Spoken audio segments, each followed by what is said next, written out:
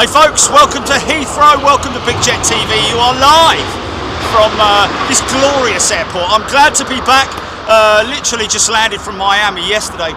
Had a huge tailwind, unbelievable amount of turbulent air, which was obviously lifting us and pushing us, and then we were hitting that wind. It was just, it was quite freaky really, especially when you're trying to lie down and get some sleep, which we didn't get much of. I didn't anyway.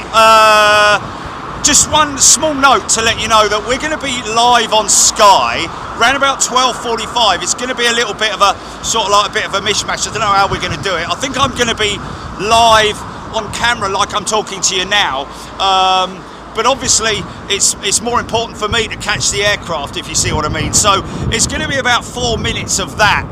I'm not 100% sure, but we'll just go with it and see what happens. But winds are just starting to pick up. Storm Isha, or Isha, whichever way you want to pronounce it, they're starting to pick up now. The windsock is sort of like doing a bit of that, and these aircraft are starting to do a little bit of that. Of course, we're on runway 27 right, which with the winds coming in off of those maintenance sheds, you get quite a little bit of turbulent air, which can affect these aircraft. We're going to kick the show off with Qatar's A380. And hey, storm show wouldn't be a storm show without Qatar 380, would it? So let's see how these boys and girls do. Here we go. Oh yeah, it's on the thumbnail. Right. Oh, nice start up.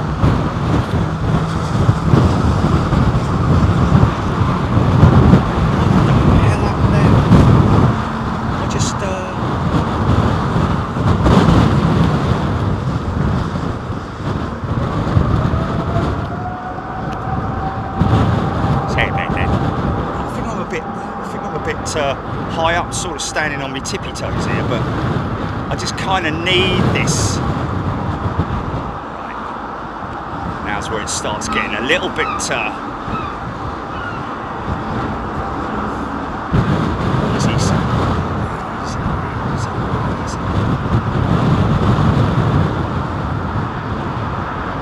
It's like a high-sided vehicle, a big sailing vessel with that huge, great big tail fin on it.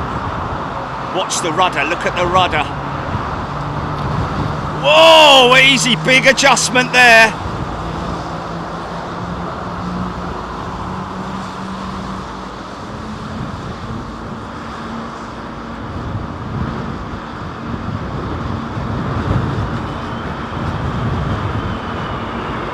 Oh, he's down, he's down. Yeah, there we go.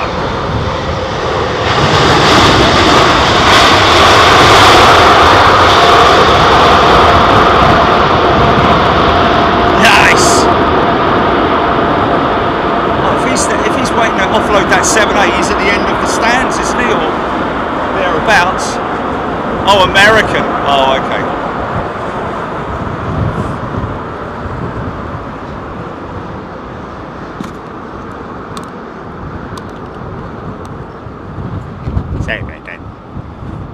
Well, there we go, first one down. Welcome back to London. Big nose full of Dunlop.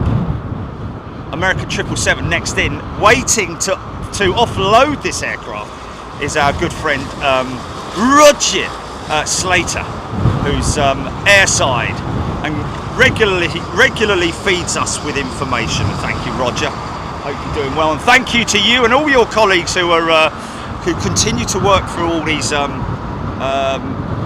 dodgy conditions, I have to say.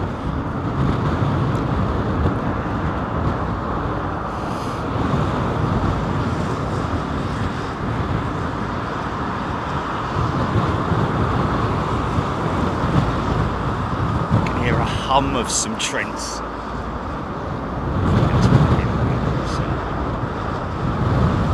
Saw a few of these in Miami.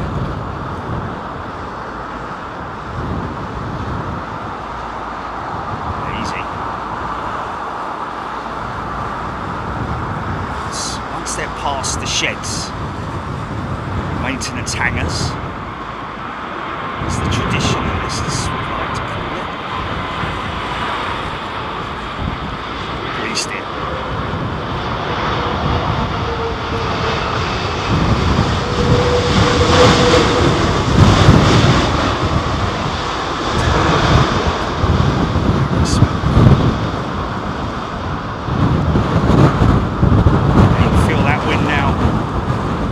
just to let you know where we are, folks. We're at the Renaissance Hotel parking lot. Thank you to our good friends at the Renaissance. Great deals here, very popular hotel amongst a lot of plane spotters, streamers and so on and so forth. And yeah, great position. Obviously it helps to be up high like we are today. Now that wind is just starting to pick up. You can see from the, there's got my own little personal windsock down here. Look, hold on a minute, where is he? A bit of fod on the fence. Fod on the fence, Almain, fod on the fence, Almain. Oh, there you go.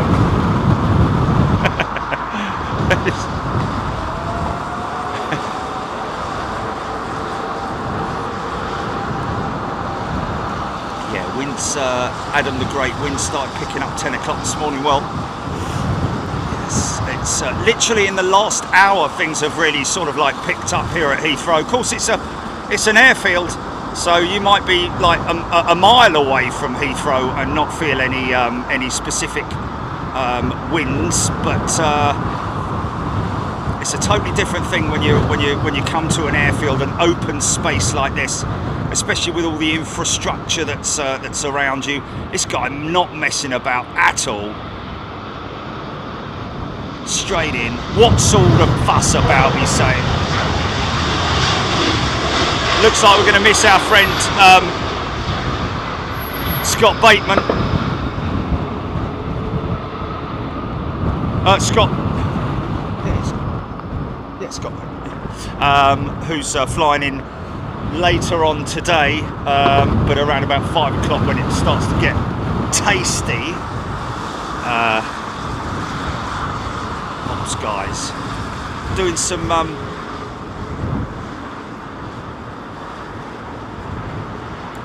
airfield,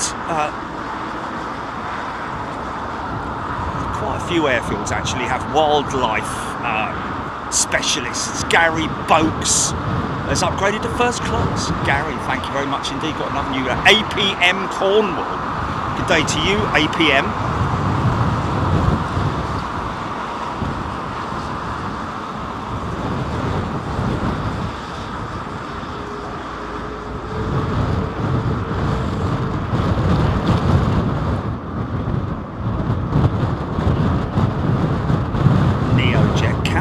Bit more of a handful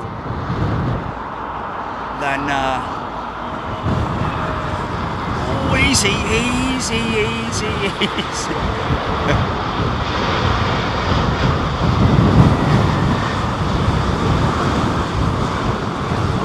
I've got me panning arm all cranked up to the max, just in case we get a go around. James Beatwell has gifted 5 memberships. Thanks, James. It's quite hazy here at Heathrow. I don't know. I've got me reactor lenses on, so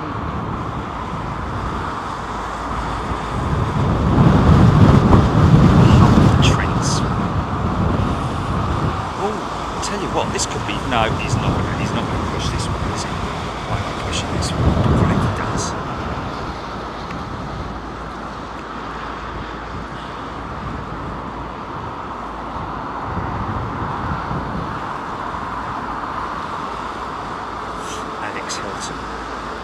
See, that's where problems occur in terms of easy, Sam.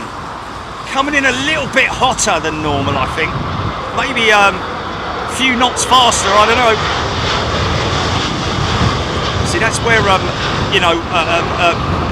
things can become quite tangled with news. Somebody saying, did you see the 747 on fire at Miami? Well, it should be, Jerry, did you see the 747 that had an engine issue that resulted in a fire but landed safely at Miami? Yeah, fully aware of it. Of course, I don't walk around with me ears muffled and my eyes closed for the whole day until I'm live. It is a case of but yes, fully aware of it, and there was absolutely no issue. It was a sort of like I said to the guy, it's not uncommon for there to be, you know, engine surges as a result of whatever it might be. I don't know whether it would have been a bird ingestion at that time of night though, because do eagles fly at night? There's a song in it, or is it a film?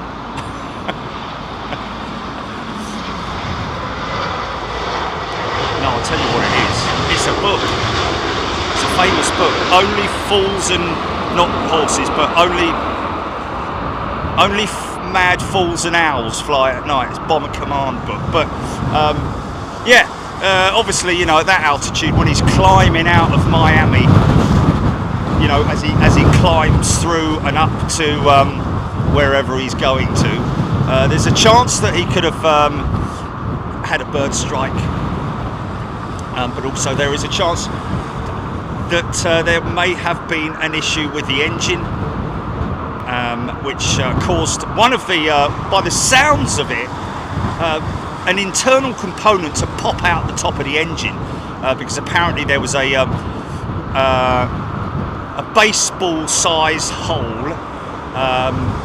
If you're unfamiliar with a baseball, bit bigger than a tennis ball in it, I don't know, or cricket ball. But anyway, about the size of that at the top of the engine cowl, which is obviously pierced through the engine and out over the top. Fortunately, not disrupting any other components. But that's caused what's known as a surge in the engine, which basically causes the engine to behave oddly. They shut the engine down and return back to their base very, very quickly, very calmly as well. The crew were very calm. Okay, we're going to return. We got 5 souls on board. Adam the Great Winds are now hitting 36 knots, low 31 knots, 01. Thank you, Ian Hanna, Penelope Bailey, Brian Stewart, Gordon Freeman. Good morning, everybody. Jill Perry, hope you're doing well. Okay, next one in. I'm keeping a brief look at my flight radar, folks. Oh no, I won't do if it's in Miami, that's for sure. Okay, let's put it on airport.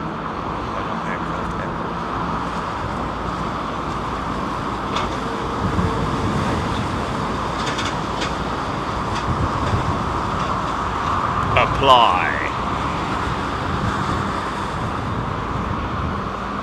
So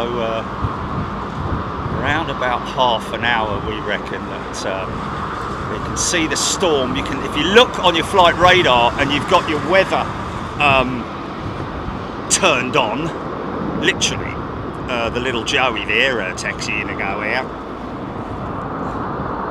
You'll literally be able to see the storm intensifying off the west coast. Looks like Scotland's about to get battered. Glasgow's at the front end of it. We're not expecting real intensification, if that's such a word, until later on this evening. But we'll have to literally play it by ear and see what happens. If we need to, of course.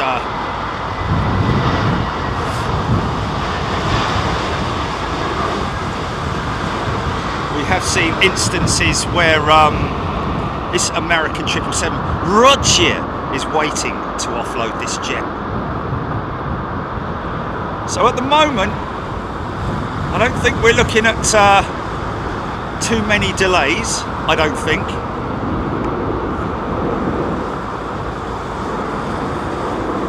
Wow. Some seriously fast chat. GP check. James Beatwell, my mate, is in Pembrokeshire and they're getting battered as well. NCFC Craigo, good day. Echo 6 Bravo Trap Astronaut. A few people mentioning about TOGA Toga, takeoff go around. There is a toga setting or a lever or a button, whichever way it is, but basically when toga is set, There's a go-around procedure. Part manual, and of course part automatic. Once the toga setting has been implemented. Oh, easy, son, easy. If you see it go around and the wheels stay down, that generally means that it's a wind shear warning. Oh, we got a bus. Oh my God, their plane's gonna land on the bus. Oh God, oh no, what a travesty. Quickly, do a whole YouTube channel about it.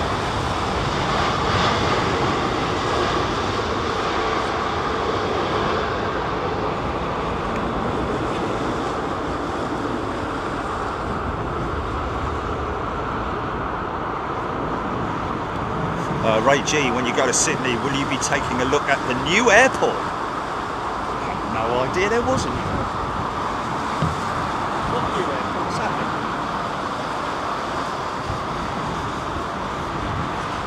GB Jazz, why so many Neos? Nays TGYT is a new member. Welcome, Nays. Why so many Neos? Well, British Airways operate quite a few of them, and of course we've got the European carriers. You know, Lufthansa, SAS, Aer Lingus, to name but a few that operate the Neo. Very popular aircraft, of course, for European operators. And we will be down at Toulouse this coming Tuesday and this coming Wednesday. Sorry.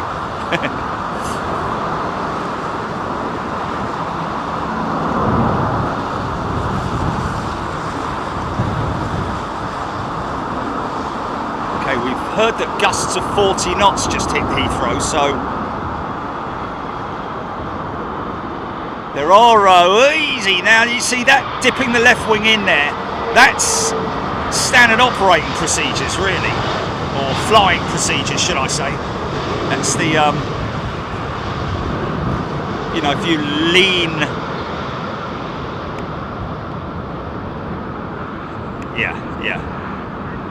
yes, exactly. Yeah. You will see. As Kujro's saying there, he's one of our resident pilots here on Big Jet TV. Welcome to everybody. Hope you're doing well. It's Sunday. Sit back, enjoy it. Grab yourself a coffee or whatever alcoholic beverage, and do it responsibly, of course. But new airport.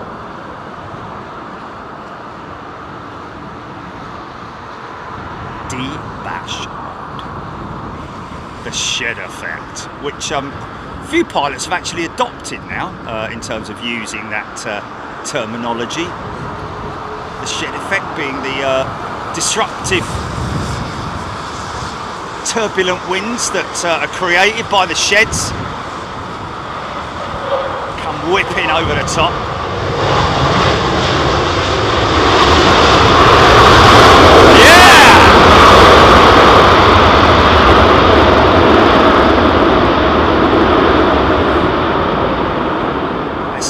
See that with BA. Lizzie Lou has upgraded to first class. Thank you, Lizzie. Good morning and welcome, everybody. Tilly's a new member. Welcome, Tilly. What's that? What's that? I hope that's not you, Tilly. But anyway, maybe it's your pet or something, I don't know. But welcome anyway. LL787 Retro about to land. Eric Tida saying, saw that at gate at Terminal 4 yesterday when I landed. Terry Ashworth is back. Welcome back, Terry. Easy, son, easy. See, we get calm conditions down on the ground here. It's not the case even 50 feet up.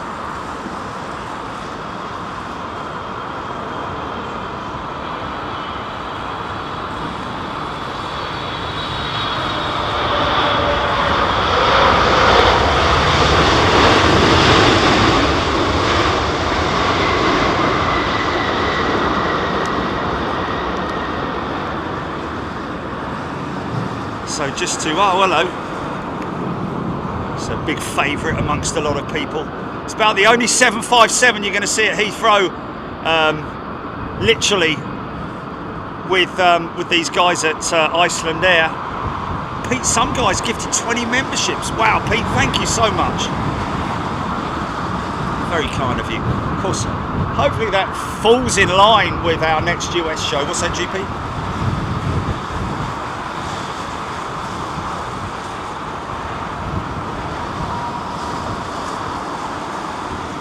So apparently we've just been live on the BBC. How'd they get that? Well, they nick it. Oh, he's already getting a little. He's already got a little bit. Oh, cool. Thank you, BBC. Got there first, Sky. Got there before you. Saw tons of the 757s. Well, not tons of them, but a fair few of them in Miami. What a great Miami show, ladies and gents. A lot of members saying that it's probably the best location that we've got. Sarah's gifted a membership. Thanks, Sarah.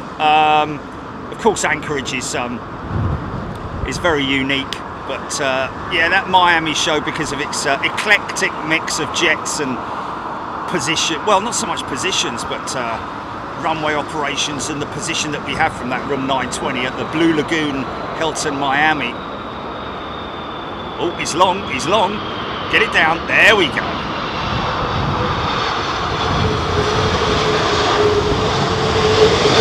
Aero brake. Yeah.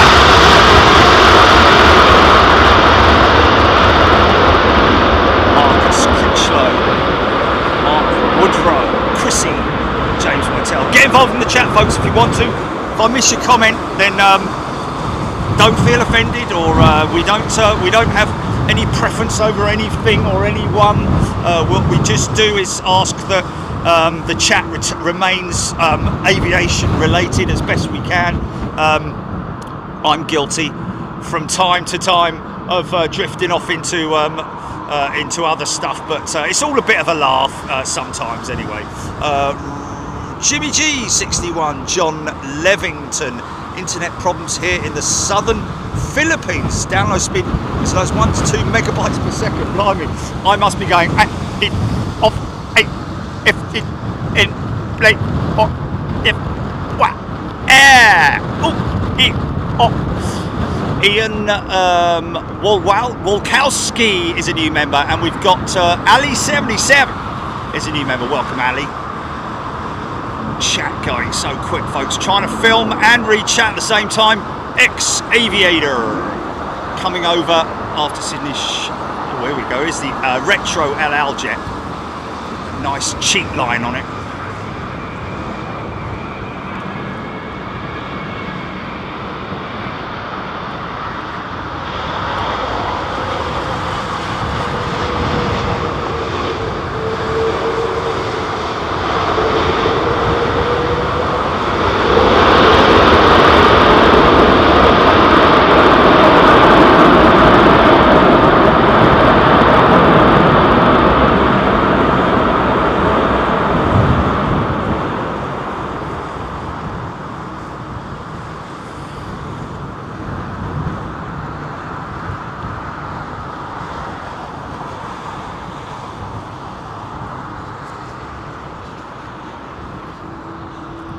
Just a reminder, folks, that we've got Sky News calling in around about 12:45. So don't get put off by the chat with me talking to them, talking to you, if you see what I mean. It's all going to be live. It's all going to be a bit of a Heath Robinson affair. I don't know how we're going to do it, but we'll try and get through it without disrupting anything. If we I'll tell you what we could do, Gilly. Actually, if maybe we could whilst it happens, if something's coming in and it's looking a bit dodgy, I'll just cut to it. Leanne James has gifted a membership. Thanks. Ian Whiting, G6UWX. Air India's 777. Nice to see. Maybe in from Mumbai. They're using the 300 this time.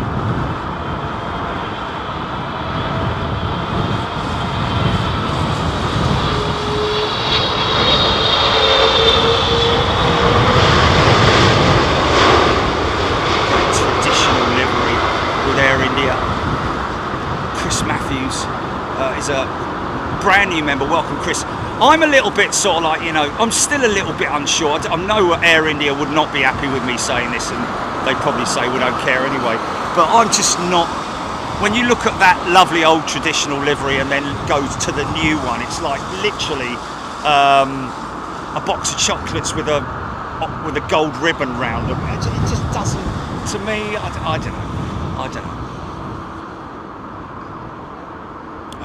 It's not my favourite new revised livery of all time, put it that way. Adam the Great, Mel Lascelles, Ian Baker, Stephen Billings, Trevor Russell. Yes, Stephen, we'll call that retro, I don't mind. Why do they put the left wheels down in these conditions, Jerry? Trevor Russell asking. That's a great question. It is kind of, wow, look at him burning, look at him turning his, oh, we just missed that jet flying through that as well. Look at him making a big turn for Europe, I think. The standard procedure is that if the wind's blowing from the left, the pilots generally tend to get that left side down first, if you see what I mean. So you will sometimes, not all the time, but a lot of times see the pilot put the left wheel down first so that he's got something, not sort of like, you know, aggressively, but it literally is. There we go, let's see if he puts it down. There we go, he's gonna go for that left wheel down first, but then sometimes you get that bounce back, if you see what I mean, but executed beautifully there, although a few pilots would probably give it an 8.4 or something like that. Toby Skinner. Yeah, but Toby, I think they used our name, didn't they? They used our footage, but they didn't. Diesel 13, Dorset Aviation, early birdie, almost 10,000. Wow, 10,000 people watching. Crazy, man, crazy. Thank you, everybody. Welcome. Hope you're doing well. Stay safe. Make sure you got the bins well stabilised, weighted down, and your fence panels. You'll certainly find out if you've got any loose fence panels. Helen Clapp, can't wait for Australia. 45 knots, Adam the Great. Spywalks, Big Daz Oss. No issues with YouTube here. G'day. Big Daz.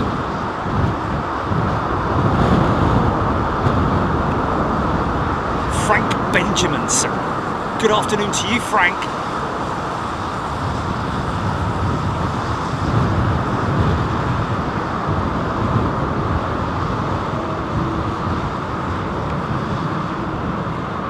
Here's the flare, there's the flare. Nicely done. Crazy thing is, and I have to say, I don't know who it was that was flying my jet back from Miami yesterday morning, but I have to say, as far as A330 touchdowns go, it was probably, well, it was most definitely the smoothest landing I've ever experienced. Not just on an A330, but you know, and it was quite blustery as well, I have to say. It wasn't actually massively calm, but yeah, normally with the A330 you have the first initial touchdown of the back set of wheels, and then of course as the front set comes down, you get double touchdowns for your money, a big boom boom. But sometimes it's quite late. You'll see the 330s when we see the next one. Sometimes they'll run them out on the back wheels for a little bit, do a little bit of aero brake. Graham Blackhall, good day to you. Welcome everybody, hope you're doing well. Todd Chapman's a new member, welcome Todd. Of course, if you join as a new member, first class, you're going to be coming overseas to America and overseas with us, first class and super class members. Premium members and everybody else joining us next week in Toulouse. Down at the AIRBUS facility, the final assembly lines for A321s now, as well of course 320s, A350s and A339s as well as the odd sort of like A330 CEOs as well, which we get down there from time to time, which are sort of like either old orders or if they do maybe still have. I'd imagine they would do still have the option for CEOs with the Air Force, isn't it? With their air-to-air refueling units, the AIRBUS. Mahad Ashrif. Thank you very much indeed, Mahad. Of course, remember, got to give a big shout out to all our friends at Heathrow and all the airports around the UK dealing with these conditions.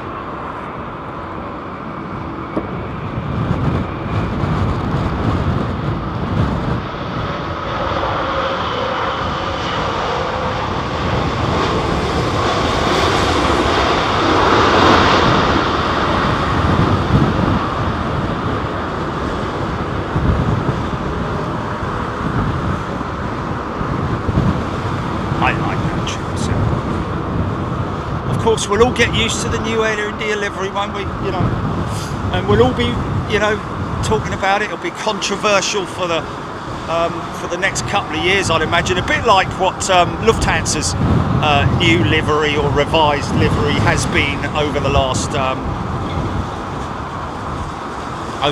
couple of years. Lee King is a brand new member. Welcome, Lee.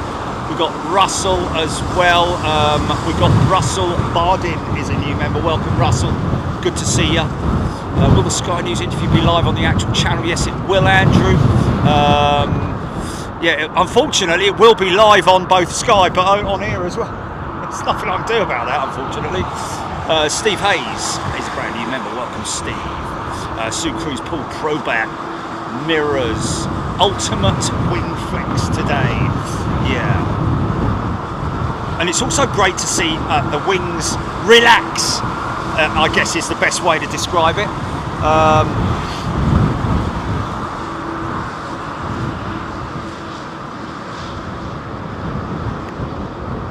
And of course, don't forget that the plane that landed before these guys will have reported back to ATC any sort of, like, you know, disruptive issues in terms of gusting conditions and so on and so forth.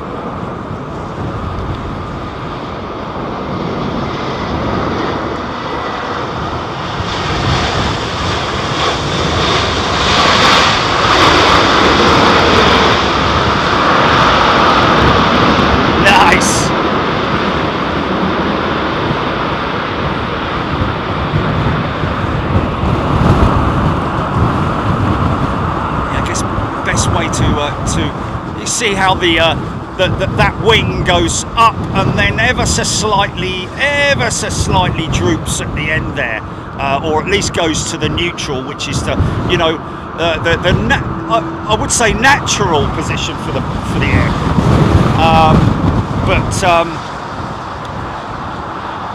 It's at its happiest, I'm led to believe, when it's actually flexed, when it's flying. Wow, wind's really starting to pick up now. Well, at least we're getting gusty conditions. This will all be manual as well, folks. Easy, son, easy. Fly it in, flare it. Very shallow flare, nicely done. Here we go. Come on, son, get it down. Get it down. Nice. Little CFM's gonna scream. No. Very conditioned pilot there. Oh, look at that lovely old Delta 330-200.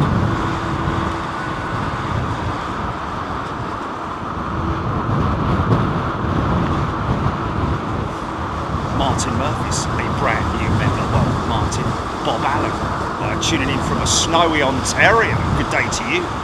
James McElney, Deborah Davies, Giovanna. Giving a shout out to whomever gifted the membership. Thank you, G's and Torst. ES. Can you believe Jerry spends hours streaming at Miami? A teenager catches the Atlas Air 747 engine fire. Yeah. I wouldn't have caught it anyway because it's highly unlikely I would have stayed with it even if I had filmed it taking off. That's about, you know, it would have gone out of shot anyway. So, you know,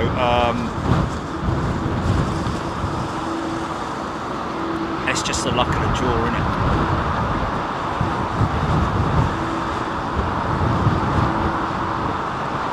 And to be honest with you, if that teenager hadn't have been filming, no, it wouldn't have even made the news, mate.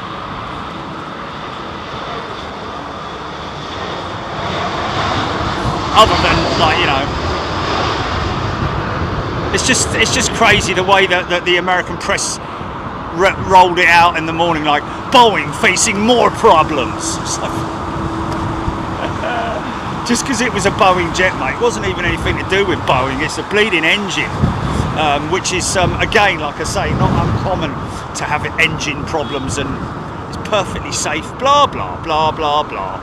Avro Arrow, the shed effect is in effect now. Ex-aviator.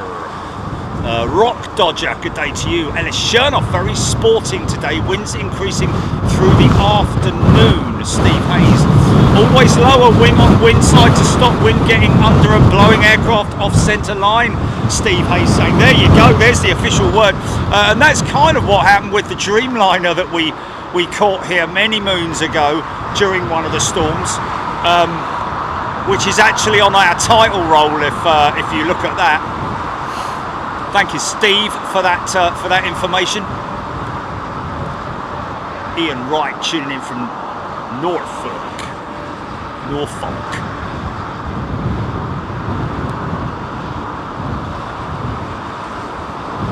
Lots of 55.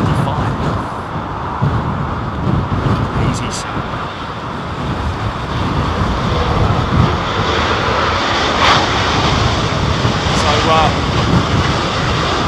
different pilots, different skills, you know, younger pilots,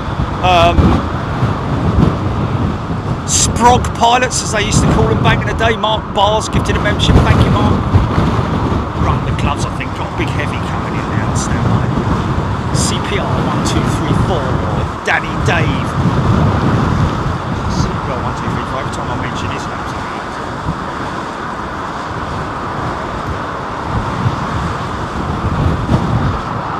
triple.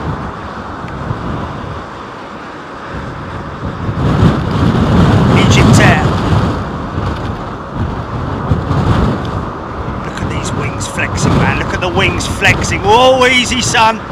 Easy. Watch the wings. And the rudder. And everything else.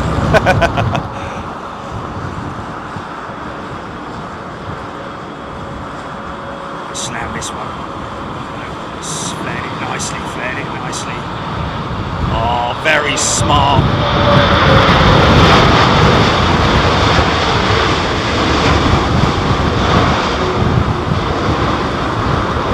Super twin, I like to call them. Simon Bailey's a new member. Welcome, Simon.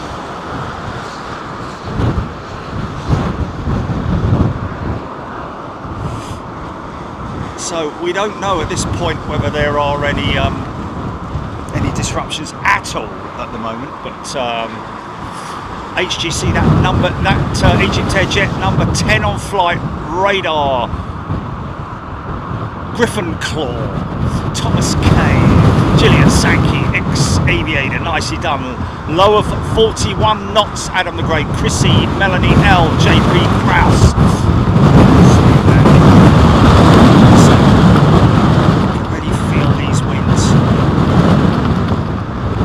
Airways A350, the big carbon jet,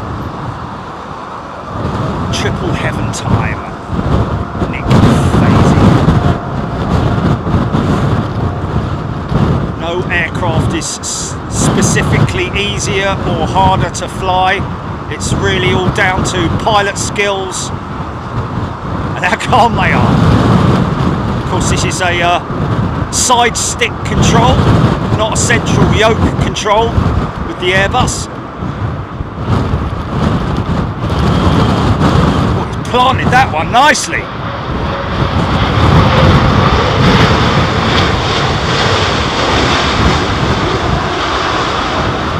No issues. That winglet was almost made for the BA jet, wasn't it? Blended wingtip, all carbon, carbon wings, carbon fuselage, 70% carbon, I think, the whole aircraft. Lenny Passiglia, Kaylee Somers, Lee Gardner, GG, Crafty Chip. Good day, everybody. Hope you're doing well. There's the JetBlue 321 that's flown in from New York, I think.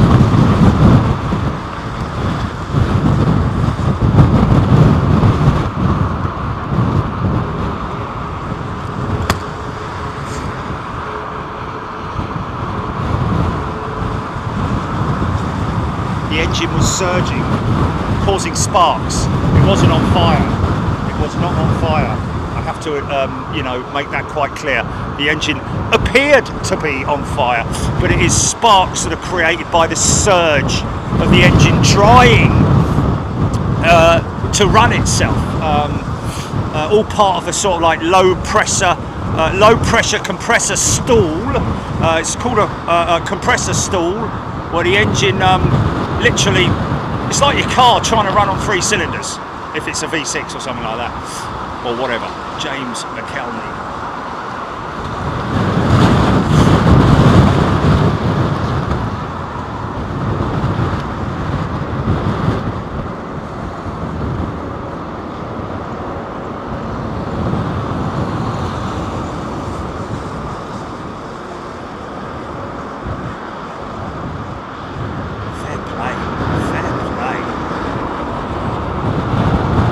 Come on, Sea Germans! Nice! Looked a bit unstable there, but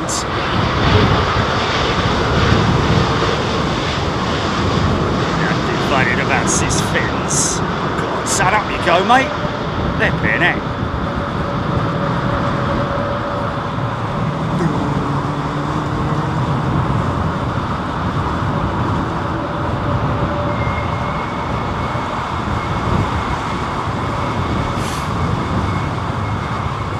Itzy Ariane, Jill Swift, Scott Thompson.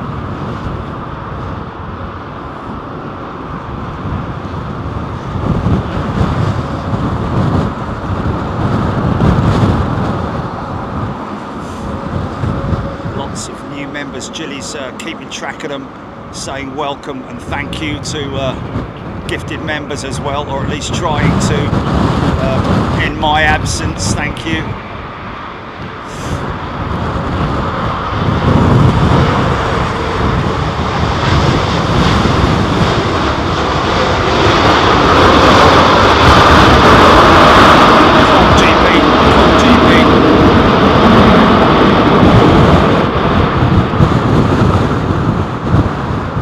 Yeah, hello.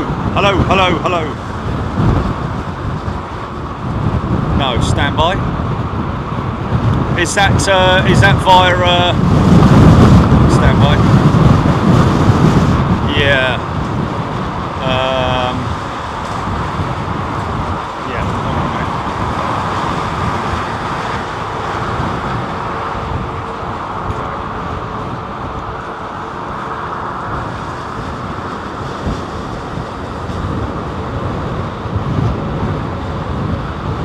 Okay, yeah. Stand by.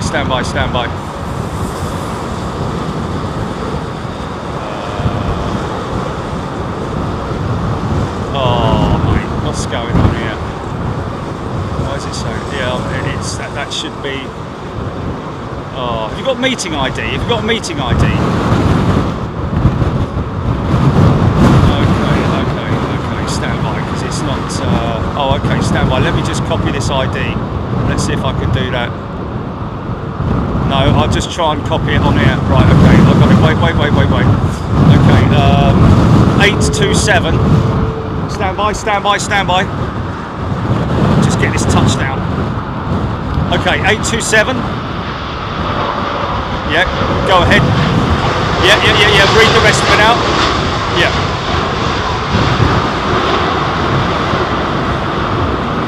Yeah.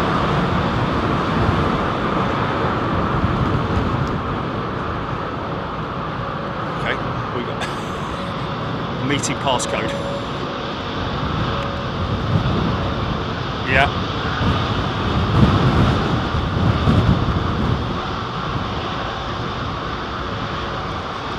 Okay, stand by. Okay, that's me now. Yeah, you got me. Okay, you got me. No audio. To hear others, please join audio.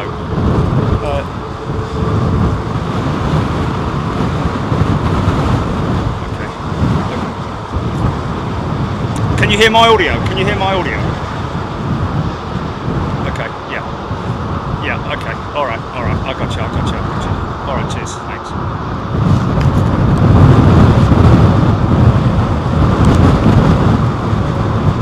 I'm muted, am I?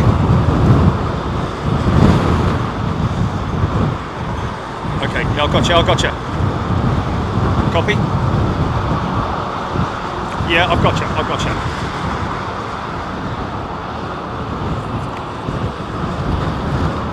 Yeah, stand by, stand by. Let me just get this, have I got long enough to get this touchdown? Because this may be the, okay, stand by, I will do it shortly. I just don't want to, I want to see if I can, okay, he's down. Right, stand by.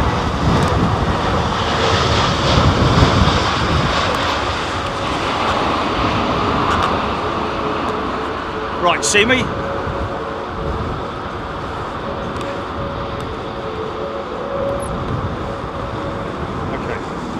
Are you happy for me to be filming in this situation in terms of what you're seeing with the hotel in the background, or do you want me standing still in front of a whatever? We're good. We're gonna go with it. Okay.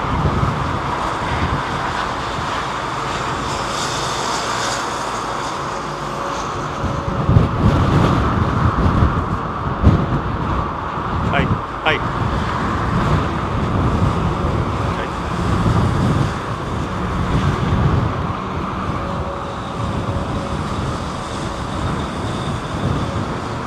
Yeah.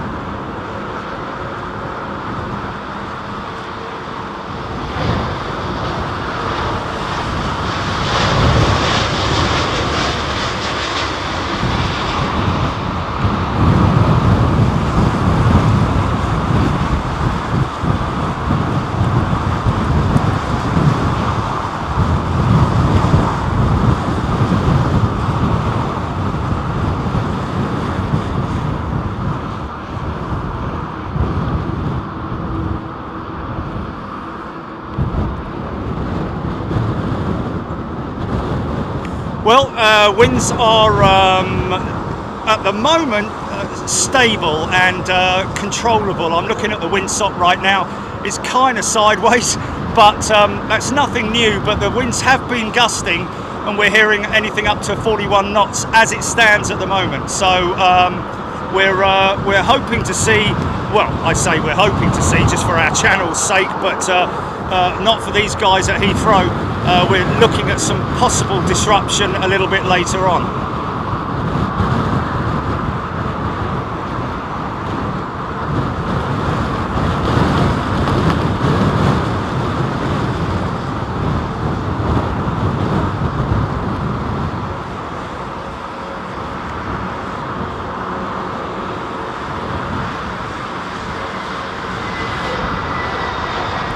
Yeah, if air traffic control if there are disruptions, then obviously air traffic control have to deal with a whole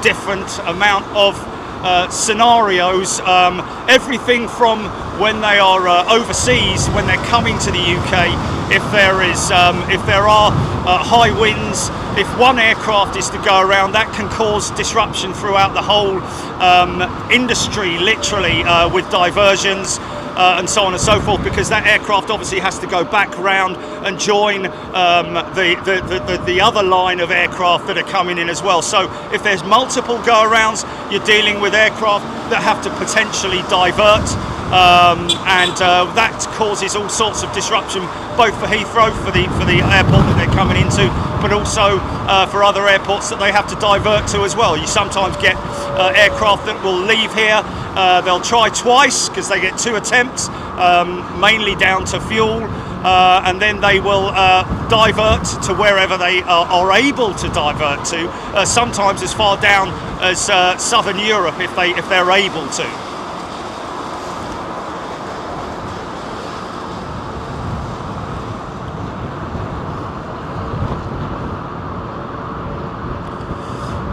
To be honest with you, not really. What Heathrow have been doing recently, if you have a look over at the sheds over there, the maintenance sheds that we're looking at there with Virgin Atlantic and British Airways, these big giant sheds can cause a lot of wind disruption, turbulent air that whips over the top of the sheds and creates what we call the shed effect. And sometimes Heathrow can divert the landings onto the southern runway. They switch the runways here at London Heathrow 3 o'clock every day. It's pretty standard procedure, and then if the winds are too high, then they will obviously switch the landings to the southern runway in order to make it a little bit less disruptive in terms of the winds. We can see one coming in here now, which is sort of like going through that shed effect now, as we see. But like this guy, for instance, he's Swiss Air. There's a good chance that if that was to go around twice, he may have to either divert to a UK airfield, but because of the disruption that we've got in terms of winds at the moment, it's likely that they would possibly have to go back to Europe from where they started, which is obviously massively disruptive for the people that are on board the aircraft as well, of course.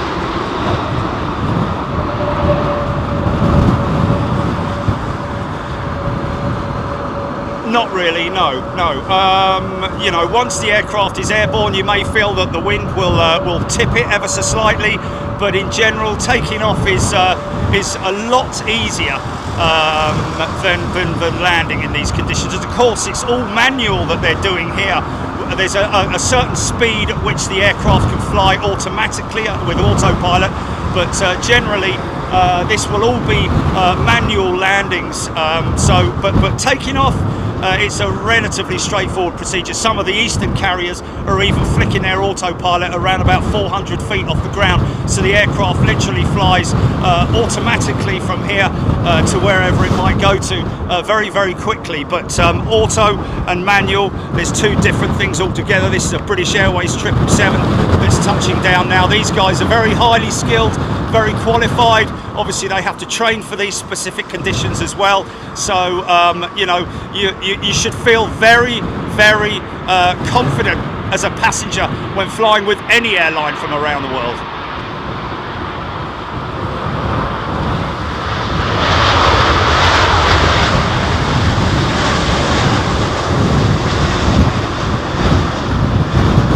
Yeah, exactly.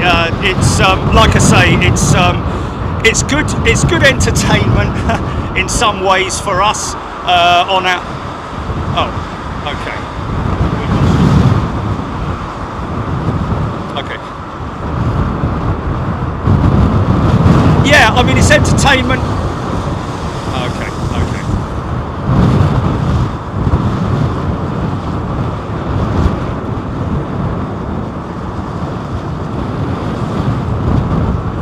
I hope so. Thank you so much. Take care. See you.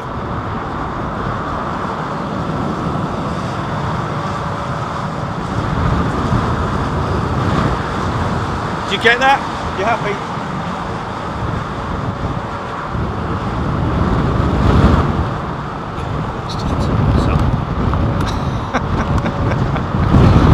Oh, it's always higgledy-piggledy when you're doing things like that. GP, I'm going to call you now, stand by. Especially when you've got some director, stand still, don't move your camera. Are you there, Jelly? Are you there? Lucas Roscott, welcome to first class. They lost me, mate, they lost the feed.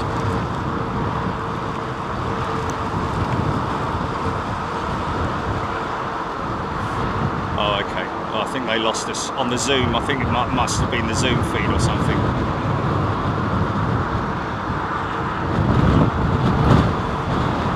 Yeah, no, I saw, yeah, I saw. And I was trying to stand back because the director was going, stand still, don't move your camera. I'm like, I'm trying to listen to the interviewer, you know.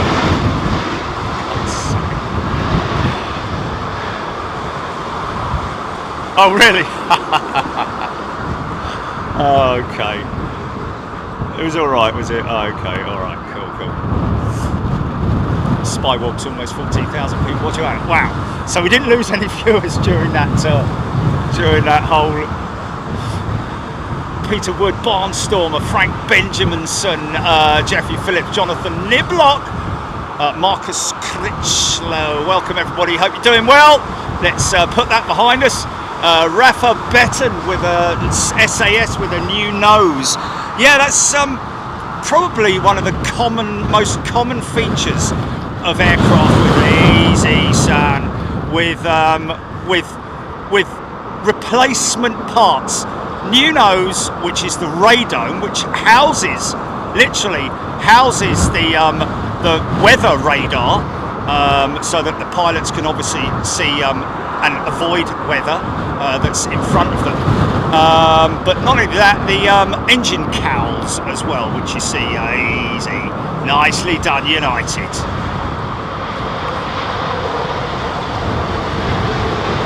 Bit of a grubby old R1 door there. CPR 1234 787-10 in the old United delivery. Oh, okay, they lost the audio. Anyway, fox watching.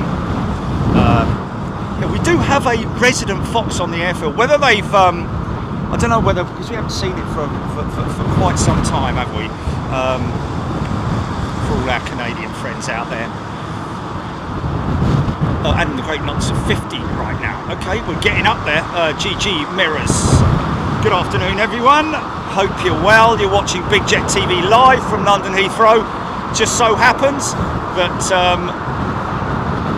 the weather, the stormy weather, has hit us on a Sunday. We're normally live on Sundays and Wednesdays. We also travel overseas.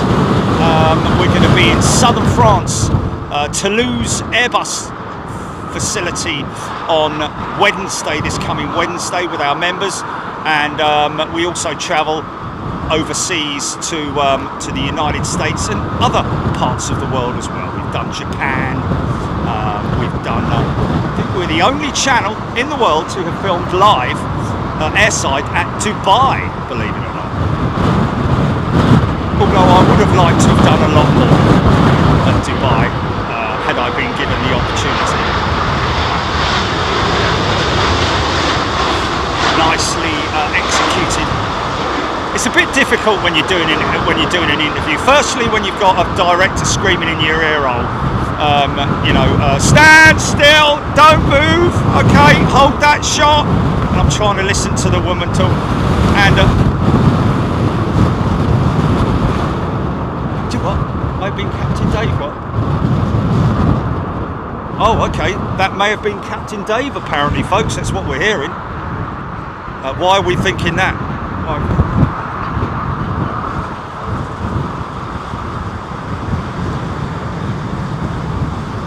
Oh, that's a shame. We could have caught him live on Sky, couldn't we? No, I know. It's a shame he didn't come in a little bit earlier, isn't it? Sam the man. Lionel Brown, great show from Miami. Didn't the 767 cargo aircraft look good? Thanks. 767 cargo. yeah, we had the Air Canada 767, didn't we? In the new livery, great looking jet. Amongst others, Aloha Air. Easy.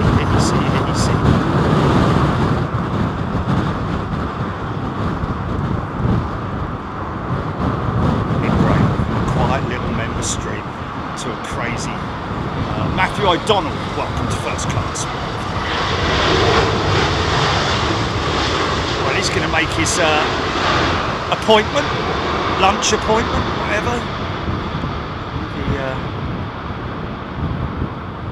Yeah, she did ask me if taking off is just as difficult as, and obviously I said no, because I mean, obviously you still have to man handle the aircraft, I'd say, or lady handle the aircraft, of course, because strong winds will obviously try and push the aircraft off course. We do see it from time to time. Gordon Freeman, I like the Bolivian jet. Oh yes. Lots of great comments from members. Great to have you with us in Miami, folks. Certainly seems to be one of our favoured venues, and one that we will attend more often.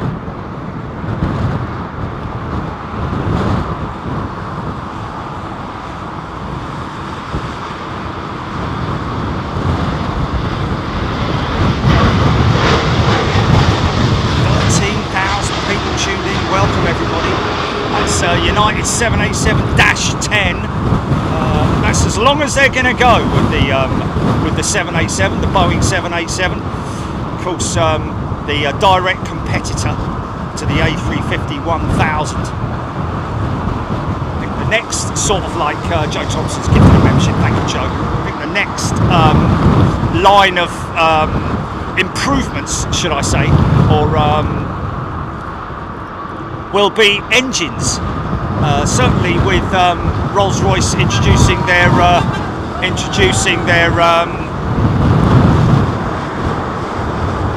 Ultrafan.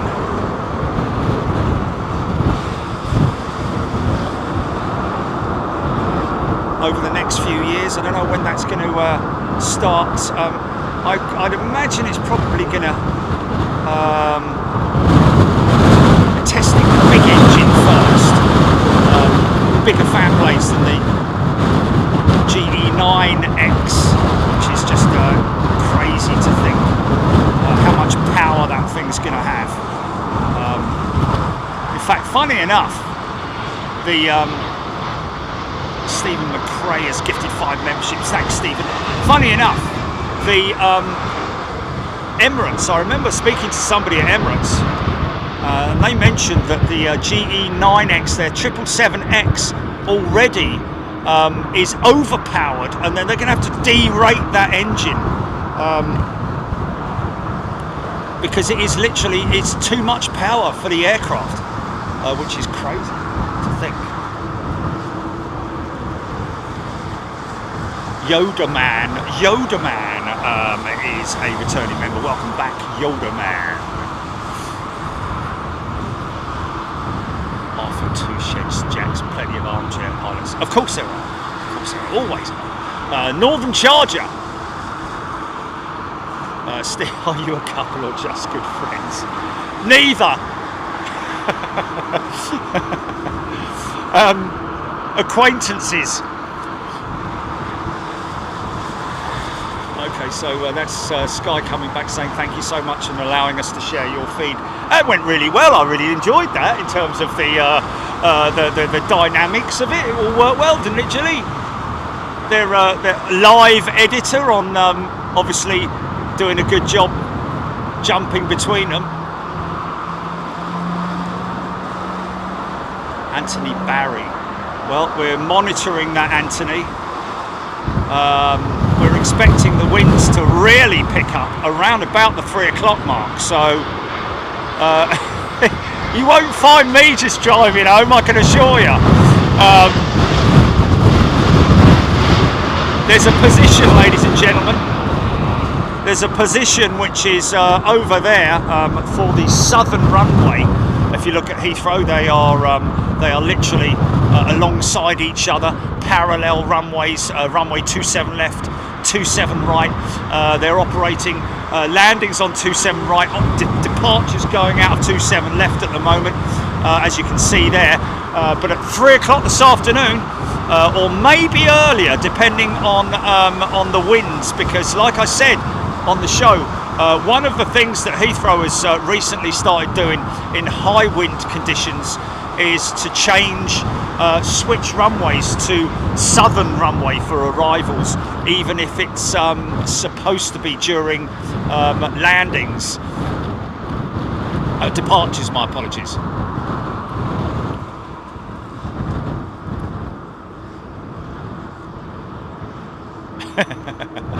Bilge pump. That's the planned bilge pump. What a great name that is. Bilge pump. NGS 0123.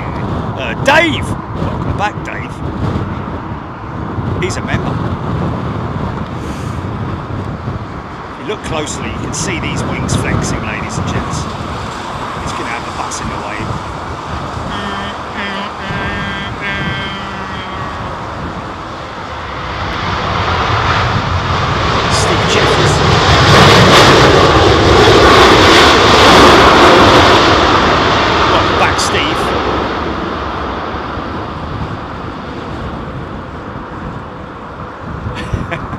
I hear that the panning arm was the star of the show during that Sky Stream.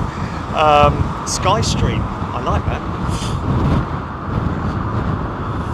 Tom, Dick and Harry, Ian Morrison. Stuart Hewlett. Wife about to land Heathrow on BA 1469, 2 minutes out. Stuart Hewlett saying 1469. Qatar 350 back at a stack. Mirrors, thank you. Anthony Barry, Christopher Jason Piper, Amy Hicks. Fly Emirates A380, done that. Can't wait to see the Emirates A380. Do we have Emirates? So let's just look on my flight radar right now and see what we've got in the way of inbounds. Of course, one thing you're not going to see is an MD-83 or a DC-9, as we like to call it, as I like to call it, which we saw multiples of. Well, not multiples, but a decent amount of with Red Air, wasn't it? And World Air Services, was it? Oh, there's the Emirates 380 just coming up the Chelmsford now.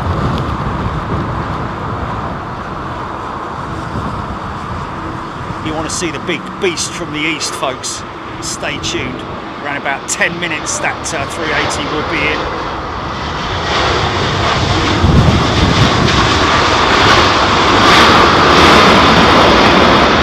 Yeah!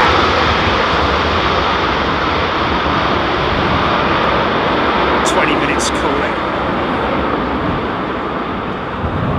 EK29 from Dubai.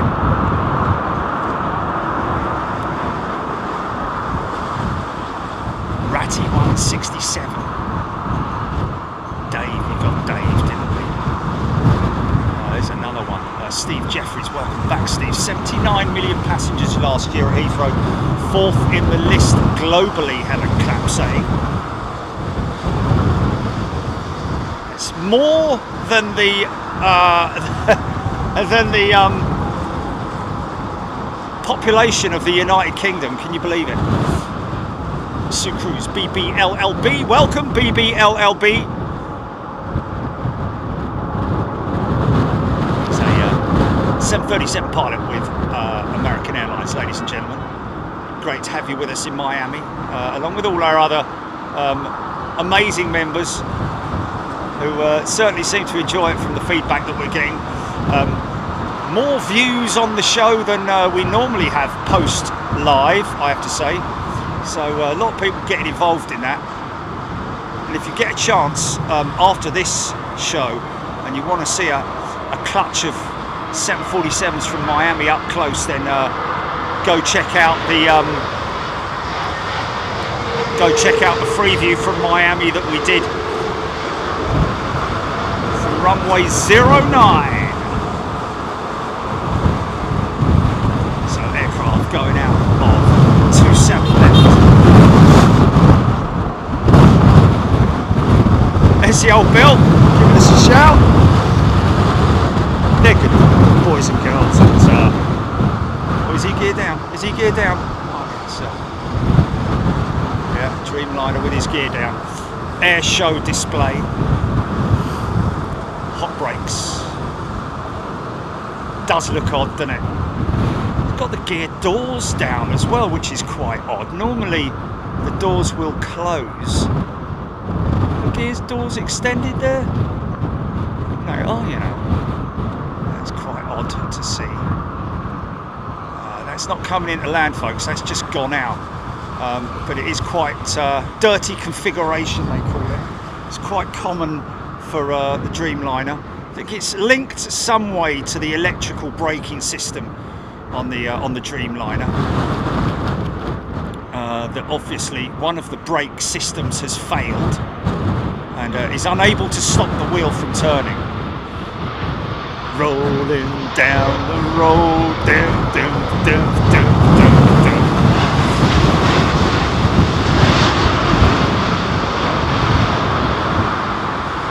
Any Pasiglia? Yeah, huge shout to Gilly, of course. We won without Gilly. Sideshow 14,000 he's got. The Bootle lad, Barry Price. Big Dragon fuel usage, yeah. Fortunately, it doesn't have. Well, although there was, wasn't there an Air India flight that flew from all the way from from its point to its destination with its gear down? I think.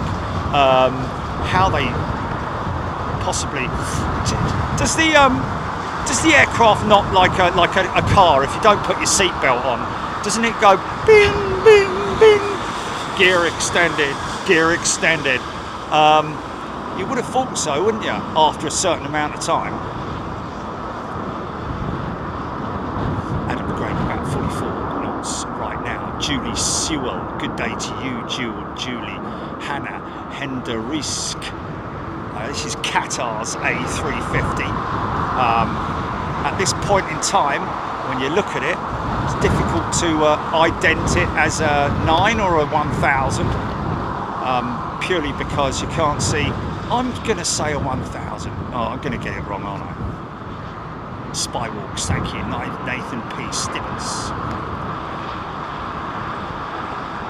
Carbon Jet, John Atwell.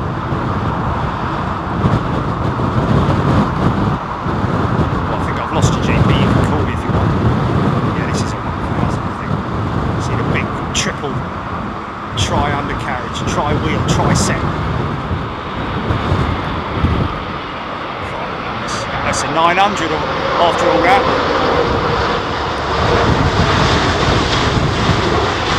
Easy to make the mistake. You're looking for a little tiny monitor.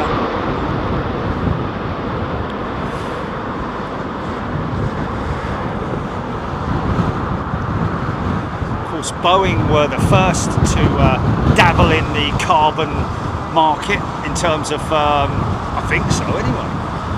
Might be wrong there. Freddie Laker. Do 380s get priority approach and landing Heathrow? Do they have to join the stack with others? The legend Freddie Laker. Good question, but no.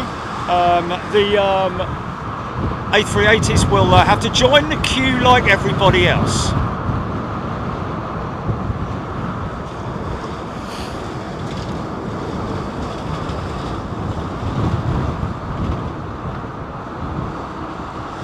Bob, that's good to see Qatar flying their 350s after all the problems.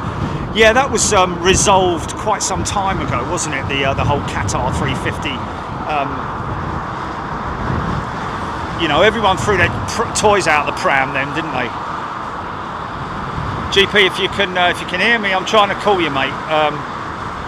Yeah, Qatar having problems with their with the join point where the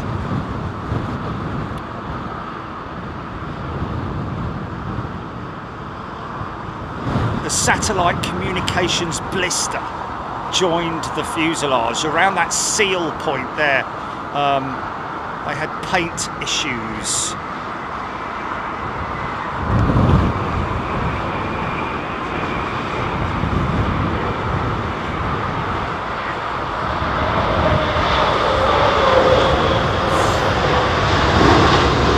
I don't think it was any sort of like delamination or anything like that. I think it was just quality control issues, and they just weren't happy. And as a result of that, they sort of sent them back and were going to cancel everything. And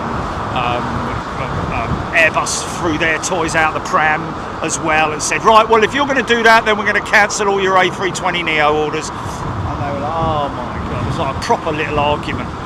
Cat fight amongst Airbus and Qatar. That has now all been resolved, of course, and it was mainly resolved, I have to admit, after Airbus sort of held their hands up and said, you know what, we're going to fix it because it seems to be obviously our issue, and we need to deal with it. And that would be a quality control issue, which again, this whole Boeing thing with you know, a third-party contractor, you know, who make the fuselages. I don't know who makes the fuselages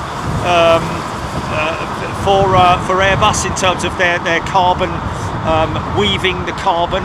You know, I don't know if it's rolled carbon or woven carbon or laminated or whatever it is. I know that Boeing's 787 fuselage is a circular sort of like tool that literally weaves it in a big sort of like cylinder, whereas I think the easy Sam fly MH380. Well, I did say that, mention it earlier on, that there's no difference between a big aircraft and a little aircraft in terms of how easy or difficult it is to land. Literally is down to pilot skill. Because I have put that question to pilots before about, you know, you obviously think, you know, an aircraft like that, you would wonder, is that a little bit easier to land than an A380? But it's all relative, isn't it? It's still going to get the same amount of wind resistance and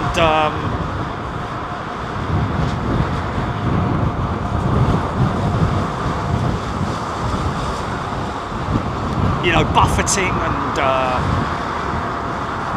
still need that same skill set.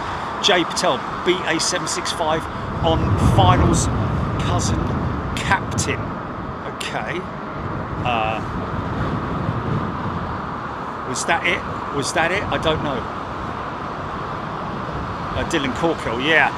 Dylan, I know it's four wheels on the 900, but sometimes it's difficult to, from an angle, you can't really see. This is WestJet's 787 in from Calgary, I'd imagine.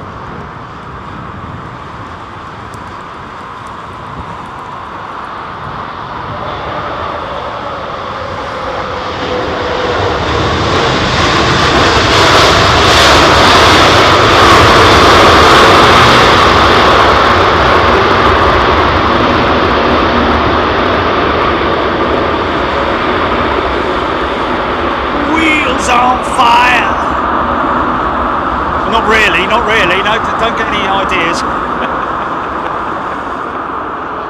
I'm just singing, that's all. Before news breaks. Breaking news, wheels on fire at Heathrow. Kelvin Grant. Grounded a blurred aircraft going out and coming and showing on Flight Radar 24, which looks great to be back to normal operating times. Indeed it is. And of course, you can hear the tug. You can hear the tug working. And you know, if you're sitting around and you're between jobs, Graham Bird, welcome to Premium. You're sitting around between jobs and you're wondering, what am I going to do next? And you've got driving skills, or you fancy a bit of a challenge. Come and work at the airport. What a great place to work, man. I mean, wouldn't you love to be sitting there, 10-ton tug, pulling A380 to gate, and then doing the next one to maintenance, and so on and so forth. And you know what? There's no reason why an airport ground operative can't become the senior vice president of an airport later on in life. Start at the bottom, work yourself up, get yourself knowledgeable about all operations across the airfield. Is the best way to do it. Air France's A220, not assembled in Toulouse. Although there is an Air France maintenance base at Toulouse. Oh, another bus.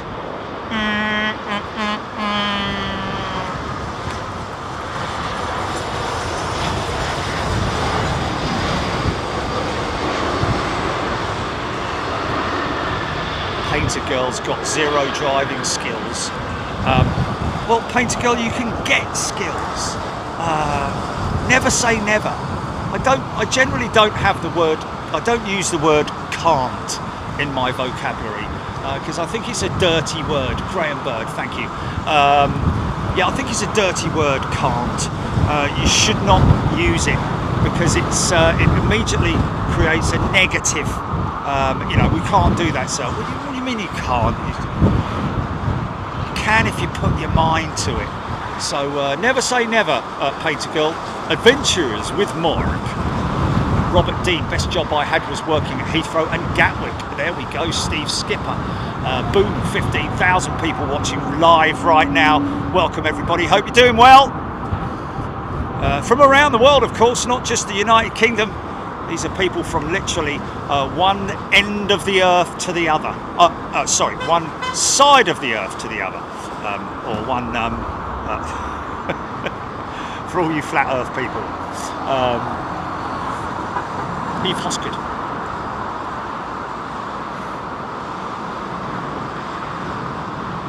Bitty chunk. Confused squid owl. Yeah, never use that word. And if you work for somebody, or if you're in an organisation, never say can't do that. Let me see what I can do for you. I know that we have problems doing that, but let me see what I can do. You're going to be remembered, man. And that's where you get all the feedback as well. See, look, he's caught a...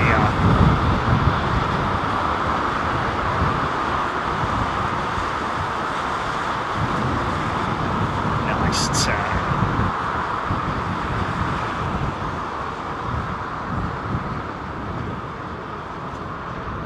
I think they've dealt with all the the wing paint issues with Boeing and the 787. Had some, like they need it. Vicky Denton, good afternoon to you. Mark B, CLE, Claire Bear, the legend, Freddie Laker. Was a legend and all. He started it all off, didn't he, eh? All the cheap airfares and Laker Skytrain, remember them out of Gatwick? What a great aeroplane, man. Laker Likers, good advertising campaigns. He was the forerunner to all of the cheap airfares before everyone else booted him out of business. Eve Hoskett, I know it's different, but I didn't learn to drive until my 30s, and I have dyslexia and ADHD. Never say I can't. Yeah, good for you. Jeff White. Jeff, I'll give it a go, mate. I'll give it a go. That's a challenge and a half, that is. You definitely can't mend it, that's for sure. Fly Emirates. Are you doing the long haul from London Heathrow to Perth? No, we're not. We're doing Singapore Airlines on the Slinger. Mark Morgan. No idea. Mark Sukauda. GN Man. Good afternoon to you. In cars.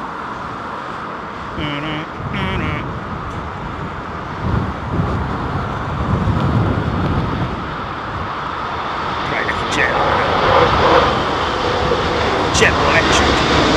Fire it up!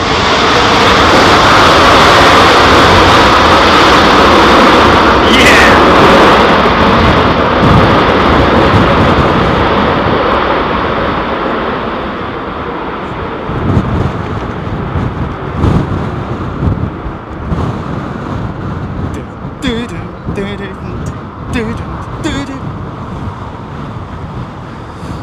Wow. Smell that rubber. Smell it. Ready for a 380, folks. Wow, that's big going out, isn't it? That's big going out.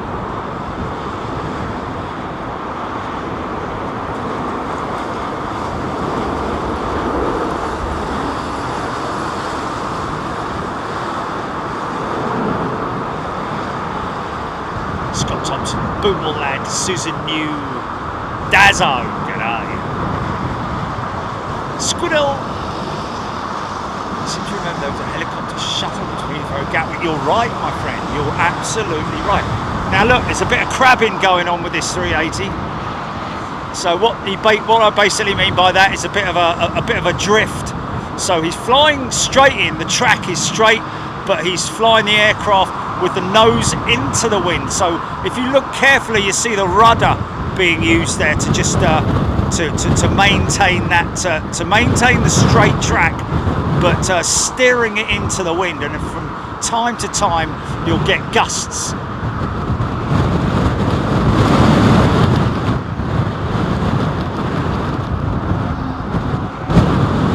Wow, there. ABC News.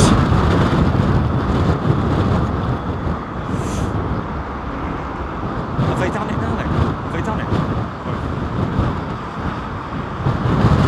Oh, they should have used this bit, mate.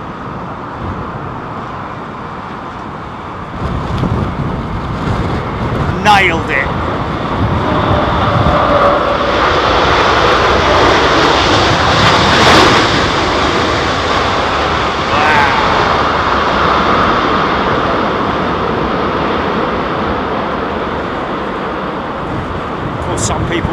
A lot of people ask, who are relatively new to the channel, why does the A380 with such a big aircraft, why does it only use two reversers, engine reversers? A lot of people don't understand what the engine reversers are, but when you see the engines split, literally where the back of the engine slides backwards, that's the engine reversers, which basically creates a wall of hot air, a bit like me, but it creates a wall of air which actually from the cold stream system. It's not the hot air, it's actually from the fan blades and not from the core of the engine, so it is actually relatively cold air, should I say, but it is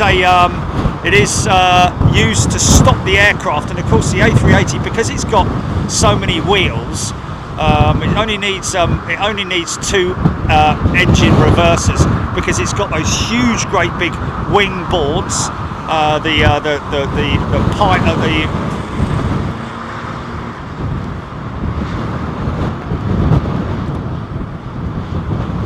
Some call them the speed brakes, but the wing boards that you'll see come out, they are used for stopping the aircraft, as well as obviously the braking system, and all of that combined with the engine brakes. Easy, son, easy. Come on, the Dubliners, you should be easily getting this one.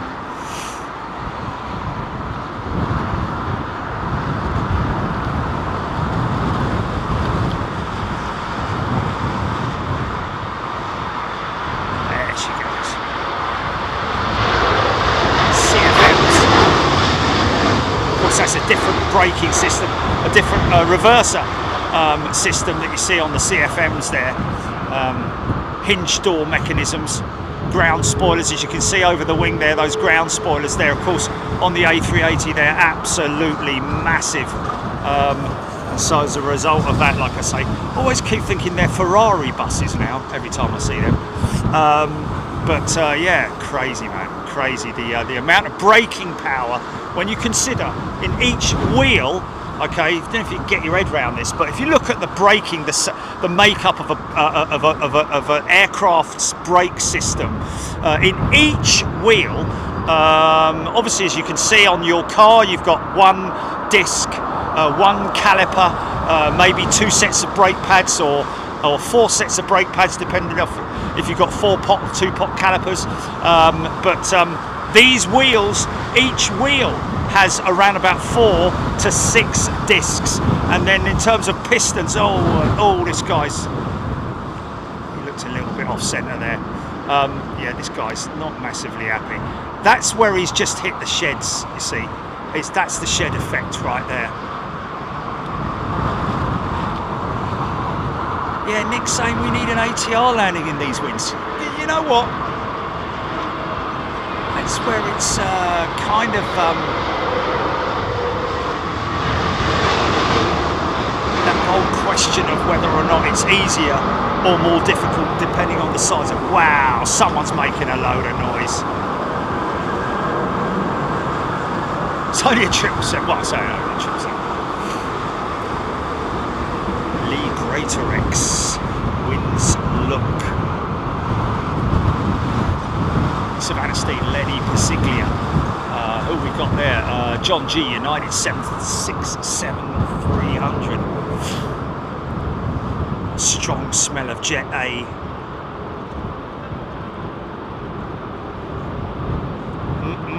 Smell that.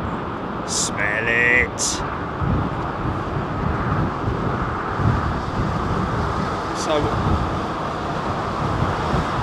another hour and 27 minutes, and I say an hour and 27 minutes because these guys at Heathrow hear an ATR. Do I hear a prop?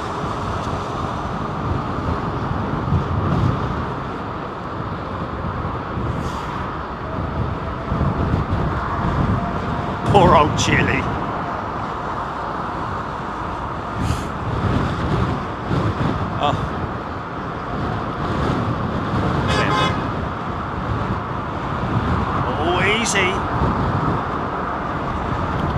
Oh, come on, come on. There we go, straighten it up. Flare it. Oh, no problem. Oh, hold on. Oh, yeah, here we go. Oh, easy, there we go.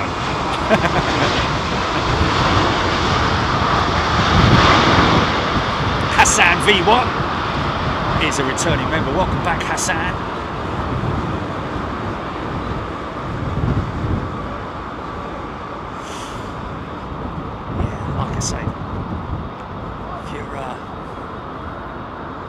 If you're sort of like, you know,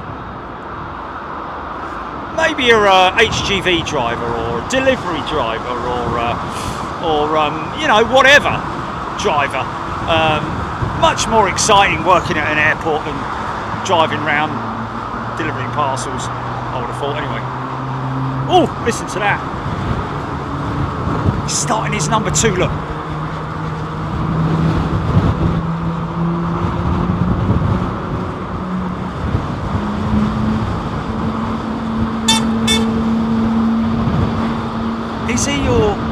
Is it that cafe jet?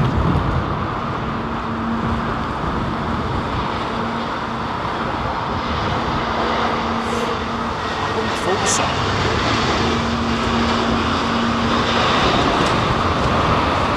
Jules Harris gifted a membership, thanks.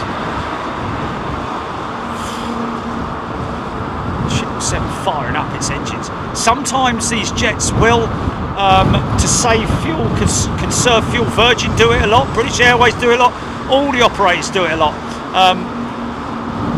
Because over a period of time, you know, over a period of a year, imagine how much fuel that saves. They'll start up their number 2 engine when they're going to the runway rather than at gate.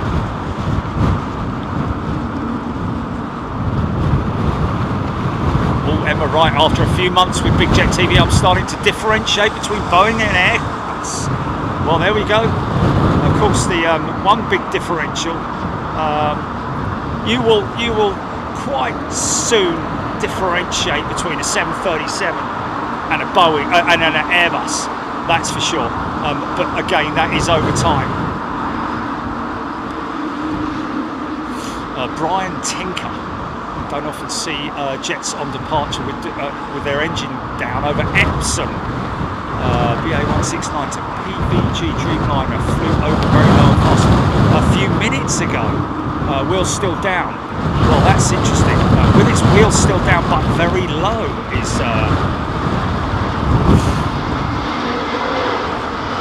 that will be a brake issue, Brian. That will be a brake issue, which is obviously something that we've discussed on the show many times. I don't know if that's the one that we had that we showed just now. Mark Barr, do love the sound when engines spool up. Brake issue, that will be Brian. I think they're running that cafe jet up, you know. Have we got, yeah, they are. Look, you can see. That was that cafe jet. So it's obviously a technical, oh, look! Hey! Jilly, look, just take a glance. He's just come out, look. Won't see him for about 2 more months. Yeah, listen to that GE90 whirring away, man. They can't run it any higher than that. They're doing an idle run test. Wow, how cool is that?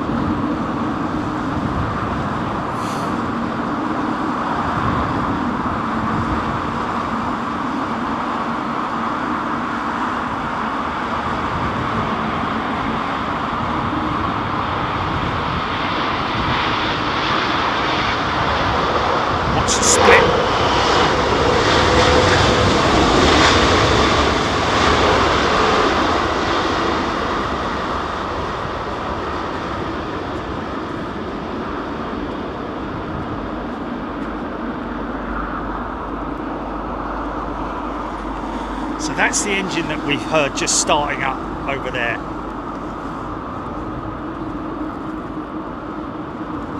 John Bolland. What does Pinky actually do? Well, she's call it a she. Used for David K. Snell is a new member. Welcome, David K. Yeah, Pinky is just like any of the other vehicles that are used for towing baggage carts and the like, I think you'll find.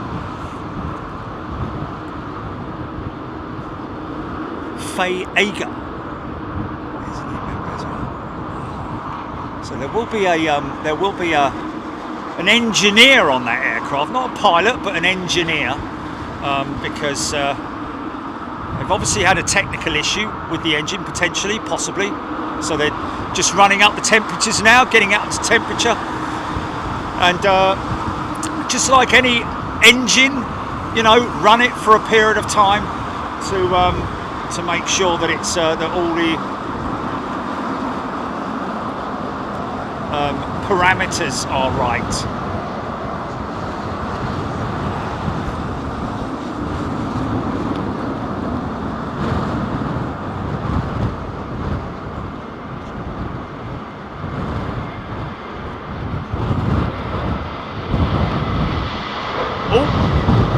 Nose high.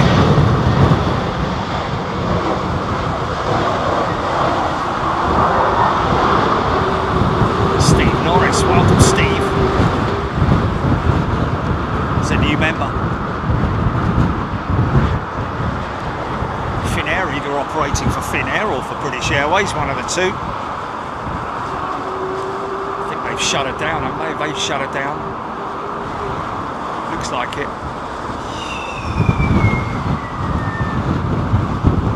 Go on, fire her up again, mate. Red Science, Scott Thompson. Adam McGreen, been on that plane, was on Cathay Pacific last year, might fly on it again this year. Trevina Denny, Thank you, Rohit Parkal. Finnair has a lot of flights in a day. They do indeed. There's the JetBlue flight coming back to you, America. Kleber Abdul Abbas. To Tiki. Is this cargo? Which one are we talking about? To Tiki. I guess you're thinking of Cathay there, maybe.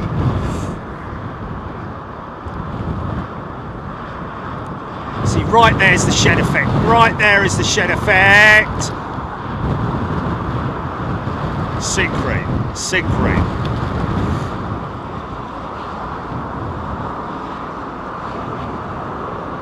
So maybe apply a little bit more throttle, just a tiny bit, because you lose a bit of speed, obviously.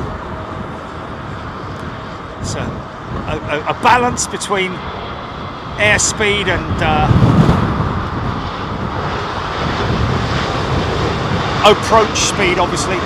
Need to maintain that approach speed, keep the aircraft nicely balanced. Careful screaming at you about the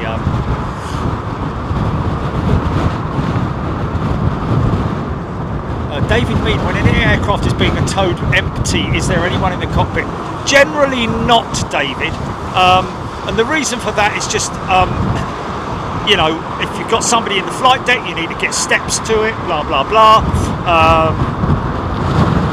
But sometimes you might get an engineer on board the aircraft, but generally it's empty, because the tug itself is controlling the steering of the aircraft, which is why you have the pin, the undercarriage pin, which unlocks the front undercarriage, keeps it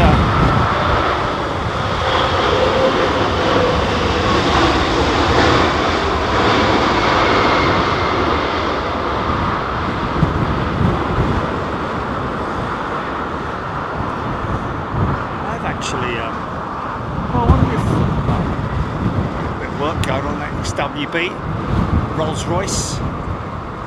Just a little engine inspection. Actually saw a Virgin Atlantic maintenance chap in McDonald's. So that may be something to do with the drain mast. There's a mast underneath the engine.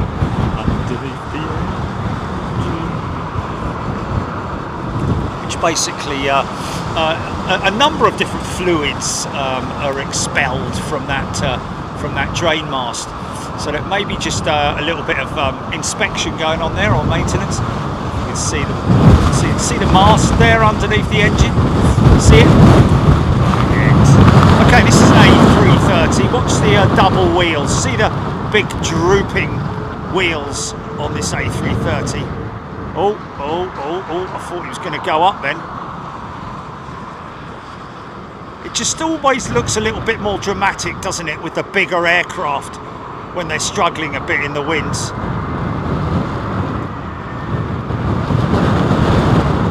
Delta 339. So watch the undercarriage. One set down. Bang, second set down.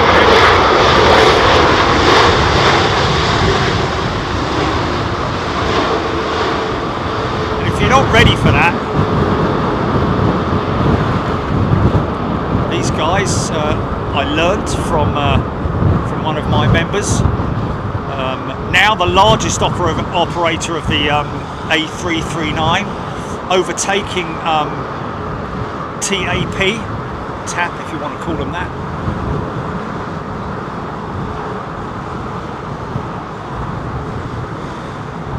Okay, we've got 56 knots maxing out winds right now, so that'll be fed back to, obviously, all these landings.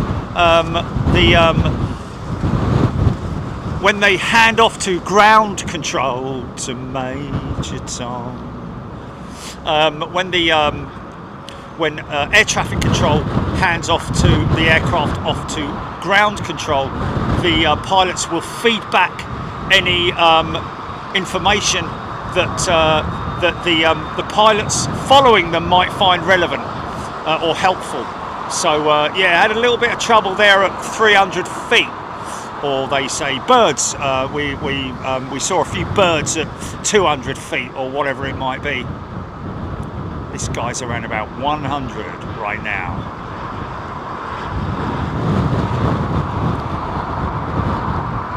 Of course, it's a drooping set of undercarriage. Here we go.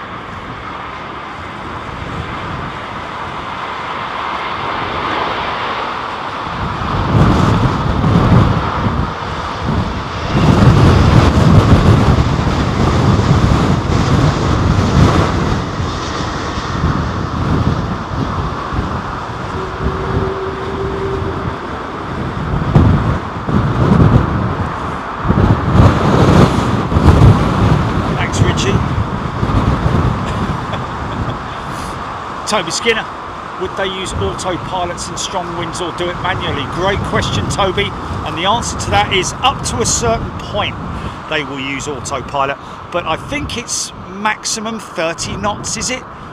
Maybe even lower than that, maybe even 20 in terms of gusts. I don't know, we'd need to get the official word from pilots on here, but I think what? Oh.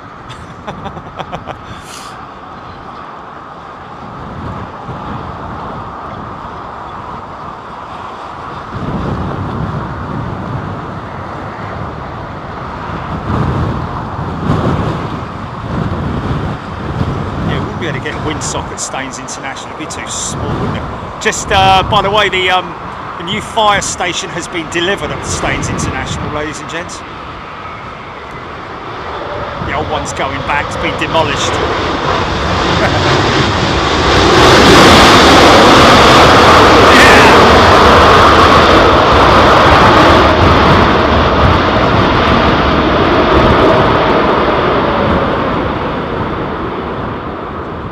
I don't know if it's standard operating procedures for British Airways. I wouldn't be surprised if it is, but in terms of the using reversers. But as a pilot, once I've finished a flight, I'd want to give it a bucket load, just for the hell of it. Arthur Fonts da Costa. Good afternoon, Arthur. Andy P. Paul. Gordon Freeman. Yes, the Staines LFB. Staines, our LFB position is out of bounds at the moment, folks. We've got a new roof going on it, so God knows how long that's going to be out of operation for. So but we've got this great position here at the Renaissance, and of course our great position up the road at the Courtyard Marriott as well. Another Q8 jet. Start up.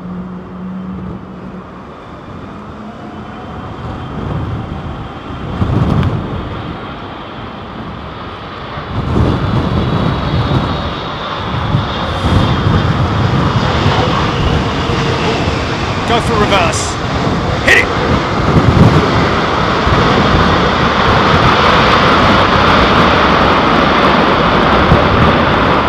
Yeah!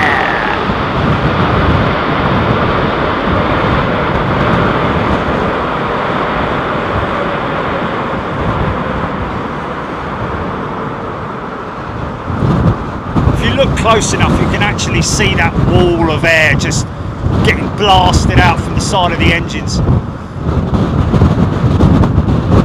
And, when you think about it, you know, they don't have to, it doesn't have to be forwards, the air. It's, even though they call it reverse thrust, it helps to stop the aircraft, but it is not pushing the air forward. It may be ever so slightly angled forward, well, it's certainly more angled forward than it would be backwards, but in terms of the stopping of it, it's like a, imagine, you know, standing in front of a very high-powered fan or anything that's got a lot of wind. Stand in front of me for 5 minutes, you'd know about it. Yeah, Toulouse this week.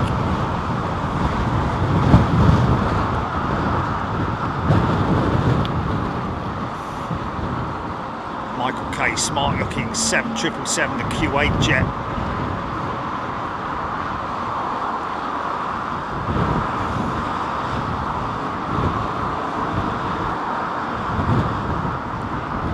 Oh, easy son, easy there. Easy. Scare the passengers now. Oh no, a little bit unstable this guy. There we go. Oh, yeah, oh. Double thinking about the flare. Nicely done. A little bit. Get that front wheel down and just sit on the reversers. Set IAEs on it. Paul Waddington is a returning member. Welcome back, Paul. Ian Wright is a we've got Emma Wright and Ian Wright now, haven't we?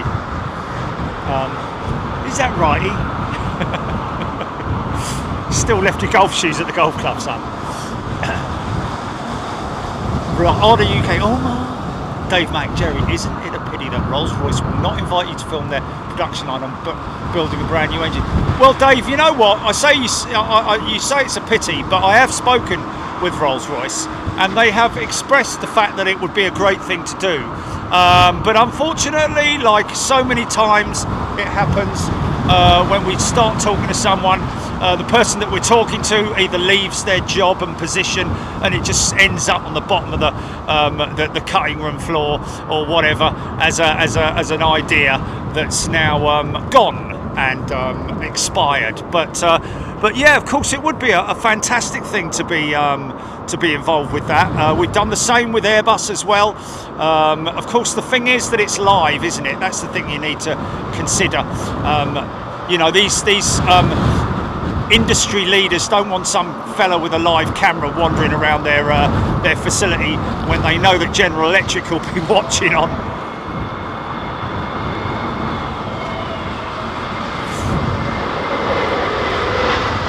But you know, it is a case of, you know, convincing people that we're more than happy, as I expressed to them and Airbus and everybody else, to be honest with you, we're more than happy to spend the time to go and do a recce, to do a pre-live walk around and show exactly what we can film, what we can't film. Obviously, we're not going to be zooming in on stuff. We're going to do everything from a long-range perspective, rather than showing nothing more than what you'd see in the pictures in magazines. Put it that way. But we'd love to do it, and yeah, it's just it's something that might happen one day. It might not. It's all down to how enthusiastic the people are that you talk to, and the people that you talk to, whether they are in a position to make any decisions, because 99% of the time these guys are literally just working in the marketing department, so they don't have any authority in terms of inviting people around. You right, Doe? I'm in the tower. Oh, you're in the tower, are you? Fantastic. Got someone from Nats, mate. Hold on a minute, man.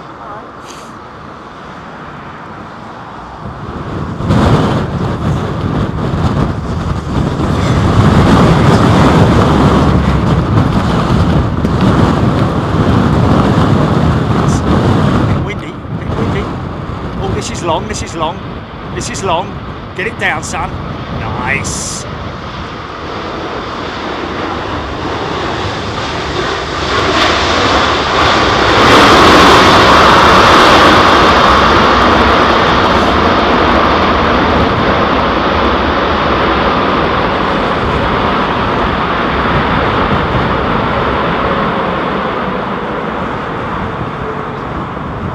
Cool, man. Give us a shout out, fella, from Nats, ladies and gentlemen. He works up there, all the way up there. Let me just grab him a sticker quick. I'll just grab you a sticker quick, mate. Yeah, you can't do it live.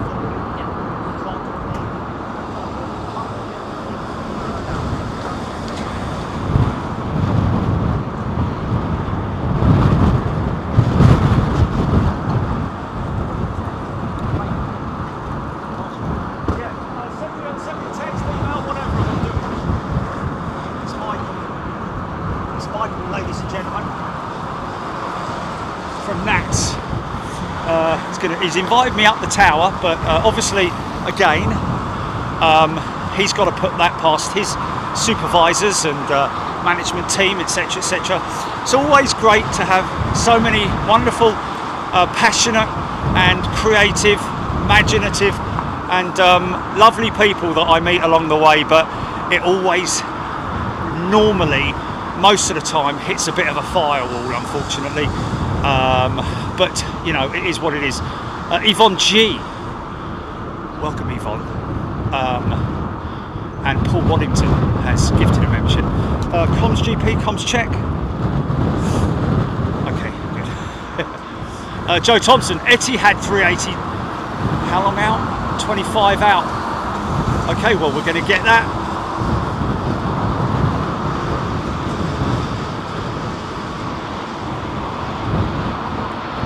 Ooh!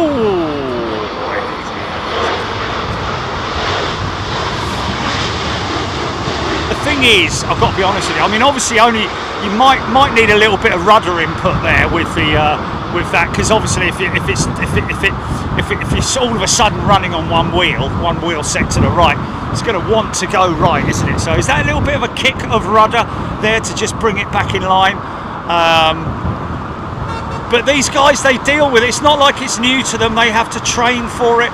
Obviously, like I've said time and time again, it's never an easy thing training in the simulator for strong crosswind landings, because no matter how much you can feed into the computer the pull of the aircraft to the left, you know, you know, you can simulate winds up to a certain degree, is the way what I'm trying to say. But you know, it's in terms of, it's a bit like when the Formula One guys say, you know, we can do laps and laps and laps and laps of testing at a circuit, so you know what corners are like, the entry points, the you know, the apexes of turns, you know, all that kind of thing, how fast you can enter a turn and all that. But in terms of G's, G-forces and all that kind of thing, it's something that you just can't really simulate. So that's something that you have to sort of like be prepared for.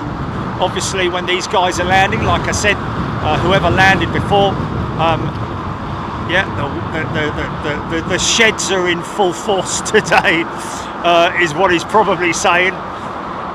Stand by around about 100 feet, so they're ready for it.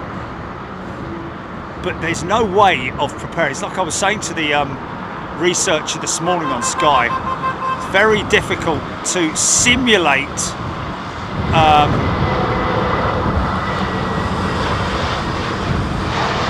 it's very difficult to simulate a strong gusting wind. Trevor Russell, respect to all ATCs. Yeah, I mean, you know, we all know there's obviously been lots and lots of videos of air traffic controllers being interviewed. BBC, there's another Ferrari bus.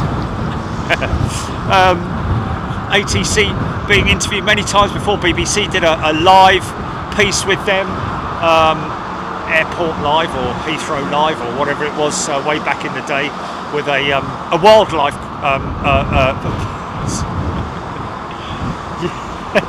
great, isn't it? Who knows nothing about planes? But yeah, I mean, obviously doing the research. Hey, you know, she may well be a keen aviation fan. You never know. Glenn Fogel and what's her name? But anyway,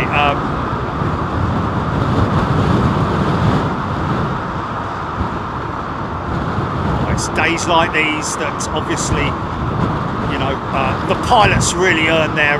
Oh mate, this geezer does not want to go around. He's only got fuel. He's not able to refuel here at London Heathrow due to limitations. So he doesn't want to go around, that's for sure. This guy wants to get it on the deck.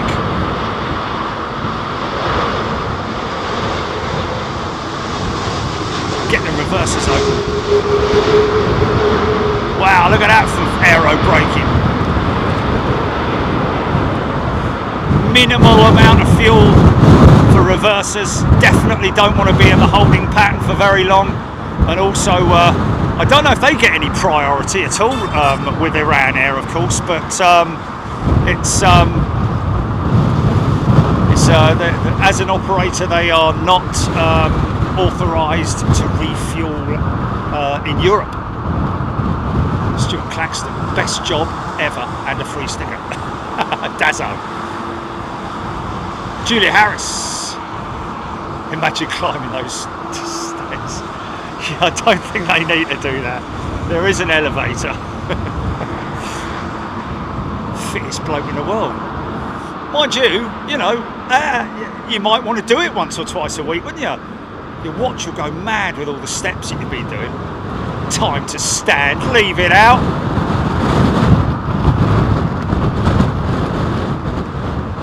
Suffer 6-3. Are we likely to see diversions from here if they do come into force?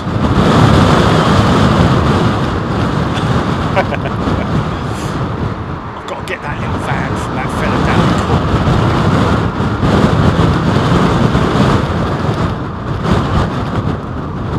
Squirrel. All airbrushed. Multi-layer airbrushing for these liveries. From time to time you might get a special livery that's got stickers. They are literally stickers.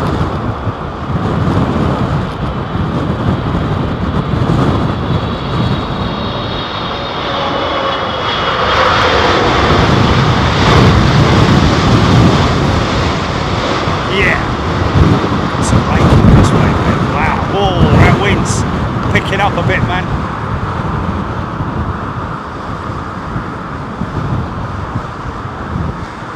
See, he's being hit by the winds. Look at all these security guys driving around in their new Volvos, eh? Oh, look at me! Oh, it's an Astra. Is it an Astra? It is. So Astras and Volvos. Lenny Pasiglia. Beverly George.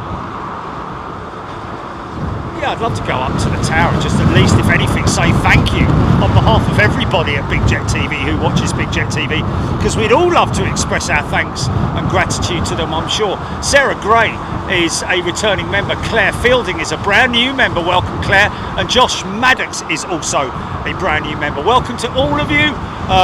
Jilly's working tirelessly. I know Jilly's working hard when I just don't hear from her at all. I don't hear laughs, I don't hear like... You know, screaming emus there. Aero braking is not an effective means of slowing down in our books. Tell us expressively not to do it. Yeah, well, I've heard that before, that it's that they've been told not to do it. But wasn't it back in the day? I mean, isn't it used as wasn't it in the past used as a form of slowing down? I mean, you can kind of understand it that it would, you know, you want to get all the wheel, you want to get maximum braking.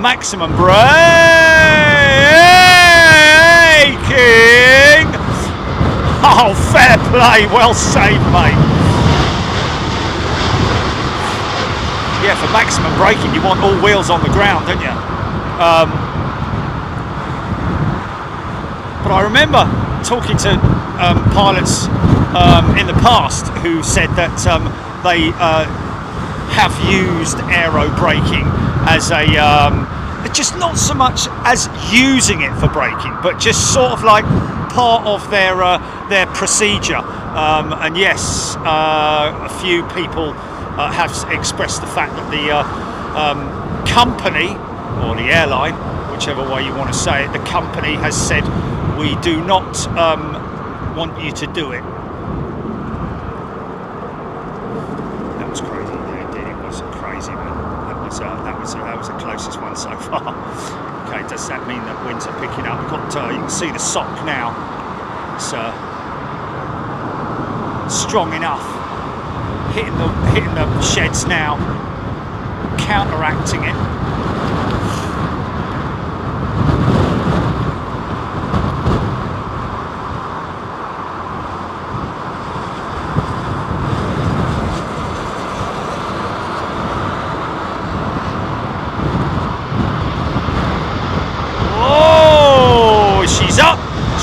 Oh, she's gone.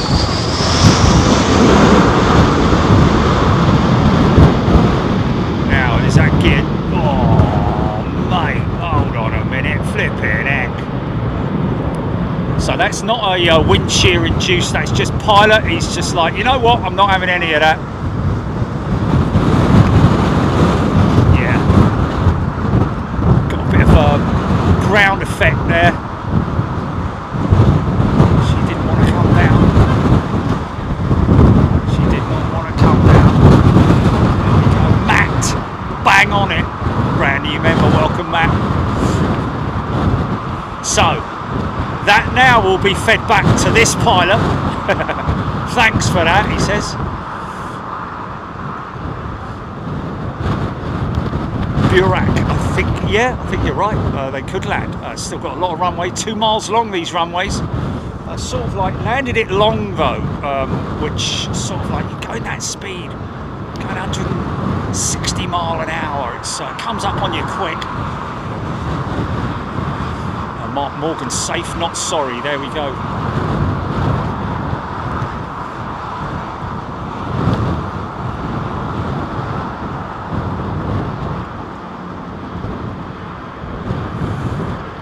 Easy, so easy. Just you can see where they get hit by the vortex over the sheds, and then seem to appear to lose a little bit of lift just because of the.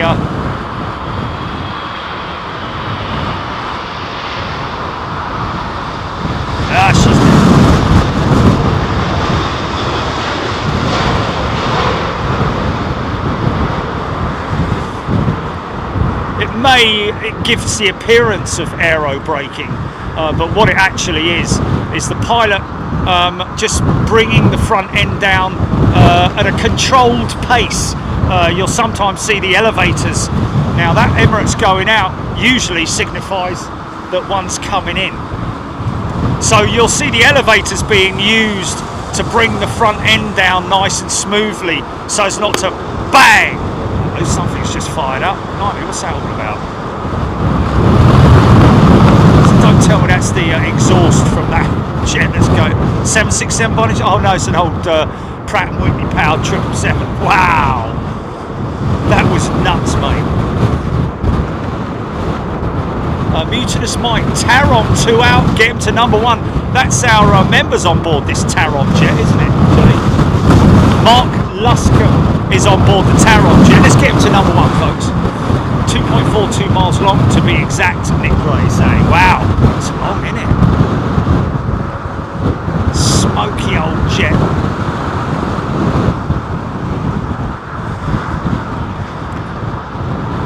Whoa!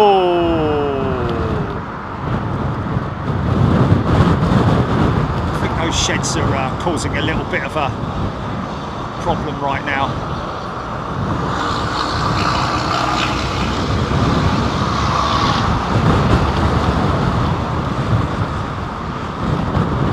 Whoa! No doubt about that, son.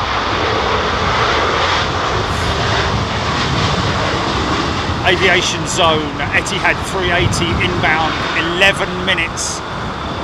Sure that their Larry shed effect is in effect.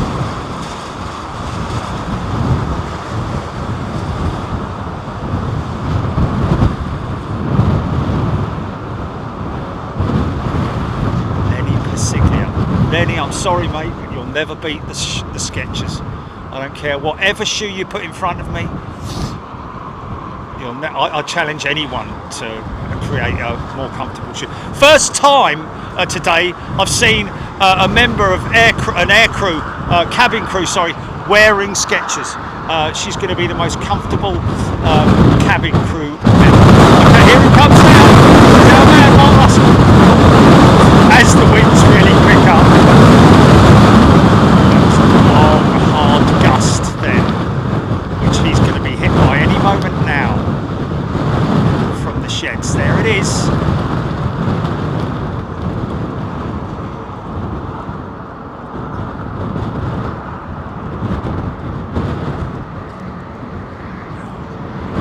$19,000 people watching live right now. Welcome everybody, hope you're doing well. watching Big Jet TV might not be an aviation person, but this is what we do. Oh, he's greased that one.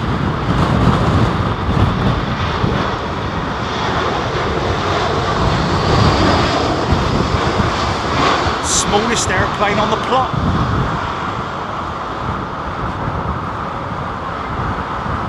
Now you know what? Did you say that? Oh, which side was he standing on, Jilly? Standing on?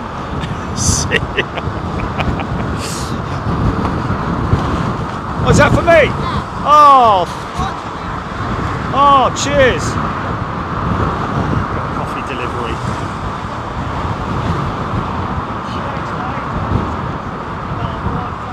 What is it? Just a latte, yeah? Do you want a sticker?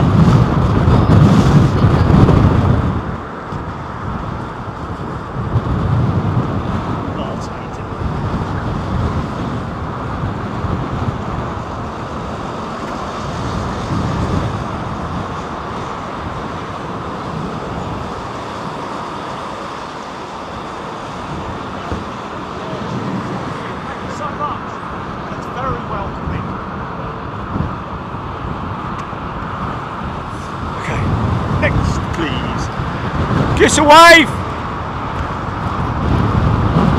Bless him.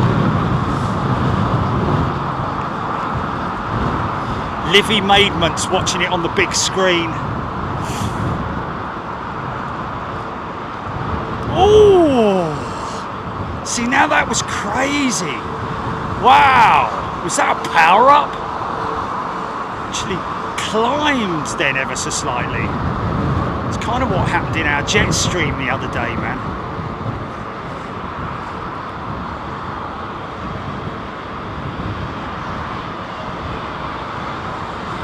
Nailed it.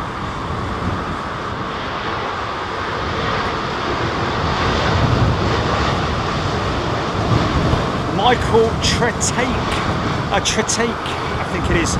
Michael, very warm welcome to you, sir. Man on board that jet. Didn't say where he was sitting, did he, Jilly? James Robertson, 76 is a new member. Little tiny A318. Poor old Jilly. Jonathan Christopher Cabriglia. Well, we'll just call him Jonathan, shall we? Jonathan, a very warm welcome to you, my friend. This looks like a Swiss A220. See how the A220 deals with it. Not so much the A220, it's not even the aircraft, is it? It's the pilot. Wind's really starting to pick up now. And very blustery as well, I have to say. Uh-oh. Ferrari bus in the way.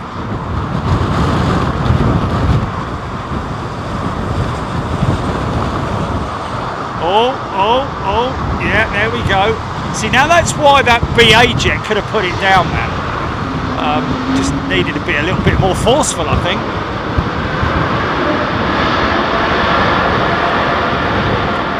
Etihad 380, 7 minutes out, 2 ticking. Jill Dorr. Job application, good luck, Jill.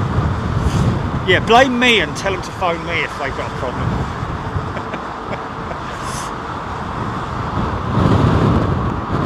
Okay, so now before they hit the turbulent area of the shed effect, they're obviously the last 7 minutes or so is apparently the or 7 miles, should I say? Really, when it starts to really become a bit of a handful when you're over London and descending. That's when the most nervous flyers would be. Sort of like white knuckle ride. This is where most seat armrests get pulled out of their fixings. Yeah, no sweat.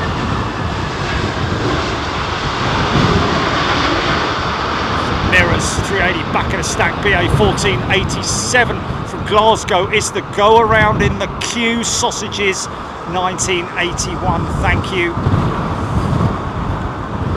Looks kind of rainy, these clouds, but not anything predicted at this point in time, or forecasted anyway.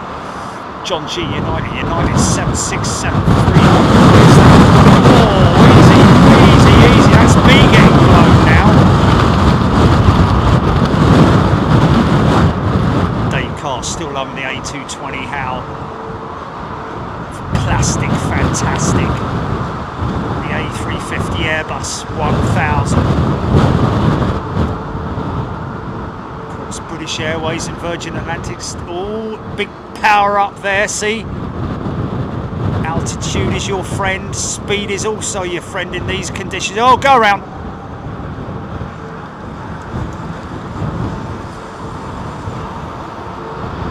I think he was too low, Oh, mate, that's wind shear. That's wind shear.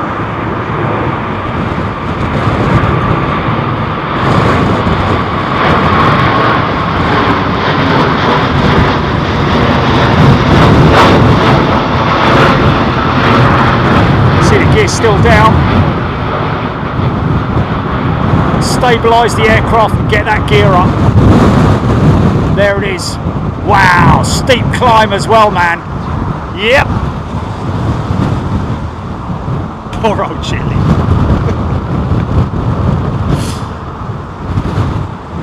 We'll go around.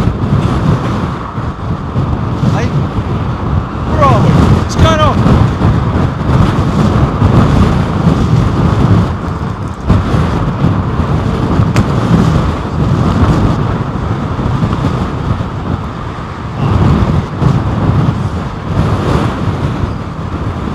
Oh. HGC, that 350 was number 5, or is.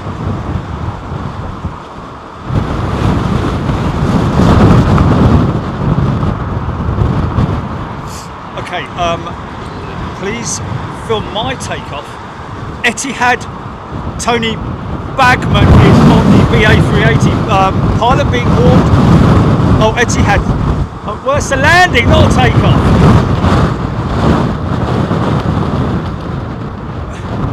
It's an Etihad 380 lining up. Where? Anyway, to arrive here. Go round.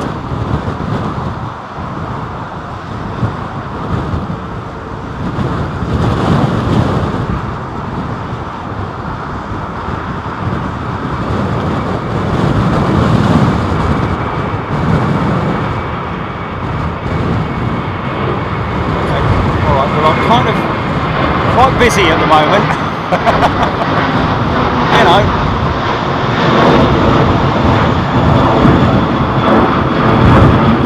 Yeah, I wouldn't be surprised. Stand by. I wouldn't be surprised if they switch operations to the southern runway, mate, quite soon. And we are going to do it. We are going to switch ourselves, folks. By the way, because we can film up to 5 o'clock now in terms of the light.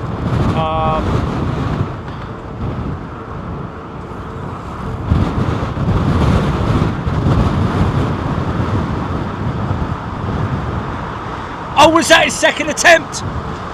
Was that his second attempt? That was the second attempt, wasn't it?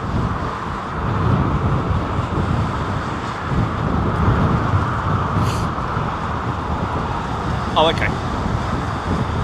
We've got chat on. We got chat on slow mo, folks. We're doing the best we can. What Chile is anyway. I'm just standing here filming them. Okay, this is the go around that was which actually touched down. So all pilots being warned of severe crosswinds and turbulence at the moment, by the sounds of it.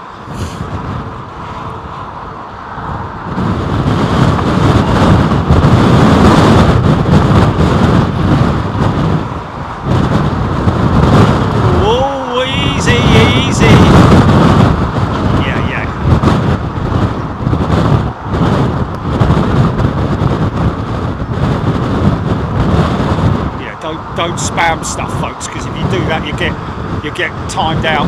Just go fast enough as it is. Here we go, son. Oh, he's gone long again. Here we go. Here we go. He's down. Ray!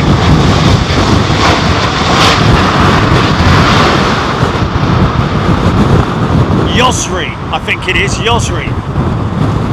Now that guy, why is this guy? I have a funny sneaking suspicion, man.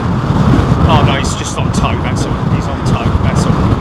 I've got a 380 long range. Roxy Simmons, Josh Manchester, HGC, Michael Barber, BCal Pam, Gordon Freeman, Fly Emirates 386. Too fast, folks. It's too fast. Hold tight, all the fun of the fair. 50p a ride. Come on, girls. The louder you scream, the faster we go. Oh, this is the not absolutely 100% sure what it says on it, but I'll have a go at pretending that I know. Jet. Yeah, we need some speed brakes on chat, Julie. Have you got anything you can...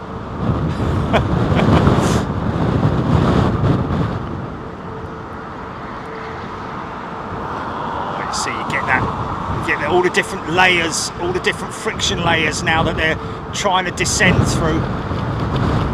And as it gets slower, well, not slower and slower, but trying to maintain that speed.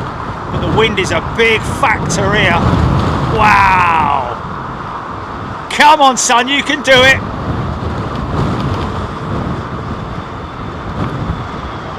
Yes, she's down. Nicely done.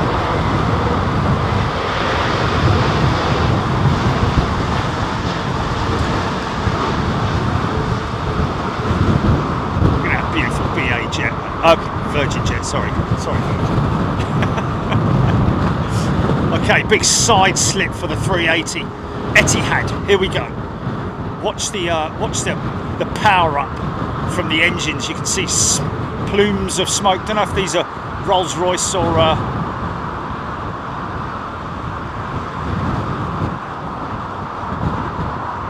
General Electric, Pratt & Whitney General Engine Alliance engines.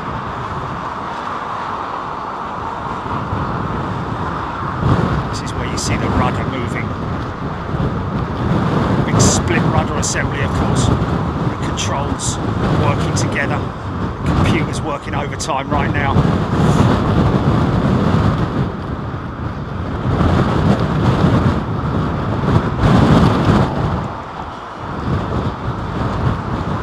Ooh.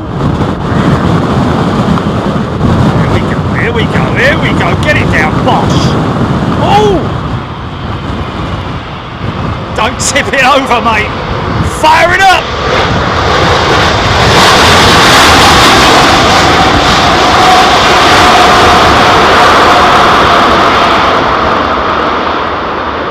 No sweat. Look at those big boards, man. 16 wheels of braking. 2 big engine reversers. Massive, great big stopping boards over the wings. Hear the brakes squealing away there.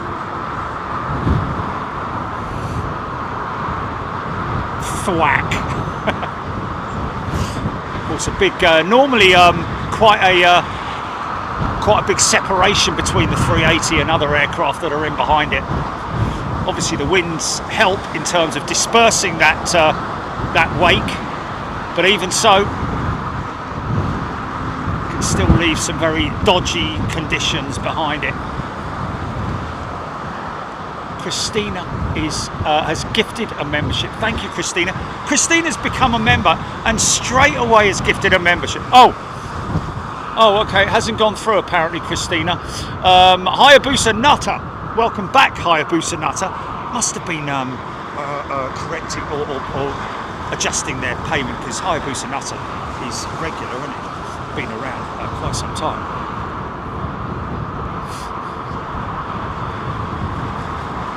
Hey, listen, folks. Don't don't sweat it, because I'm definitely going to switch to the paddock, and we'll do it all live as well.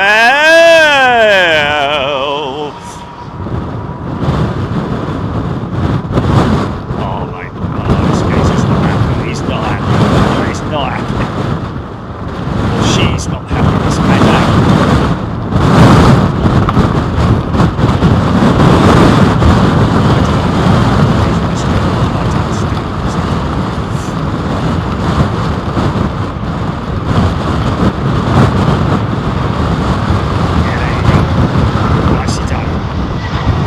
No sweat.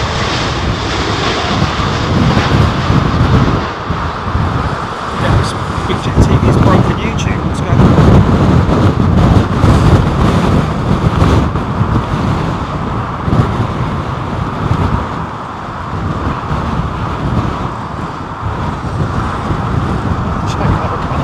Eyes are bleeding.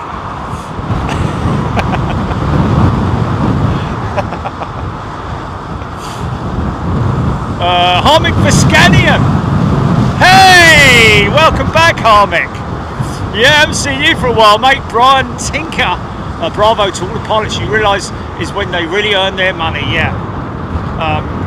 Looking after you, but not only that, looking after themselves as well. They got as much,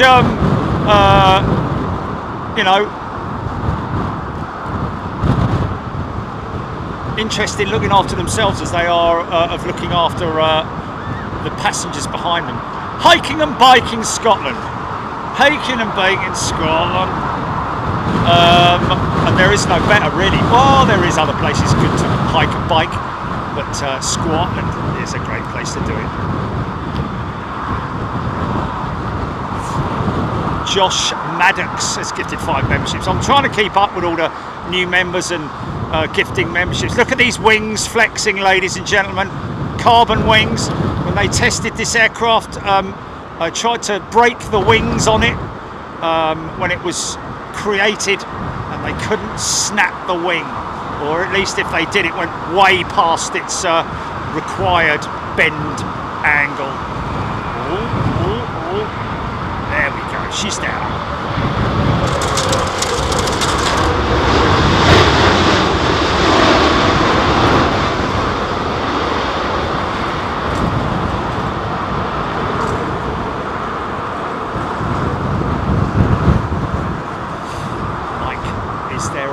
ATC you can listen to.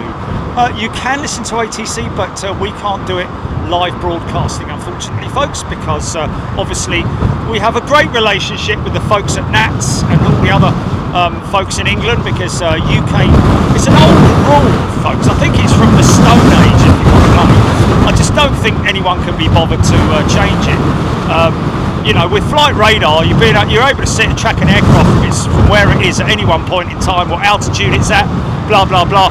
Hearing the radio, air traffic control, to me would not be a national sort of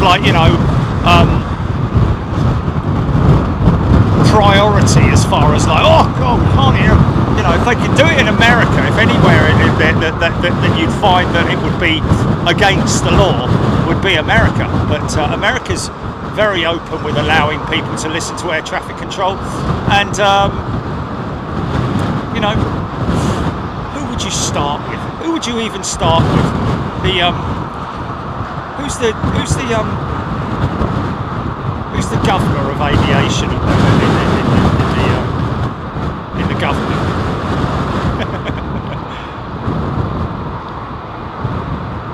And if there isn't anyone, can I be it?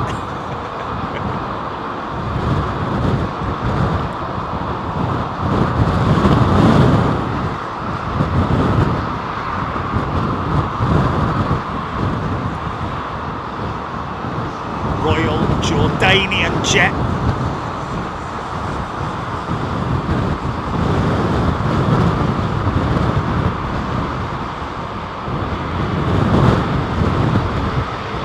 That's a shame, he's been around a while, hasn't he, Jimmy?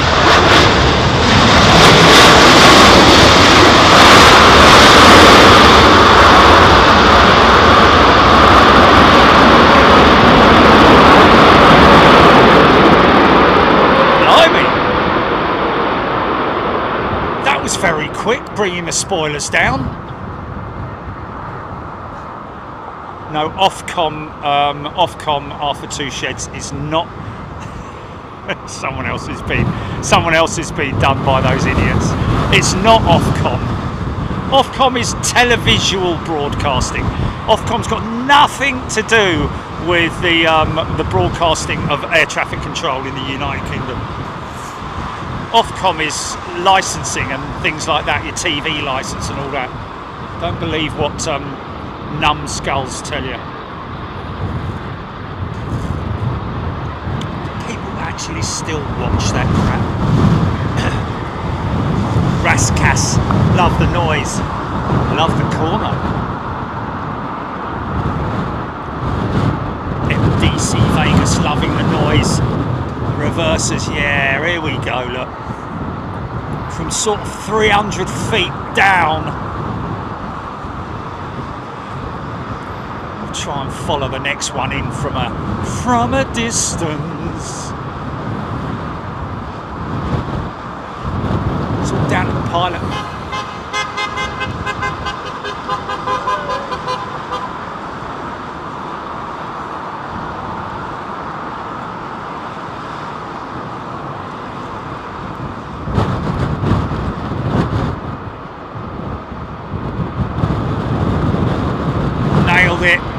Nailed it.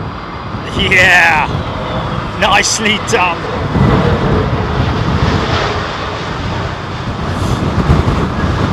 Nose is out of alignment, but we'll let you off.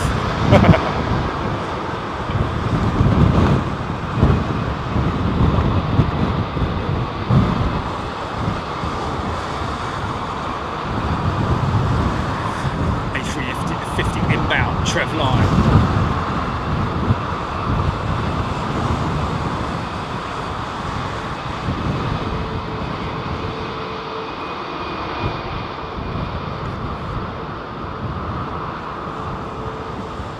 Raskas, we are on slow mode, yes. Stuart Frodge, oh, I switched GP. No? Oh, okay. Oh, okay.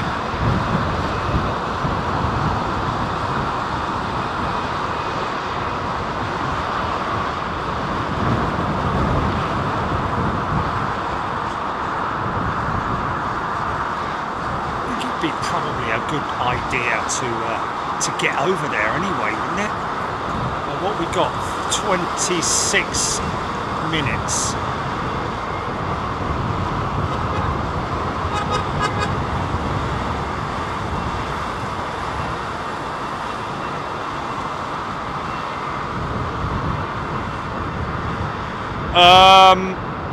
They are switching GP. Look, got aircraft lining up. These aircraft are all coming out for the right-hand runway.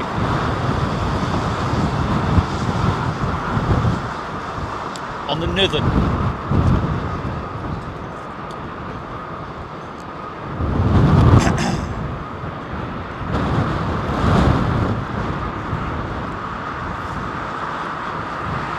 Let's see which way this Egypt Air pushes back.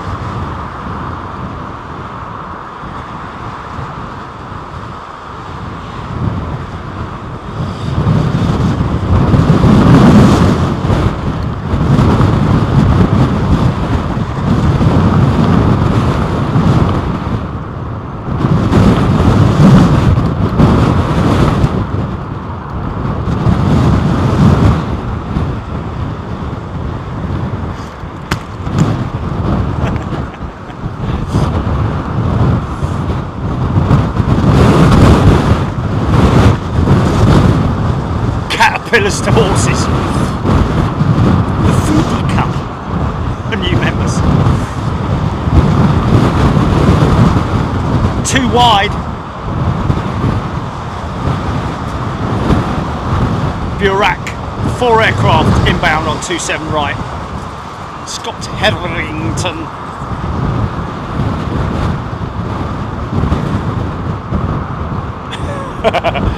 What's this?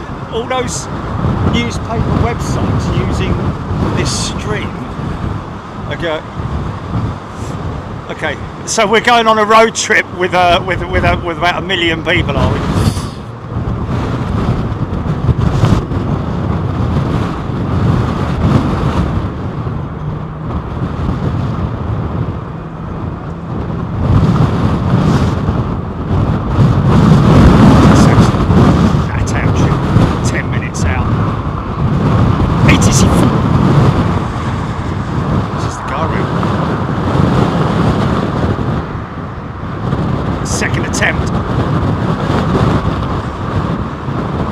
You can do it.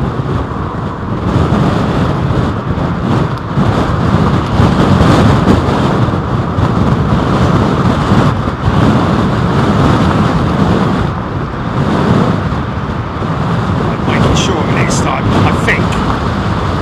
Here we go. Nice, there we go. Yeah, get that front wheel down. There we go.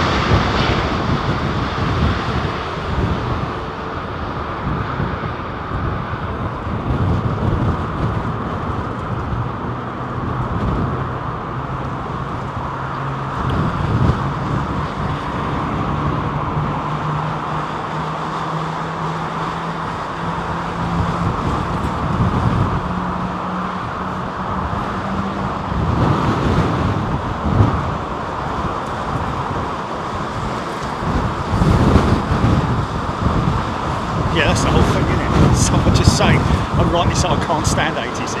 Yeah. You know, if there was a way of me having some kind of a mixing box here for ATC, then yeah, I'd do it. But I would only run ATC for specific operations. Wouldn't really want to have it running all the time. It can disrupt, you know, the live feed in terms of, you know, me communicating with the people and so on and so forth.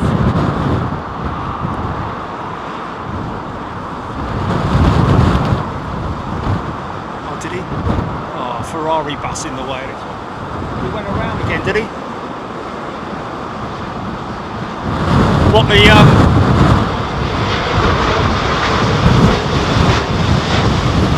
Oh, Martin Akerman diverting to Stansted. Oh, someone's not going to be happy, are they?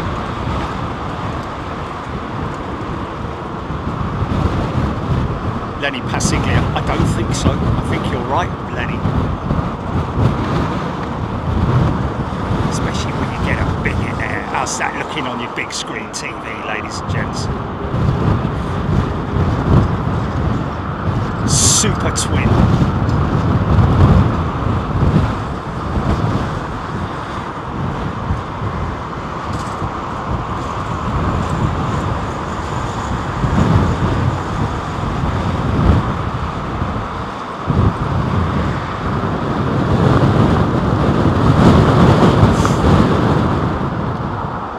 Beefy, yeah, we got it, Beefy, thank you. Joseph Dyer is a new returning member, sorry. Welcome back, Joseph. No relative, no relation.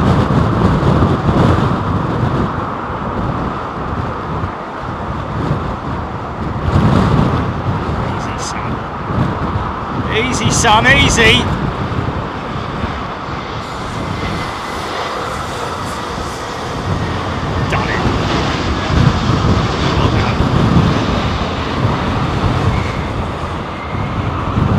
Didn't want behind him, legally.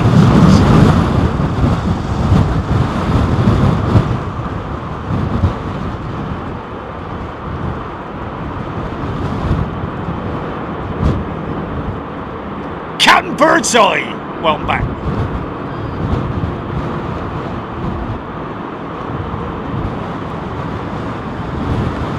Is that the Etihad jet there going out of 27 left that somebody asked for us to watch, wasn't it? or to see going out.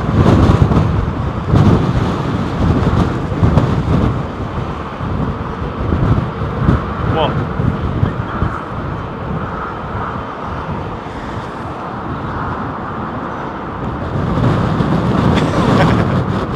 Easy, son, easy.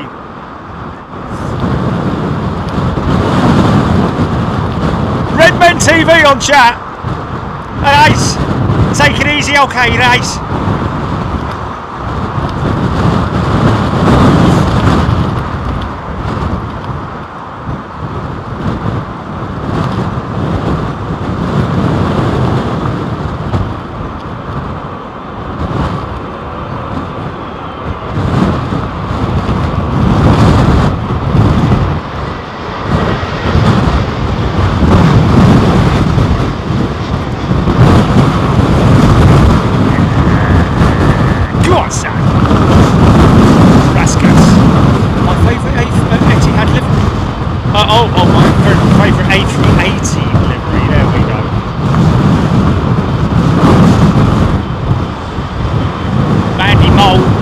Causing a problem, yeah, for sure, man. How come the footballers don't have the shed effect in them stadia? Ball would be all over the gaff, wouldn't it? Be running around all over the place. Easy, son.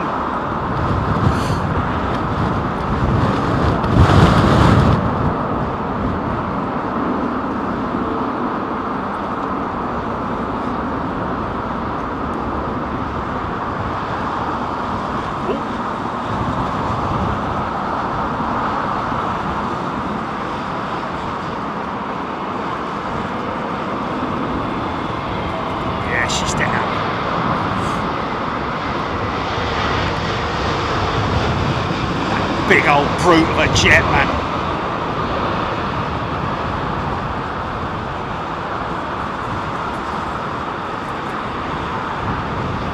So you might want to stay tuned, folks, because Cathay's Boeing 7, I think you mean Carl's 777-300. We're going to miss that. It's going to be on the southern runway. These aircraft are all lined up for departures on the northern runway, folks. So it is literally, we're down to the last few now. 2:44, another 16 minutes before they switch. Oh look, is it saw about 4 million of these at in Miami, didn't we? It is Avianca, yeah.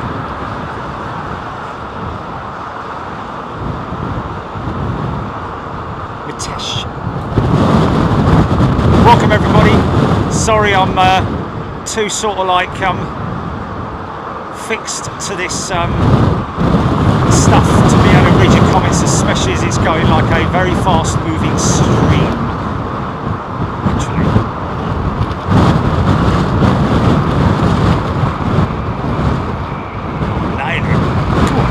In you go.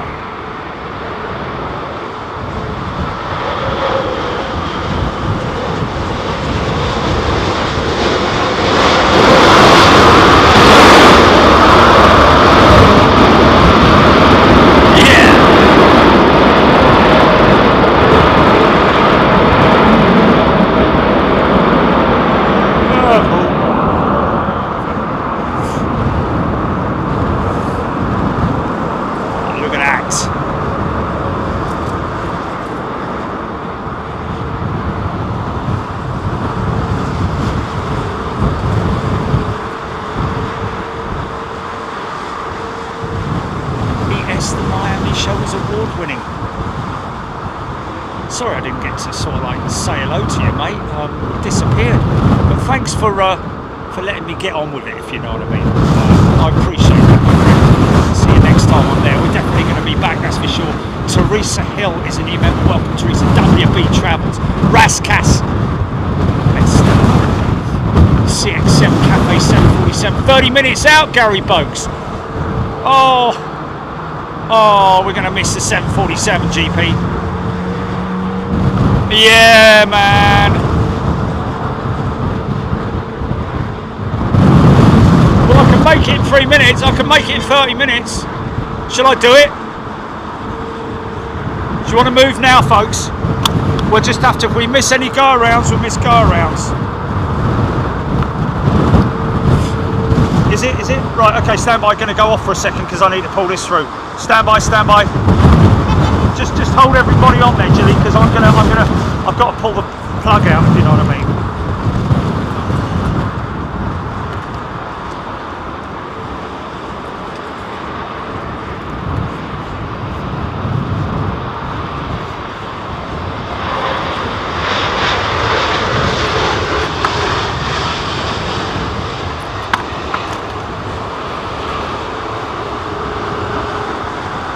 Stand by.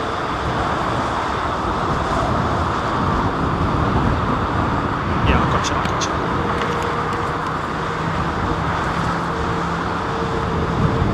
Right.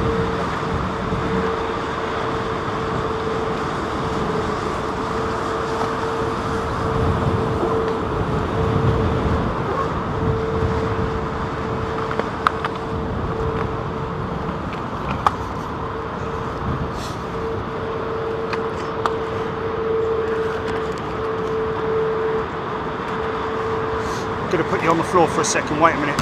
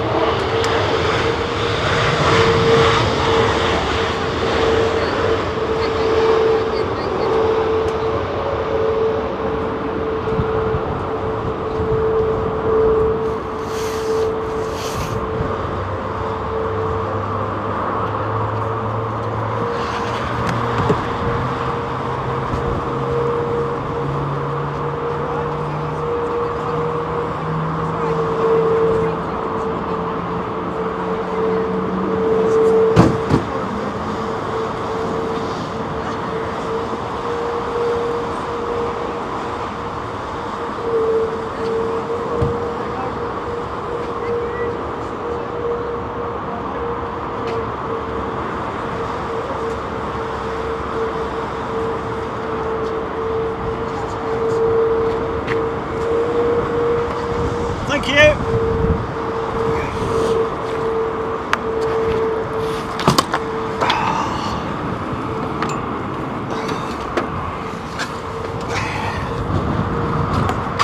Biggest part of this is getting out. It's whether there's anyone on the jump.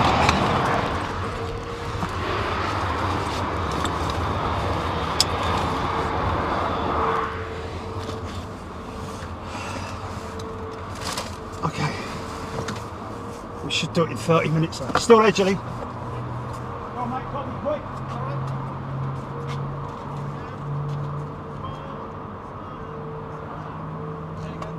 See you later, fellas. Quick fog check. Keys. Still there, Jilly? Jilly!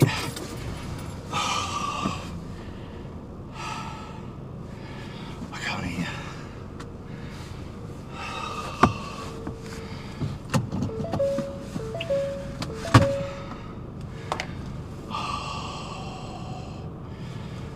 Are you there? Okay.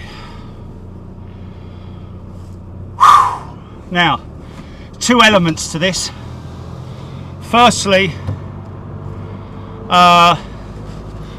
Thank you to that lady, whoever it was, who brought over a bag of something or other. I don't know, but thank you. Very kind of you.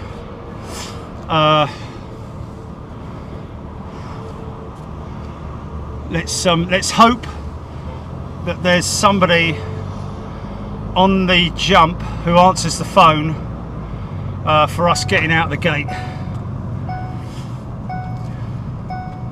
This is the big question, because this could affect how quickly or how slowly we're out of here.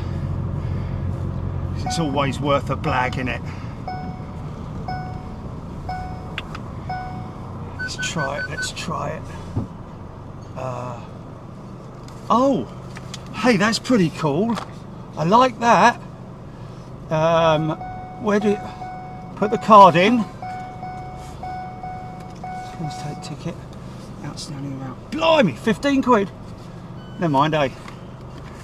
We'll take that. Awesome. Here we go. All right. Bit sensitive, aren't you?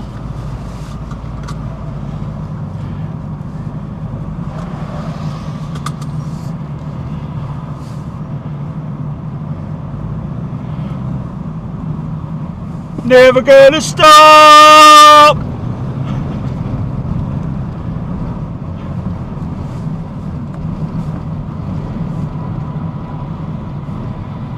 Did he just say hello?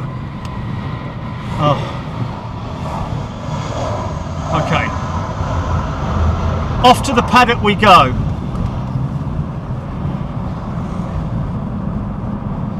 Ole! Sorry.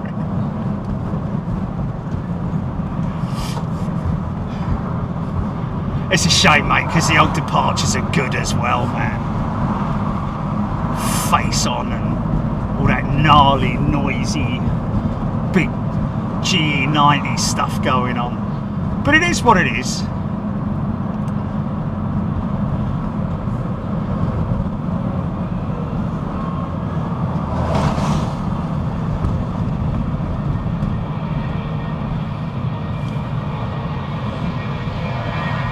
Blimey, look at that! They're early! This geezer must go a bit slower, doesn't he? Oh, make your mind up. Flipping heck.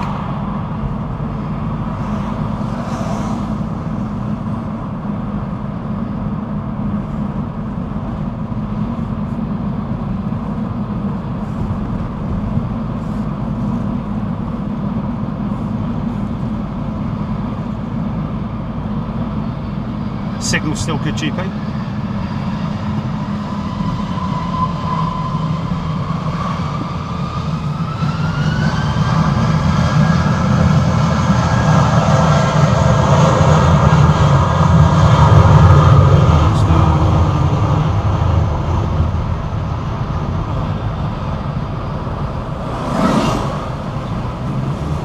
Oh mate, flipping it!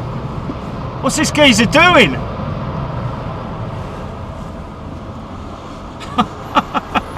Can't make his mind up.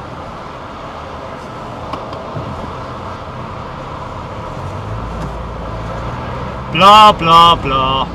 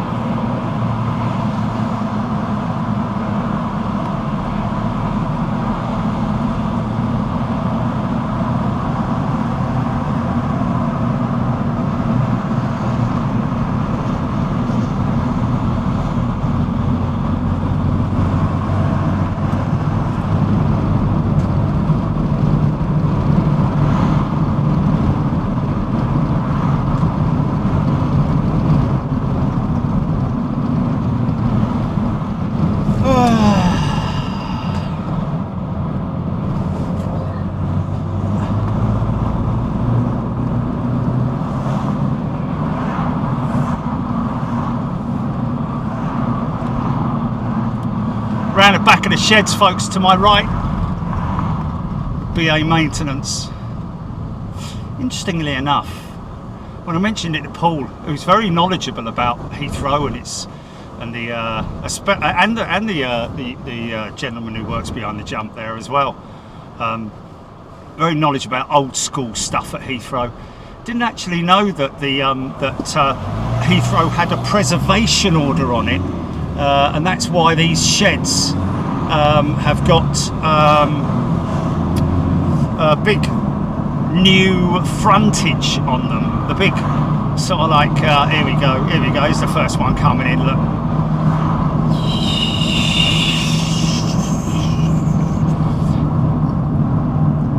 The big sandy coloured frontage that you'll see there, built in front of the old buildings that you can see there, the old concrete structures, which are the old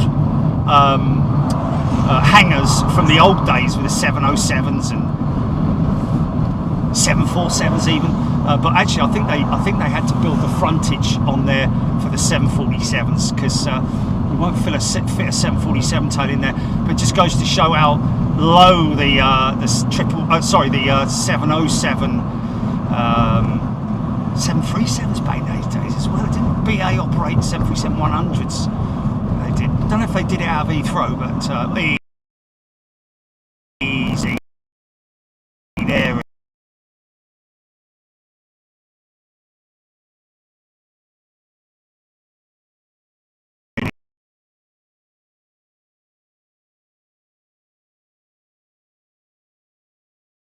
777.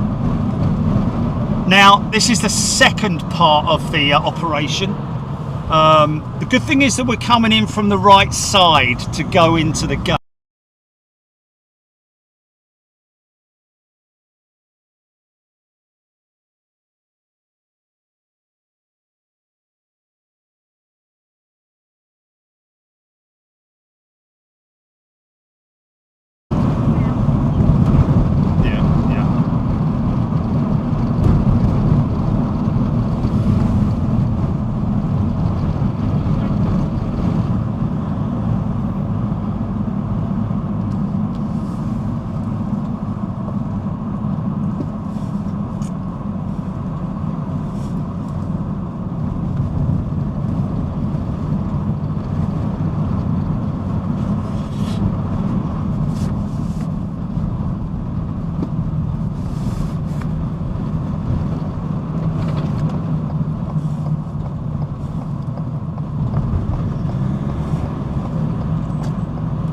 Okay, crossing the active A30 now.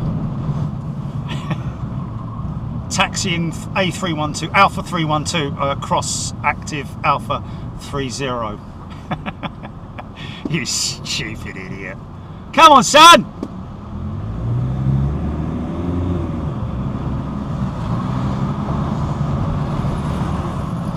Yeah, there's going to be someone parked in the way, and hopefully they've got enough space in front of them. Yeah, go on!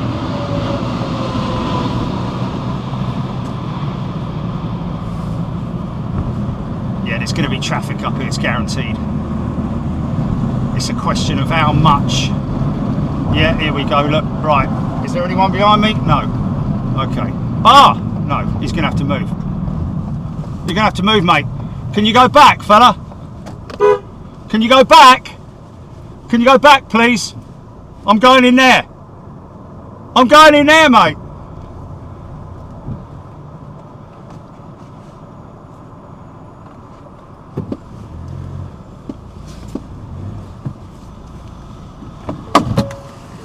He's put his thumbs up. He's calling me a wanker 1 minute, and he's calling me, and he's putting his thumbs up.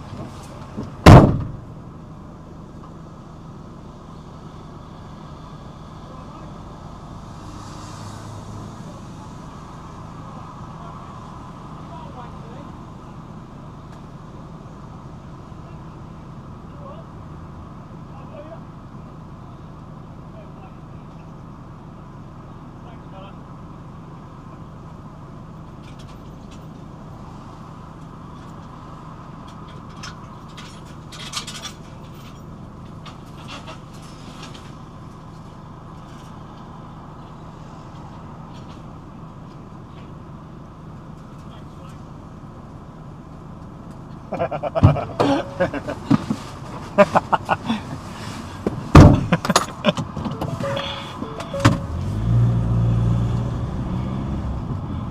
it's a bit of a dodgy one. Now the question is, ho-ho!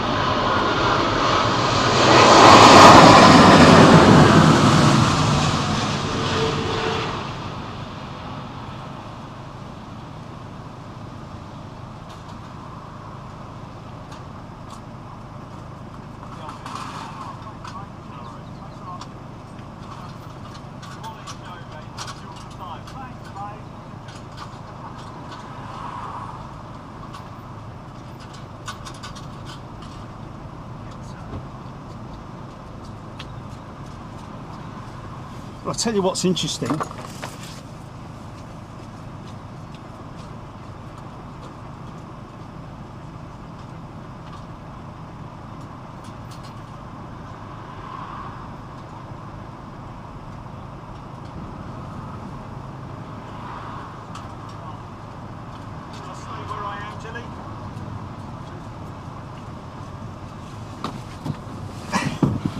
Well, if I open those gates, the horses are going to come running, and it looks a bit too slippy for me.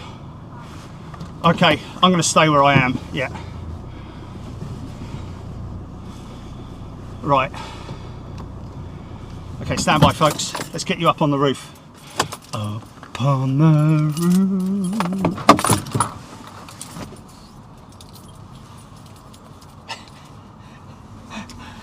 Oh, that's a proper... I'm surprised I'll be honest with you, mate, I'm surprised the battery's held up on the camera, because normally it's a bit of a... You all right, mate? Whoa!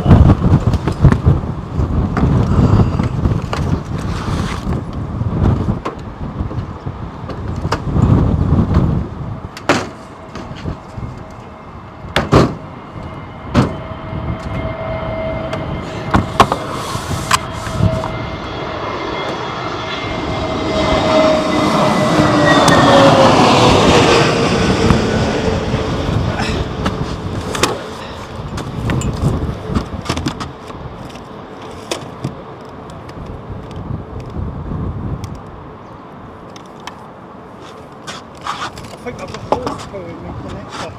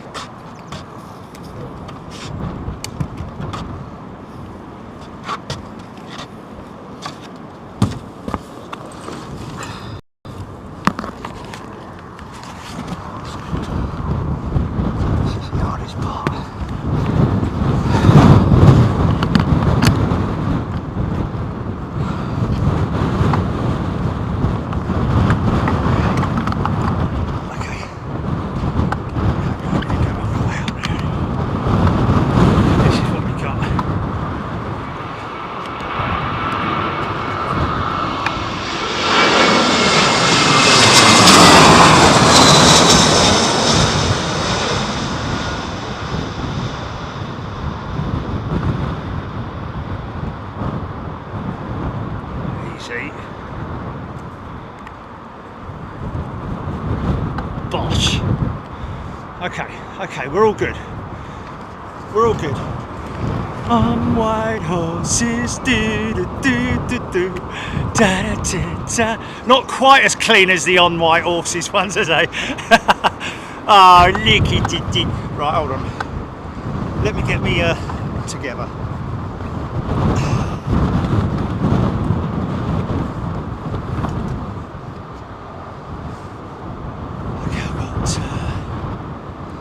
Poo on my connection.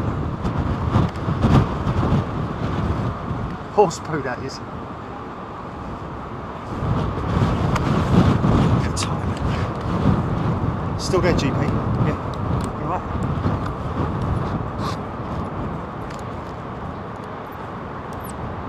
Do.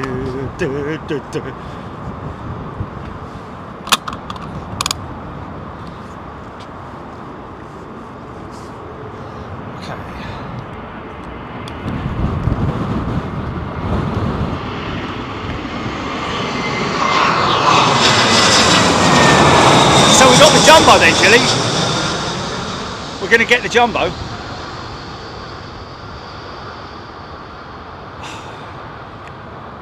Hello?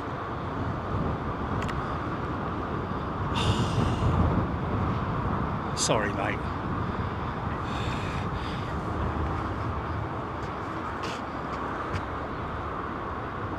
Oh no, he's all right. He was having a laugh. He was having a laugh, mate. Doesn't matter.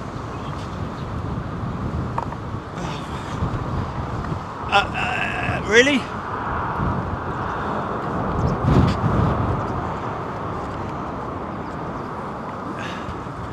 was having a laugh.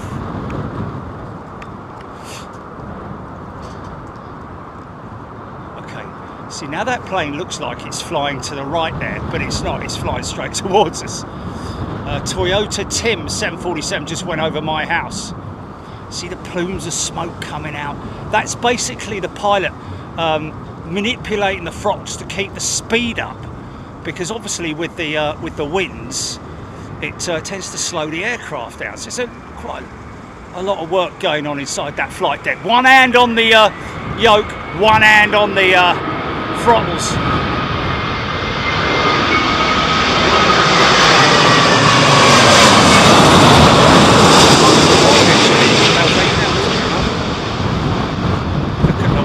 Flapping away, man.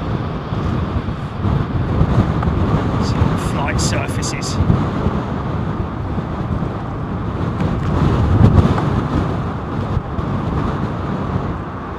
Nice! That is almost slow motion, man. Anthony Barry.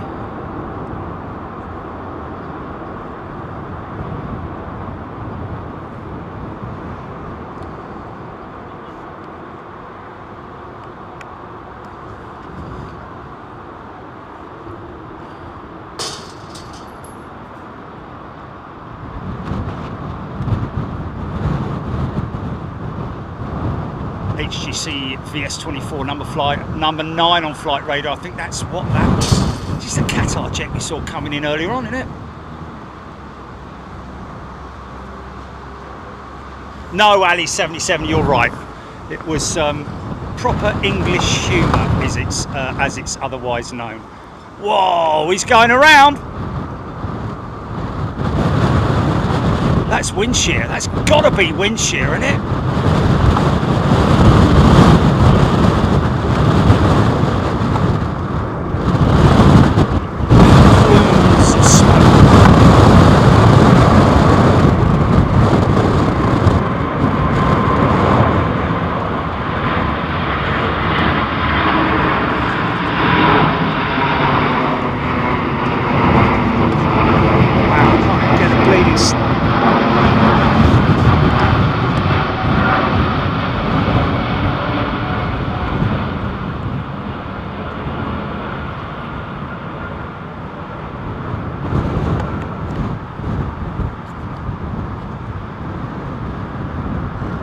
Yeah, I think I need to get this panning arm up a little bit more. Okay, folks, just from the flight deck, just to let you know, that's what we call a go around. Unfortunately, due to the onboard systems calling wind shear, wind shear, wind shear, we have to basically follow the instructions, standard operating procedures. We've implemented a go around, which is going to circle the airfield. We'll have you on the ground in about 10 minutes, hopefully.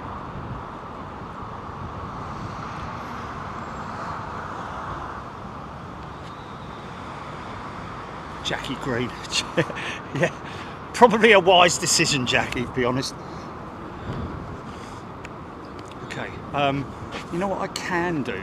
I can actually shift a little bit to the right there. Stand by, folks. I'm just going to move ever so slightly quickly.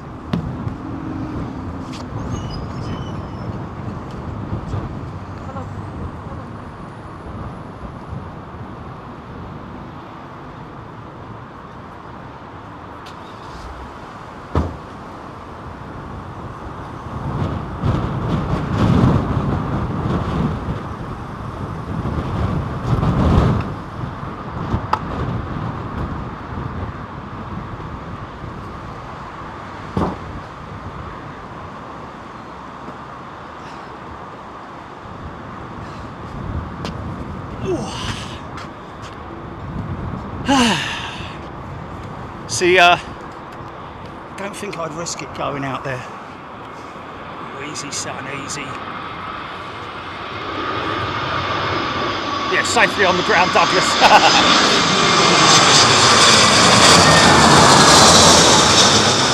Benjamin Elms. So that's quite an early go around for that 350.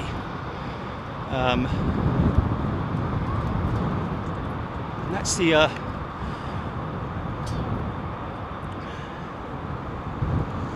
systems on the aircraft seeing or feeling that it's I don't know what that's picked up by, whether it's the augmentation of the systems, how it works in terms of wind shear. Is it part of the pitot tube setup? Because there are obviously systems that can tell when the aircraft is. Tell you what I'm going to do. Quick.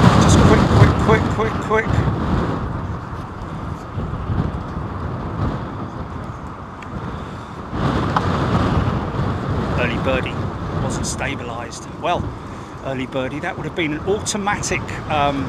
You know, when the system on board the aircraft says wind shear, that's generally the call to go around. I mean, sometimes it's overridden.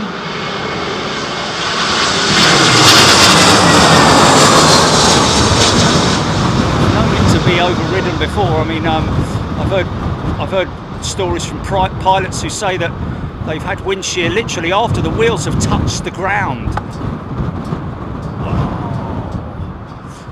Truck shear. Oh, got a little bit of aerodynamic. Adam the Great news channels over Isha show. So we're on the southern runway, folks, London Heathrow. If you just joined us, great spotting location over in the left side there, which is Myrtle Avenue. Sorry about the litter. Isn't it disgusting, man? Isn't that absolutely... makes you feel ashamed in some ways, doesn't it?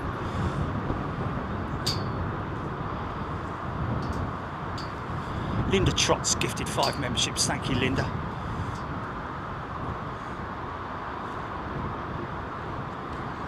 We've gone up to 24,000 people watching now. Cool. Hey, Jumbo down there at the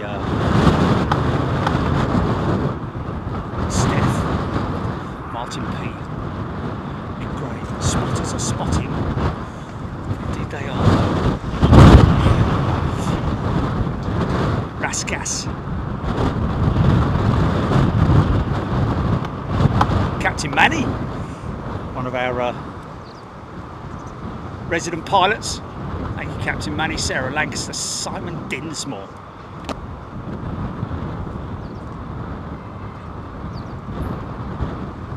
Easy, son. SAS by the looks of it. It's a Neojet. Big load of crab going on here. It's a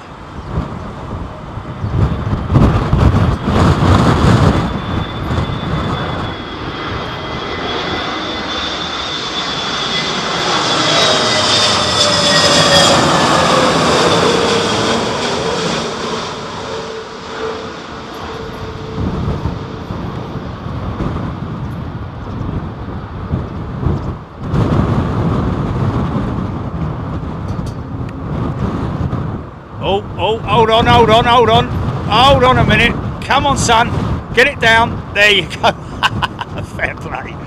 Fair play.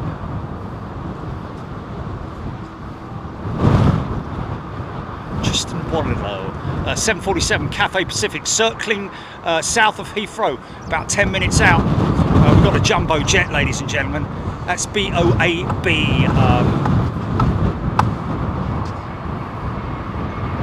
Blimey, this is a little bit. It's not much. There's no separation. It's not off the runway yet.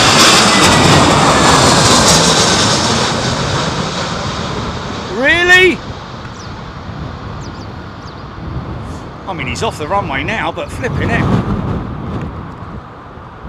Only just though. Get out of the way, here I come. Wind shear is defined as a wind direction and or speed change over a vertical or horizontal distance. Plane spotter. Nice Google, like that.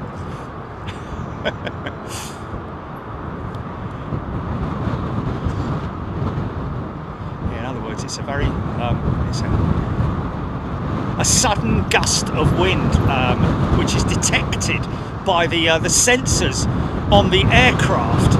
Where those sensors are located, I'm not sure whether it's part of the pitot system or what, because on the airspeed is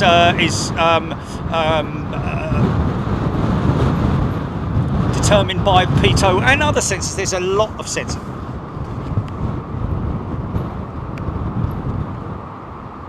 I wish someone would do that to me. He's got no one to do it to him.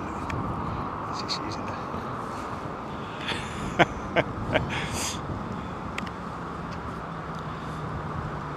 Martin Akerman, the two togas reported wind shear at 300 feet, 15 knots. Not much, is it? Wind shear at 15 knots. It's manageable, isn't it? But 300 feet, wow. Okay, so around about 100 feet now.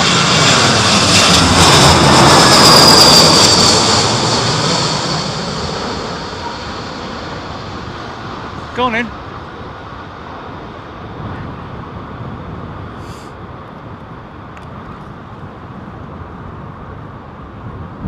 Nicely done. Nice adjustment there.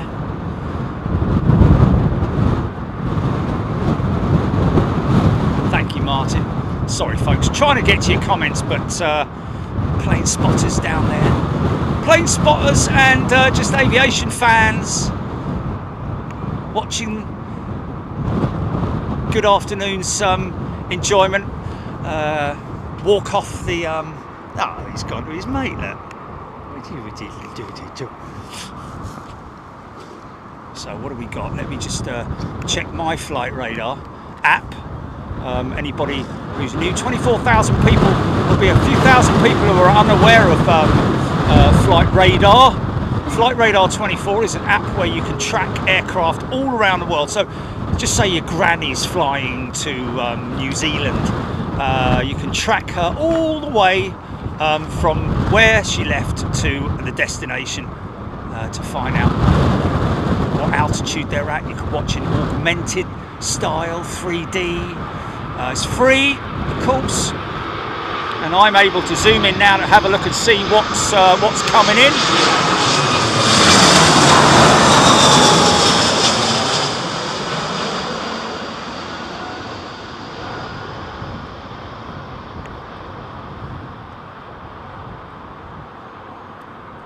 And of course, this is where the 777 was filmed a few weeks back.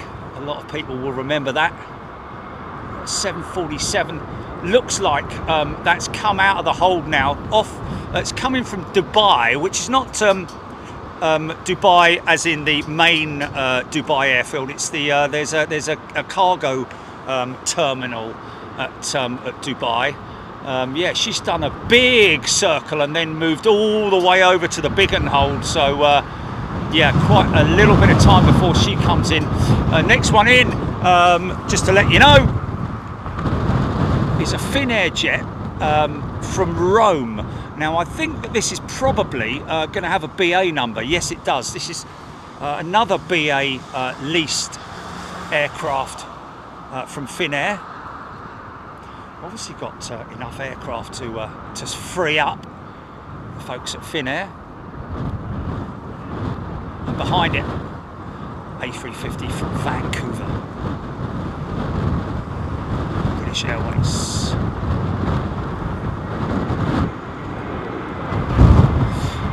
Thanks for the gifted memberships, folks.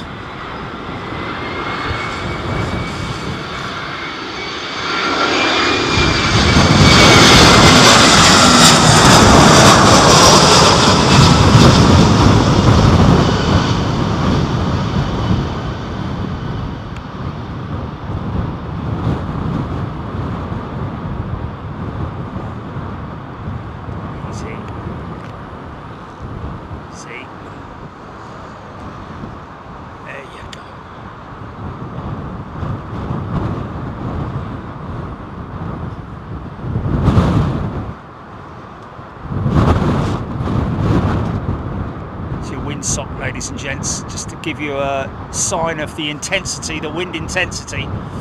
It's pretty strong, but not, you know, we've had it a lot stronger, but it definitely is in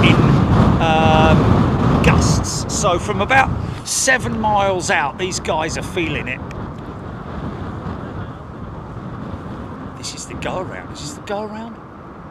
Rachel Lofthouse confirming that, yeah.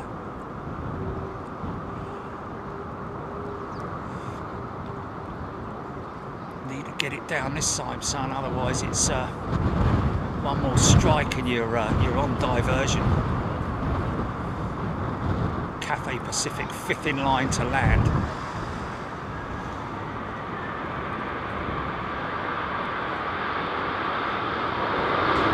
What's this time? Oh!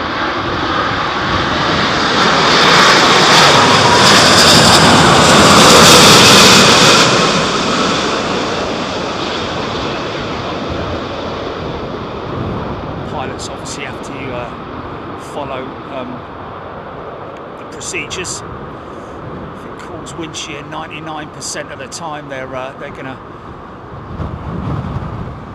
go by what the aircraft wants. Side chains, Captain AIRBUS, Cathay 747 just turned on, bash and a stash. Gigi, Scott Cowell, 747 gear on YouTube. Deborah Mallinson, Freddie O, Steve B.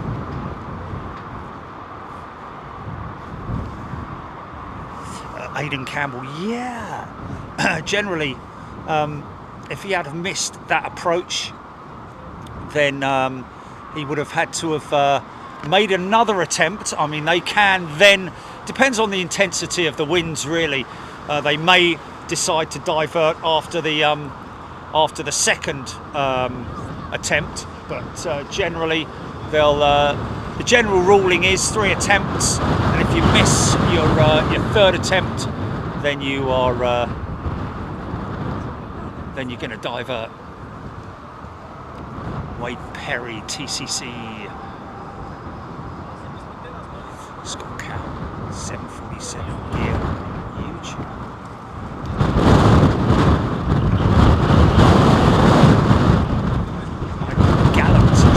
Live from Alabama. Wow, cool.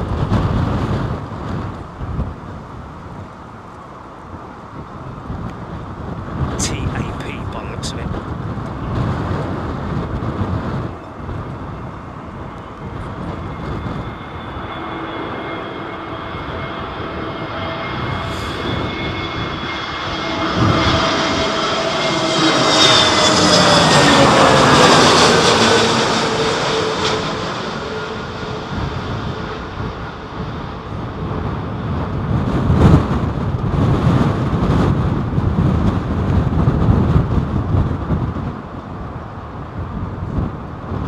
Oh, big swing, man. That's a kick of rudder you see there, folks. They will sometimes land off line, if you know what I mean, with that nose pointing left, and then straighten it up with a big kick of rudder. Oh, look at little Charon going out. Look at him. One day, mate, one day.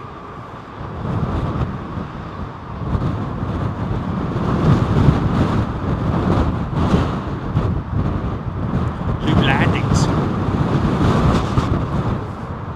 Highlight of his Sunday afternoon. Her Sunday afternoon. Lou, I guess, it's a bit like the caterpillar, isn't it?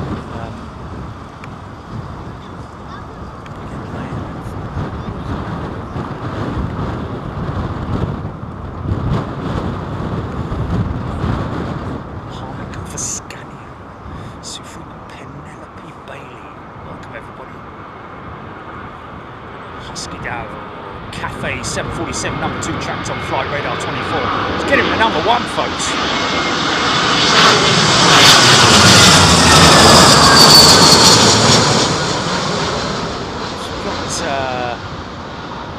Scott Bateman on his way from, was it Mumbai? Oh, a bit early there, son. Bosh. Oh, yeah. Okay then. Felt that one in the cabin.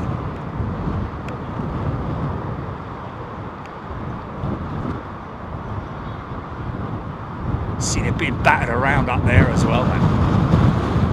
It's probably the worst case of turbulence I've had in a long time coming back from Miami. 144 mile an hour tailwind, I believe.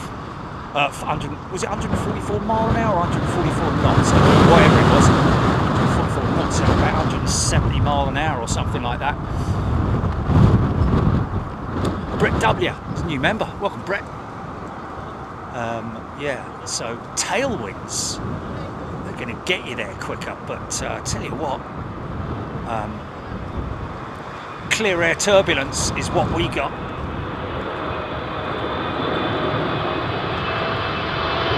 Big old 777, here we go.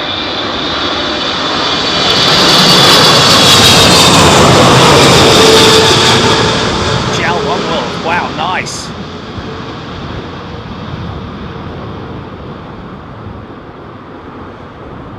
Drill it. Nice. Yeah. Nice bit of liquid vortex there. Vortex mixing with the engine heat. Very controlled. Stephen Billings, 747 next. Kathy Williams, thank you. Right, here we go then, folks. Into Dubai.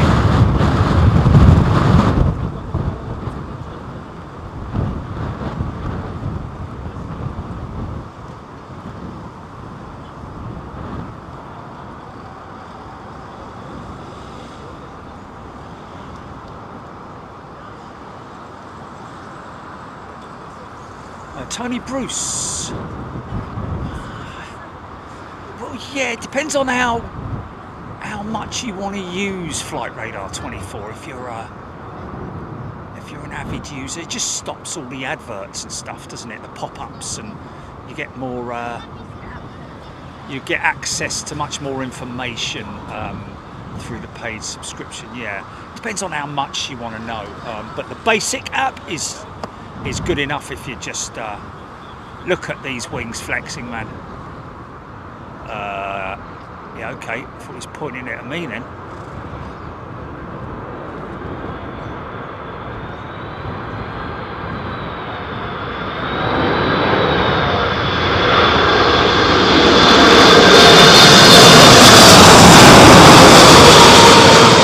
We have known these cafe pilots to slam it down from time to time.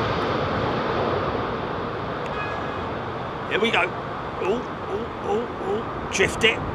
Hold on a minute. Come on, son. Right, drop it. Drop it. Oh, he's going to grease it. Bang! Hey! Nice. Thank you to that truck driver for holding on for us. So many new members. Thank you, everybody. Hope you're doing well. You're enjoying your weekend.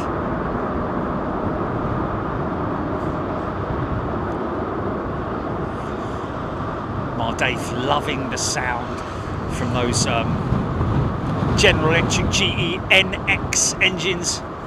Paul Steffi Quinlan, Liverpool 67 memories. Okay, looks like an A350 making an approach. Looks like China, this. Does it say China jet? I think.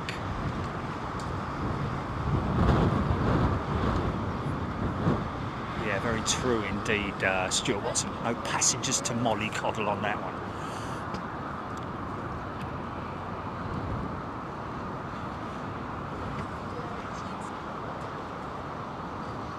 Steve B keeps the Boschists happy.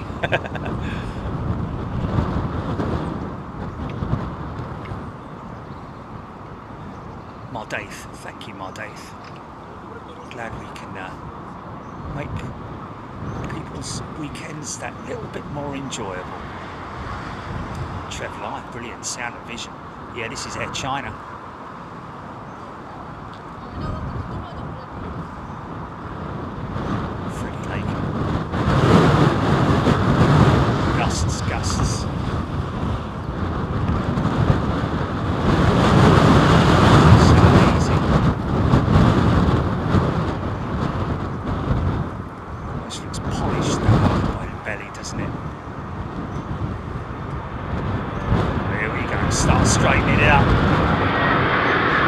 down the middle, mate.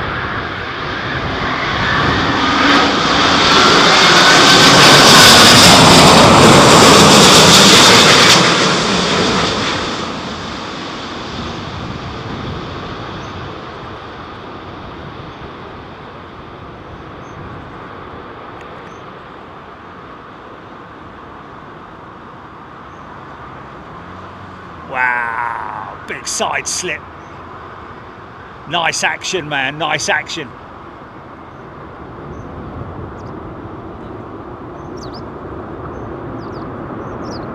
Paul Jones. Well, Paul, to be honest with you, turbulence can get pretty bad on a plane, but trust me, you know, there have been instances of injuries on a plane, but generally those injuries are caused by people not putting their seatbelts on, or not keeping their seatbelts on, should I say. You never know when, and that was a perfect example of that was when I was flying back from Miami the other day. You know, I could kind of preempt the severity of the turbulence, because we would go like bit like on a roller coaster where you go up the top and you reach the top, and then you feel that weightlessness before you start going down, and then when you hit the bottom of that run, that's when you get the big bang, or the big G's, should I say, and that's where you know, people getting thrown out of their seat. It can happen, but you're perfectly safe, mate. Paul, you're perfectly safe.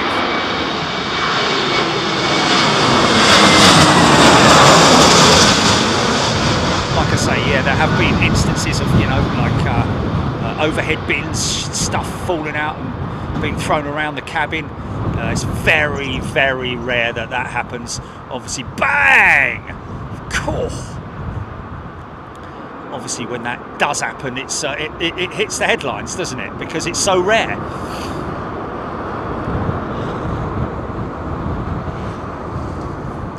Tim Smart, let's give you 10 memberships. Thanks, Tim. Concord watching on. Watch many instances of hairy landings that they had when they came back to Heathrow, or anywhere really. Guess New York can get some pretty sketchy conditions, can't they?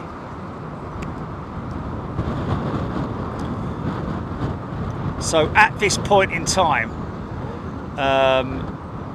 these guys are looks pretty calm, but trust me, as they descend through different layers, they're getting buffeted around. You know, passengers, this is where the nervous passengers will feel it the most, but trust me, you've got nothing to worry about. These guys up front are just as keen to get her on the ground safely as you are to be wanting to get on the ground safely. Rab H.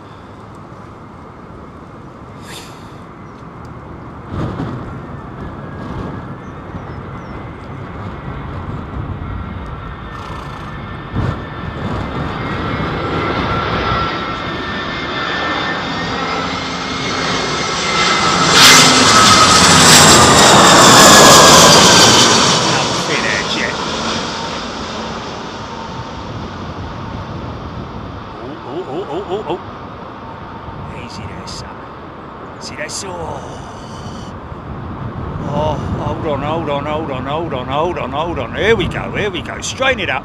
Oh, okay, there we go. Mike Drury is a brand new member, welcome Mike. It's a perfect example there of the pilot, you know, perhaps a little bit more than they wanted, I don't know, probably would say otherwise, but dipping the left wing in, or whatever side the wind's coming from, you generally find that the pilot will land that side first. So if the wind's coming in from the left, they'll land the left wheel first, put the left wheel down first, left side down first.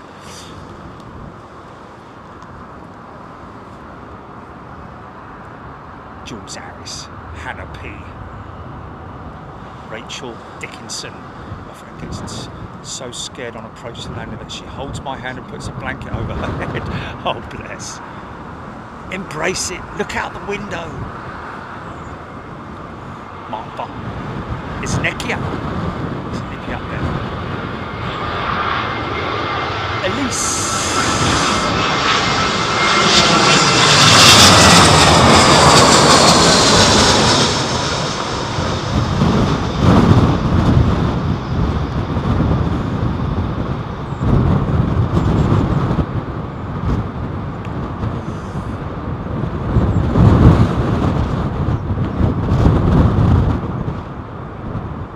Smooth. Emirates 380, 25 minutes out. Richard Hudson saying, okay folks, you thought the 747 was impressive. The one thing with the 380 is the sound of the engines being powered up. You know,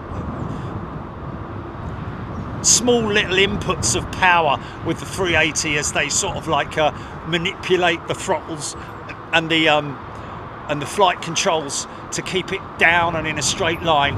Rasgas, that one in from Austria, I think that was. What we got? Let's have a little look on flight radar.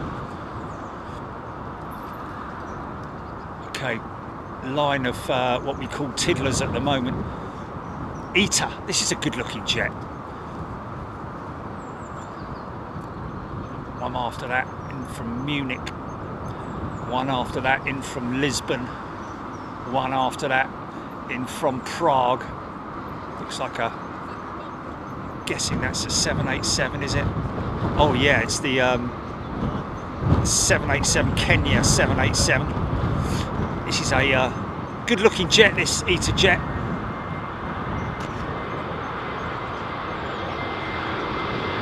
Great paint scheme.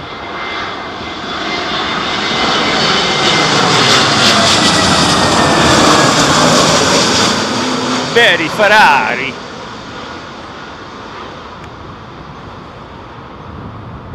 The little jet, you still see the wings flexing away there, man.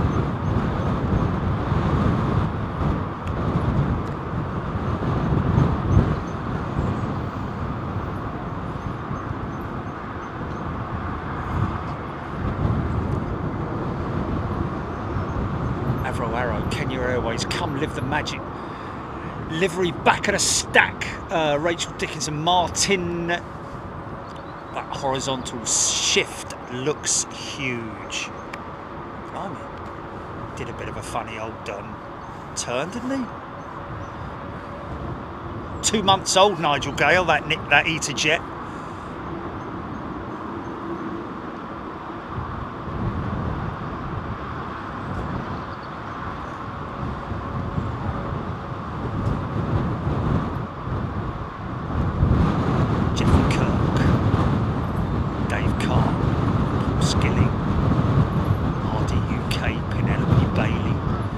Nanabot.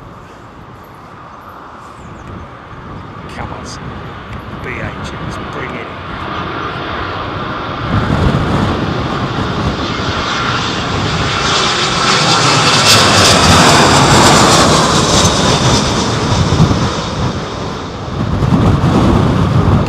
Gusting.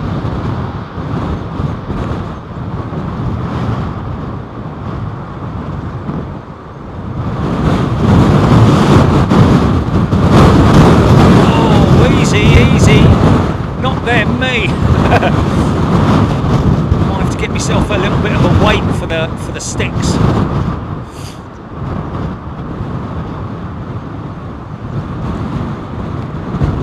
Closed. Interesting. Closed.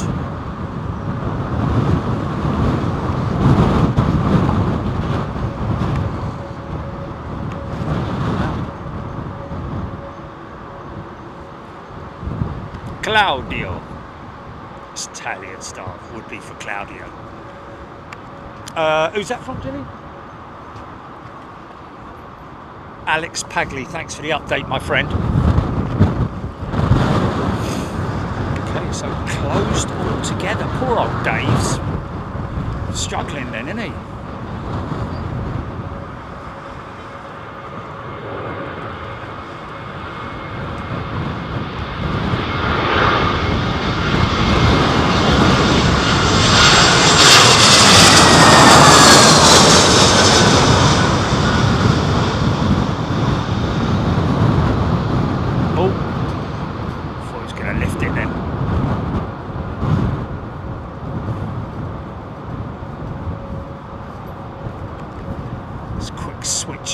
Check my flight radar app. Full aircraft have switched now. Okay. Yeah, nice strong winds now. Okay, A380 if you're tracking it, folks. There's an A380 that's just south of Chelmsford at the moment. It is EK31, a big 500-ton machine. Let me just quickly, whilst there is...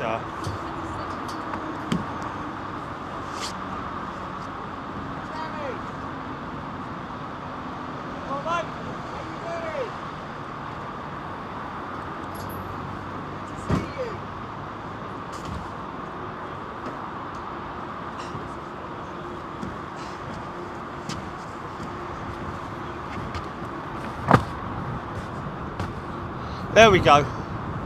Oh, okay. I don't know. I'm a bit sort of like between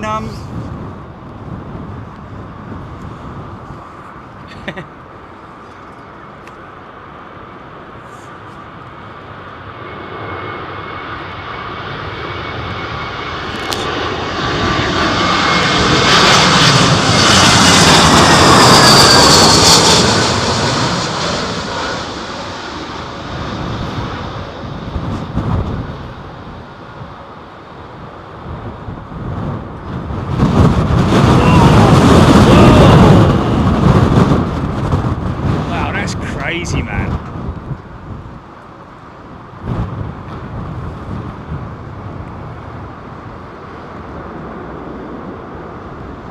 C5 Allen.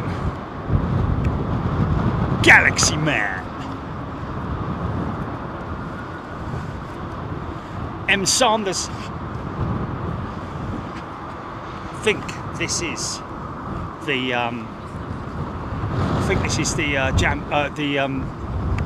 the Kenyan jet. Kenya Airways, folks, in from Nairobi. Norman Kloss. The incoming storm is near Bath at the moment. How does he know to gnaw on his foot?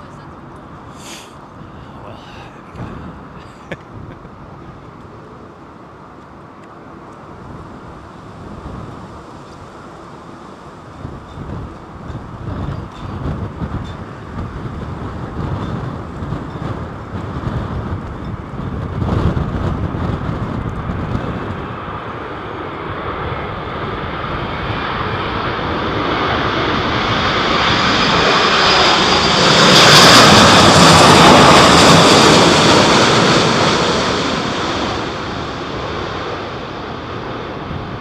Showing how it's done. Wow, look at the wings flexing, man.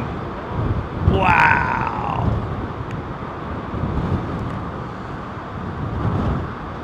What a great thing to see, man. Engineering. Oh, still struggling a bit there, man.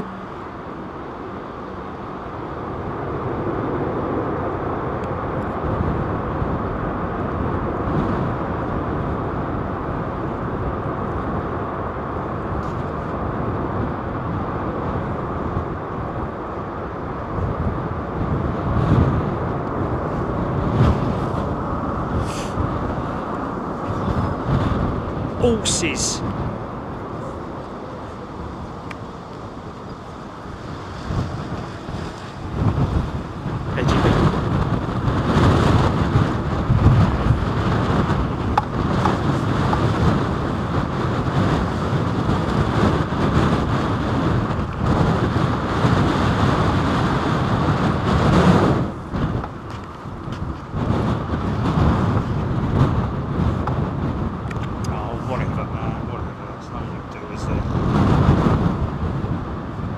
Don't.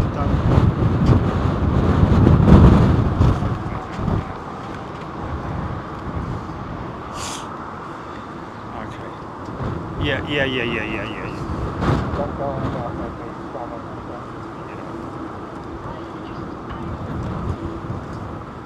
Okay, yeah.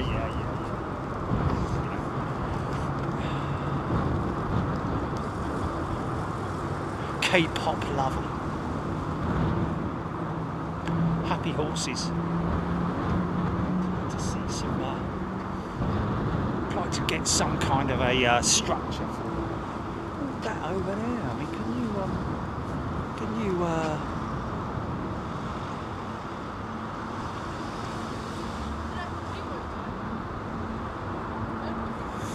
is it Izzy D? Is that Izzy D? There's a new member. Welcome, Izzy. Did I give a shout out to Tim Smart gifting 10 members? Easy, son. Whoa, big drift.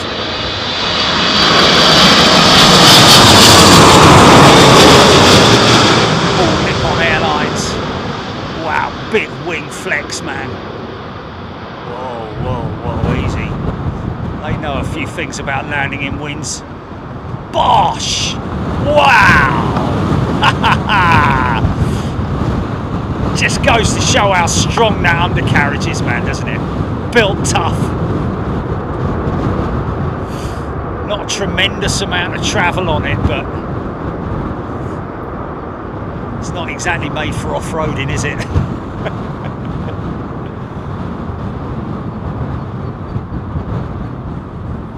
25,000 people watching. Hope you're doing well, every one of you, and enjoying your Sunday, you lovely people.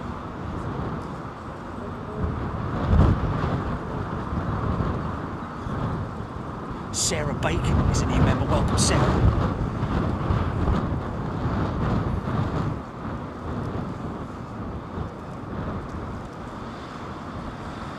Sushi Bosch. Euro Aviation TV. Richard Henshaw. Boo! Craig Strickland. Caboo. Photo bombing crow.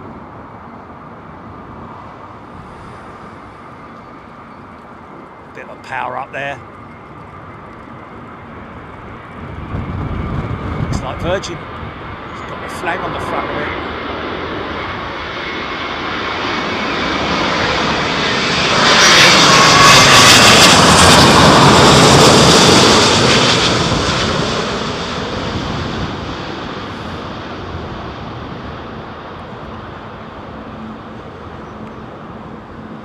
Watch the wings straighten out. Watch them relax. Oh, truck.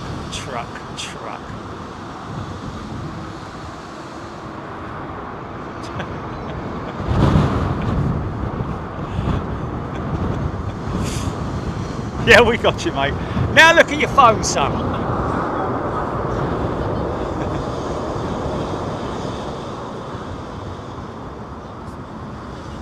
It's a long way out, this one.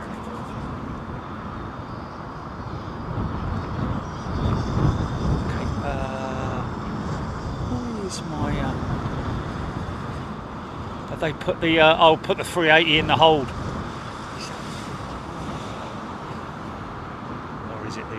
Lamborn. No.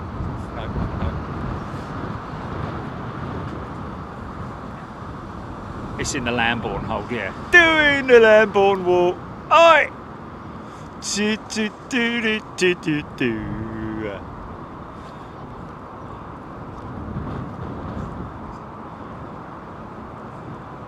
Next one, it looks to be coming in sideways. Oh, not anymore. In from wonderful Copenhagen. Scandinavian airline systems. Almost all running Neos now. Andy Parnell's gifted a membership. Thanks, Andy. And Ian Sabga has been gifted that membership. Lucky guy.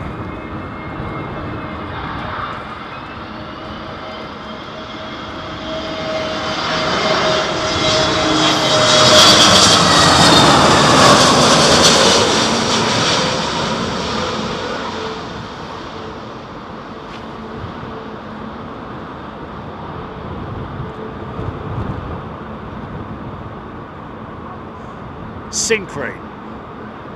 Oh, nicely done. Straighten that up in the air.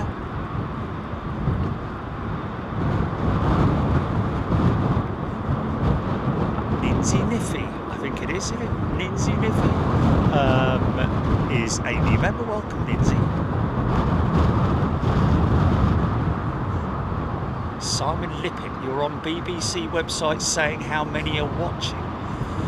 Thomas Gilby, Gaming and Planespotting, an Emirates 380 was certainly right atop of me. Forbes JC, fun fact, the O2 in Greenwich can hold 20,000 people. Jerry and Big Jet TV would fill it out and more. They'd be queuing round the block right now.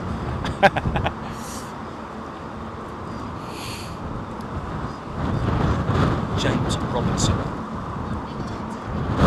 Take care, James. Off to work. Thank you. Working on a Sunday.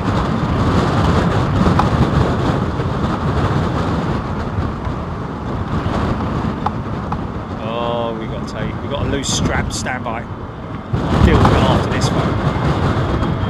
A kabooming strap. Oh, look, he's got an odd light, look. Someone's put the wrong bulb in.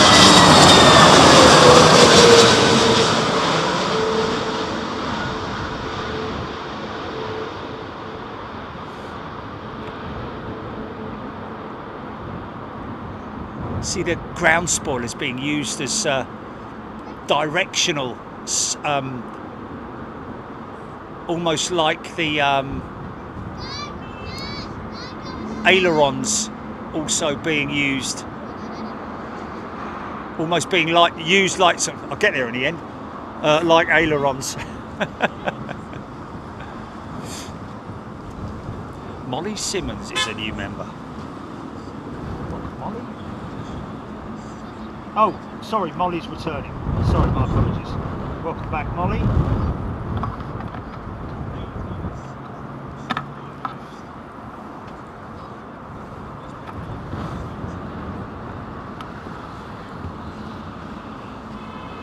On that.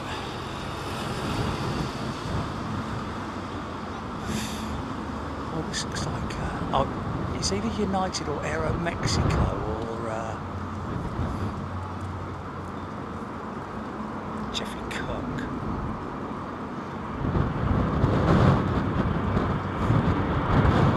No, I think this is Royal Air Maroc possibly. Bringing their Dreamliner in today.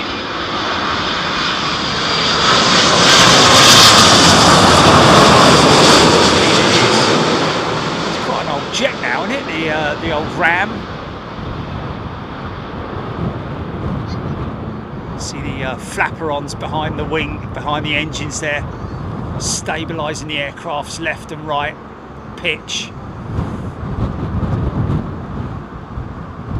Now being used as ground spoilers. Bleed all that speed off. Maximise the braking power. Get the weight onto the brakes. Ritesh Palmer, wind speed slowly increasing.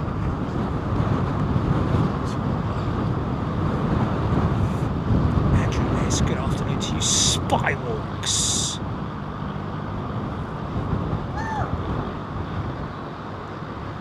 Mary Shamels. Toulouse this week, one day only. Yes, it is. One day only in Toulouse this week, folks. Flying out Tuesday, but getting there in time, actually, to be able to do a. Okay, so we'll be able to do a quick check. Oh, lots of plumes of smoke. Speed up. Keep that speed up.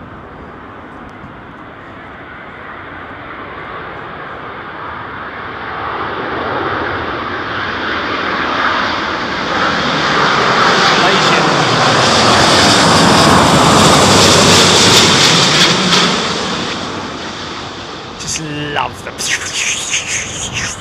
noise. Nose high, come on son, drill it, drill it, drill it. There we go, fly it in now. Oh, easy, easy. Wow, what a swing, man.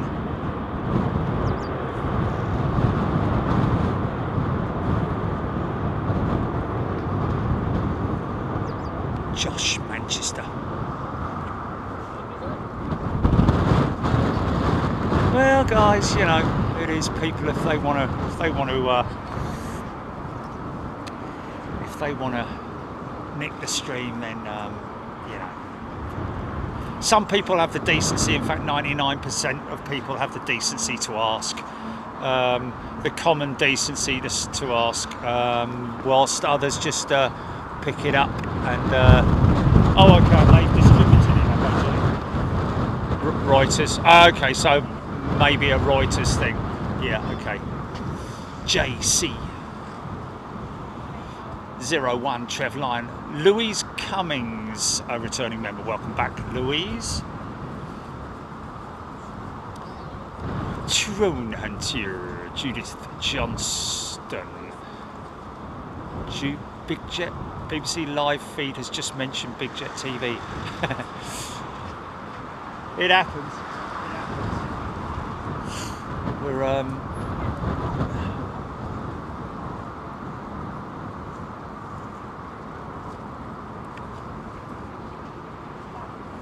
what is it, a clip, Julie? Is it a clip?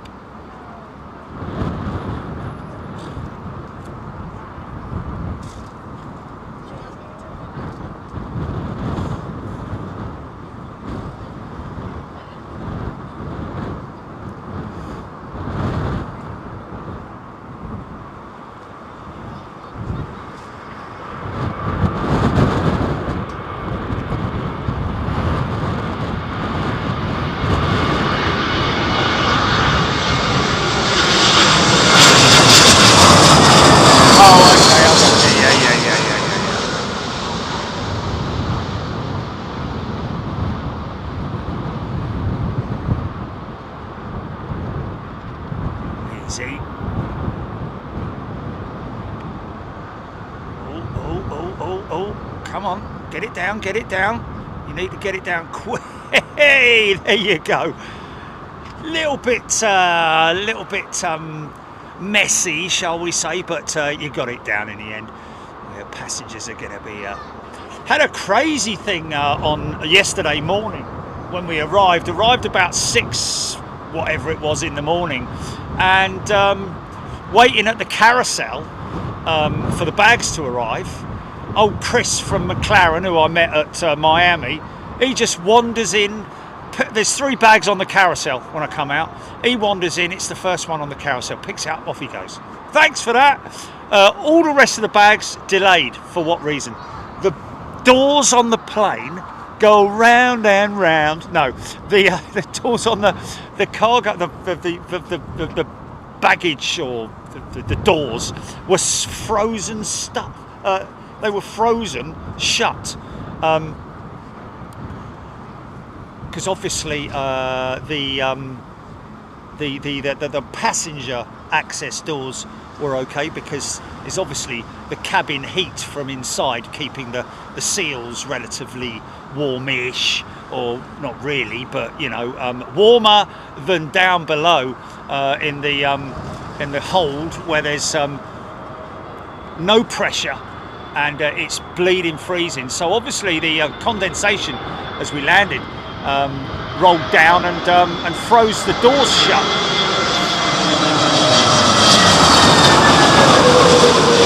So I'm guessing the ground crews are going to have to carry some de-icing spray around with them in future. Crazy, man, crazy. Never had that 20-minute delay for the bags due to frozen doors. And of course, that's not something that you want to force either. You know, definitely don't want to force the seals on aircraft doors.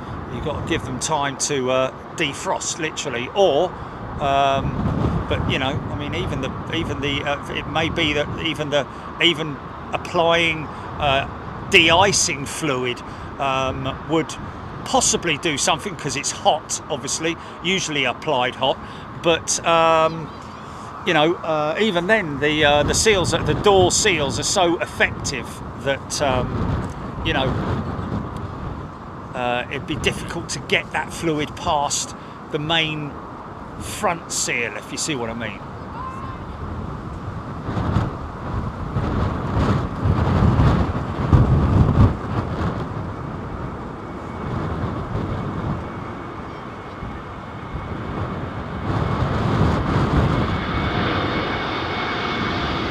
A380 slowly making its way in bold past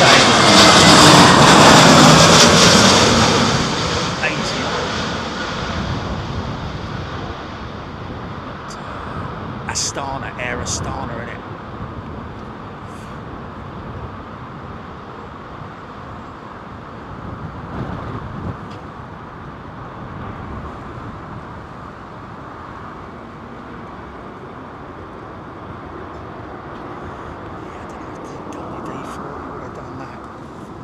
Be honest.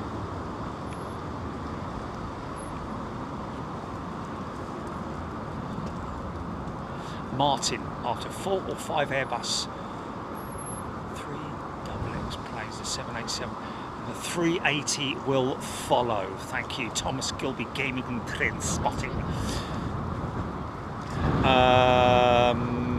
Heathrow Airport having disruptions, taking off at 3.2.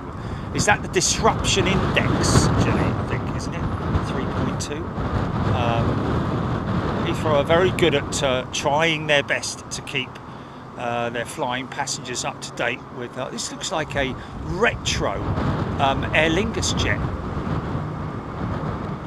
Indeed, it is. His little boopy nose on him. Look.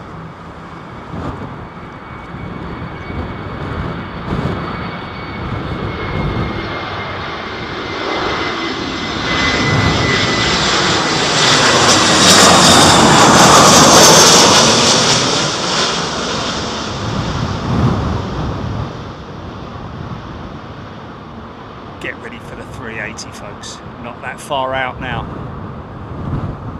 If you've never seen one, like, oh, easy, son. Go on, then, get it down there. Yeah, kick it, kick it. There we go.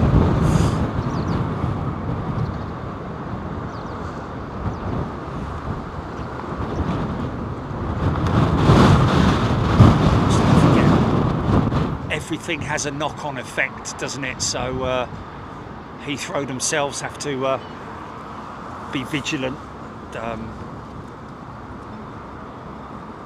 work their socks off to keep everybody as much in time as they possibly can. Folks at NATS as well, the air traffic control folks, doing their best as well. I think it's a 30-minute shift, isn't it? Either 30 minutes or an hour or something like that.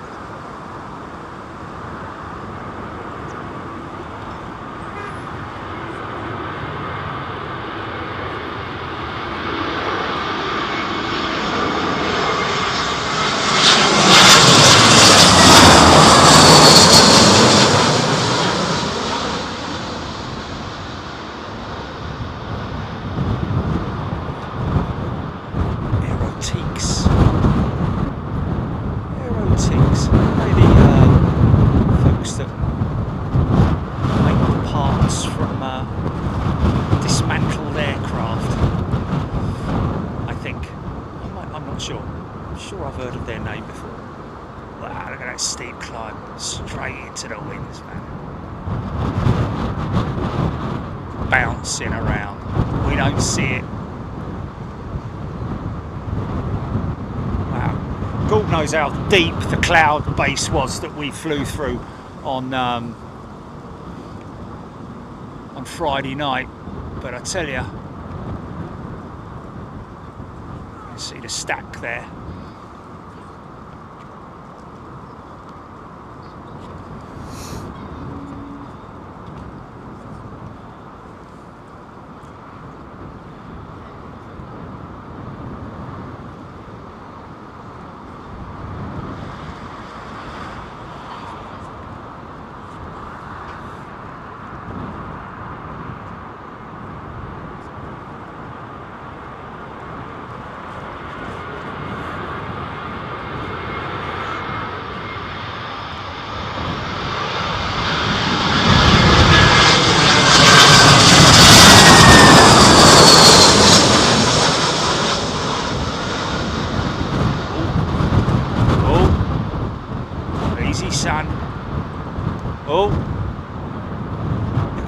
elevators, man. Look at the elevators. Nicely controlled. Wagging that tail, man. Yeah. Wow. Hold on.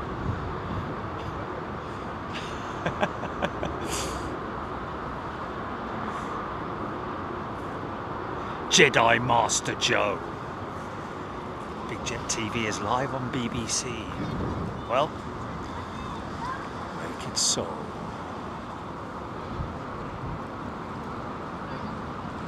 PDX multiple times voted the #1 airport in the USA. PDX.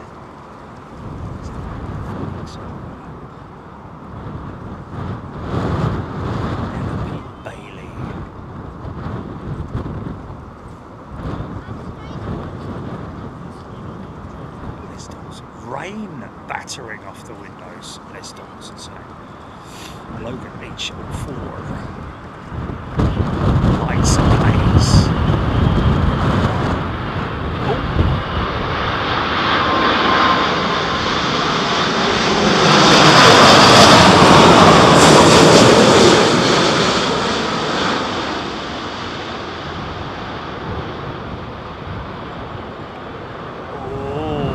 Easy. Oh, someone a little bit aggressive with the old elevators. Oh, nice. Everything going off there.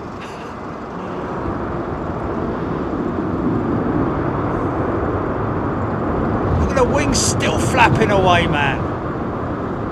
Wow, Aero Mexico.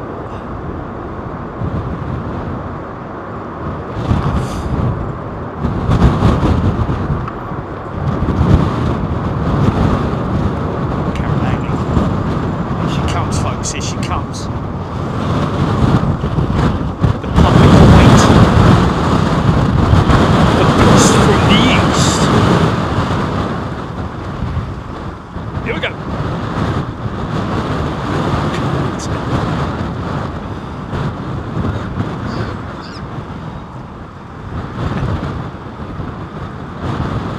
Okay. Because it's a big aeroplane, it always looks a lot more exaggerated because it's a bigger wing. If it's got a dip in it, it'll look bigger.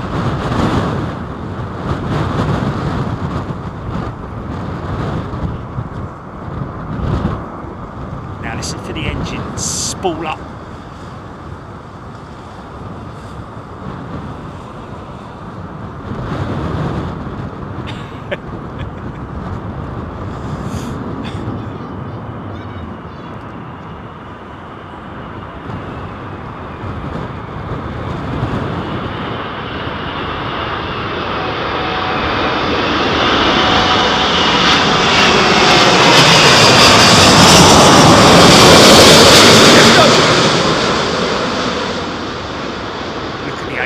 The outboard wing ailerons, they're going to be flapping away like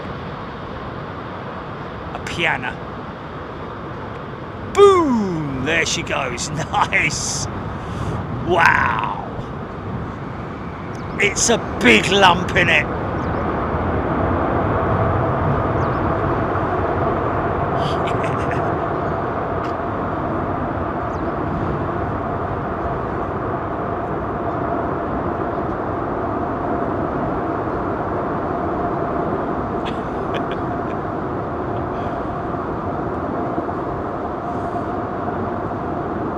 And back.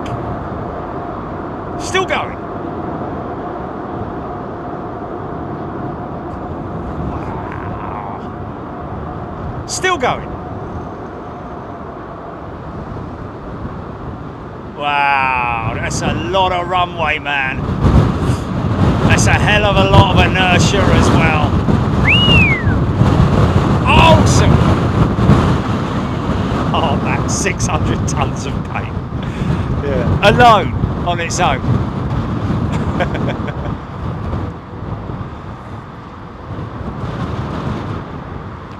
Sorry about that.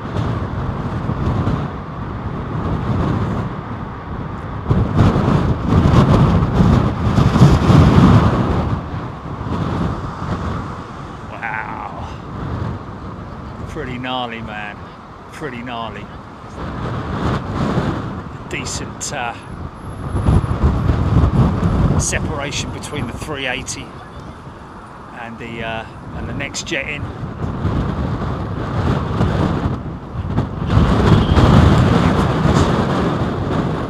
Come on, little camera, you can do it.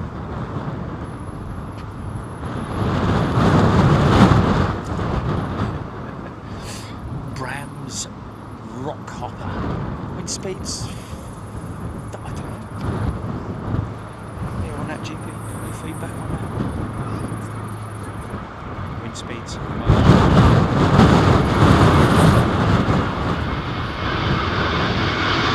Here now, what's the pitch marks? And please repair your pitch marks.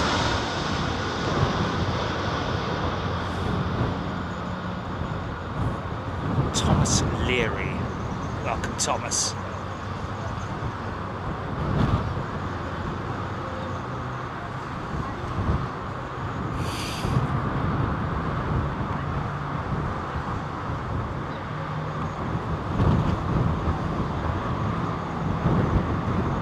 Yes, the chat is mad. We can do very little about it. We've slowed it down as much as we can. We've thrown lead weights out. We've put reversers on. Put it on have I? Well, I don't know.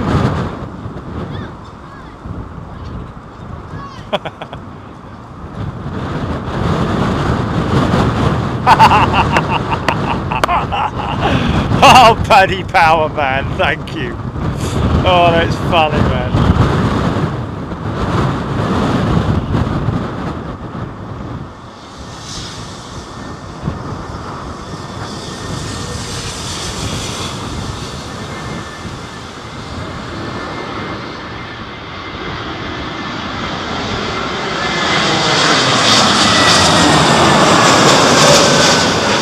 Lufthansa?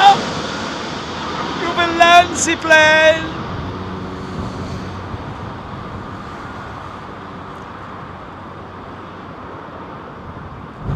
Probably. Oh. Oh, have I? In one of my... Really? That's a jumbo going out, isn't it? That's a jumbo going out.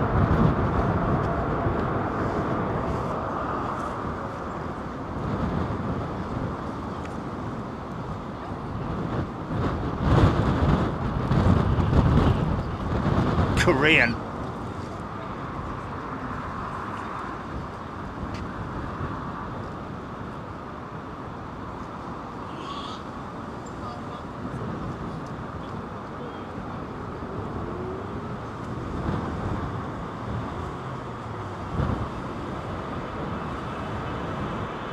Look at this big old lump that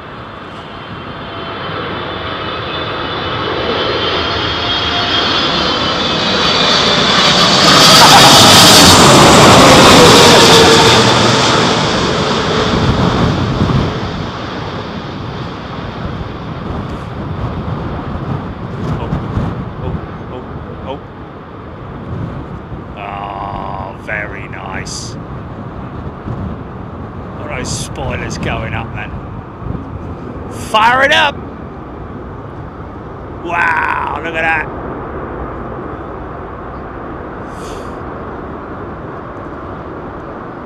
Yeah, about 10 minutes ago.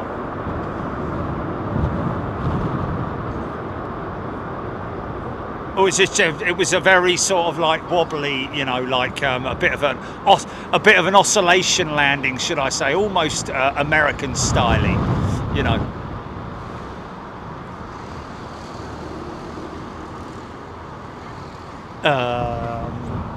It's going to be a tricky one, that, actually, thumbnail-wise. Because do we do it from this side, or we do? I think, to be honest with you, no, I think if the angle works, if the angle works out right, the 350 going around right at the beginning of the show. Well, not the beginning of the show, but you know, over here. Yeah. Virgin 350 from Lagos making its way in. Avro Arrow. Stephen Billings. The Paddy Power quote: "Last 10 minutes of this game has been better than watching Big Jet TV today." Well, speak for yourself. It must be a good game then. Non-Pra Singapore 380 inbound. Nice. Trev Lyon also mentioning the Virgin 350 1000 from Lagos. ETA 4:23. A few minutes. Should see her in the back of the stack any moment now. Boeing brakes from Gresham, Oregon. Jerry Donald saying, like that. Is that all Boeing's brakes? Is that the all of a sudden got very dark. Mind you, it is 4:20, so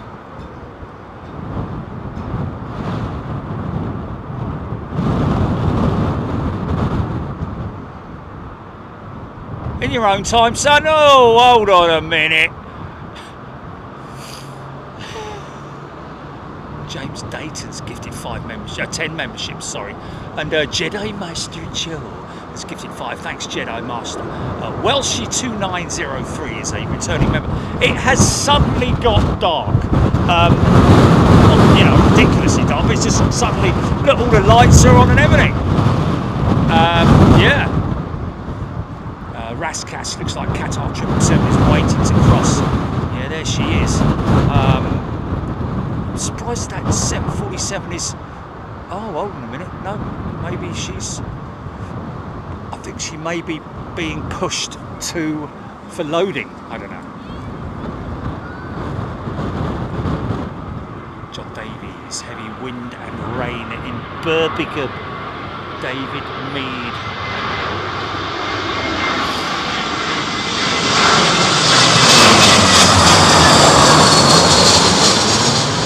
Mad Dog 88. What is the price of jet fuel at London Heathrow? No idea. How would I know that?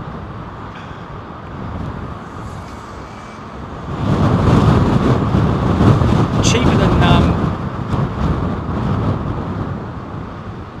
than our. I think it's cheaper than our normal sort of retail pump fuel. I think. Or is it the other way round? Sandra Wall.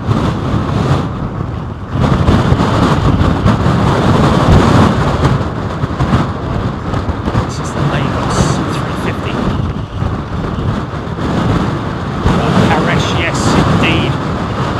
Probably one of the most practiced scenarios for a pilot would be crosswind landings and loss of engine on takeoff, I'd imagine, either during the takeoff roll or after takeoff. One of the most common scenarios that are sort of heavily practiced and simulated.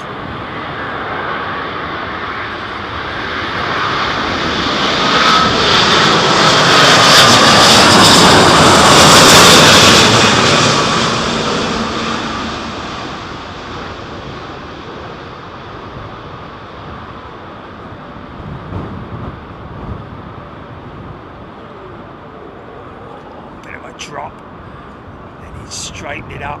Now he's flying it level. Now he's putting it down.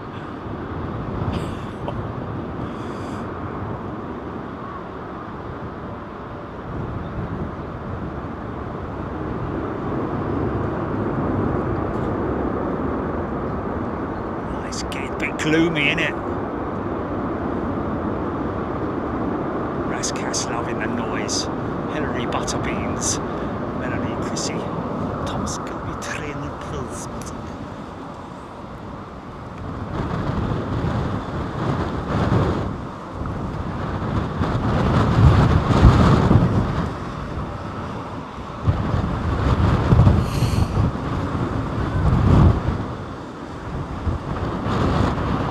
you're unfamiliar with YouTube, I mean, I don't get sort of like, you know, well, I'd say unfamiliar with YouTube, but if you want to give us a like, you can give us a like. It's entirely up to you. I won't hold you to it.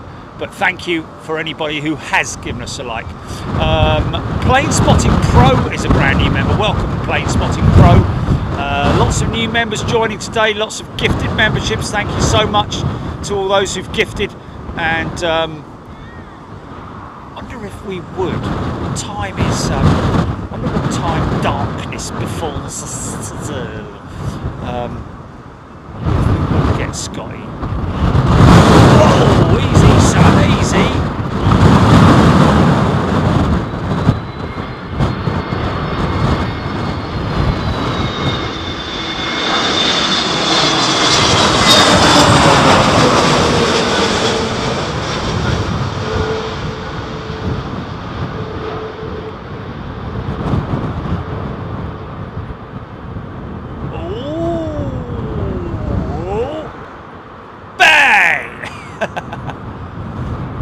Nice.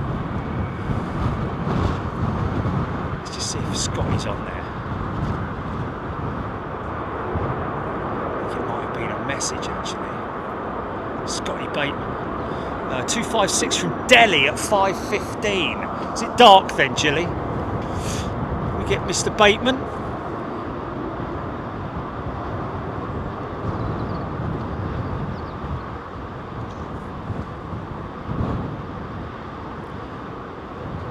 Jedi Master Jill has upgraded to first class. Thank you, Jedi Master. Everyone's gone home.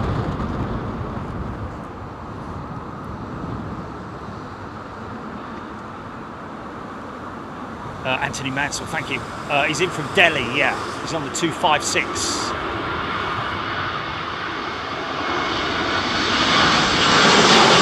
Might be early.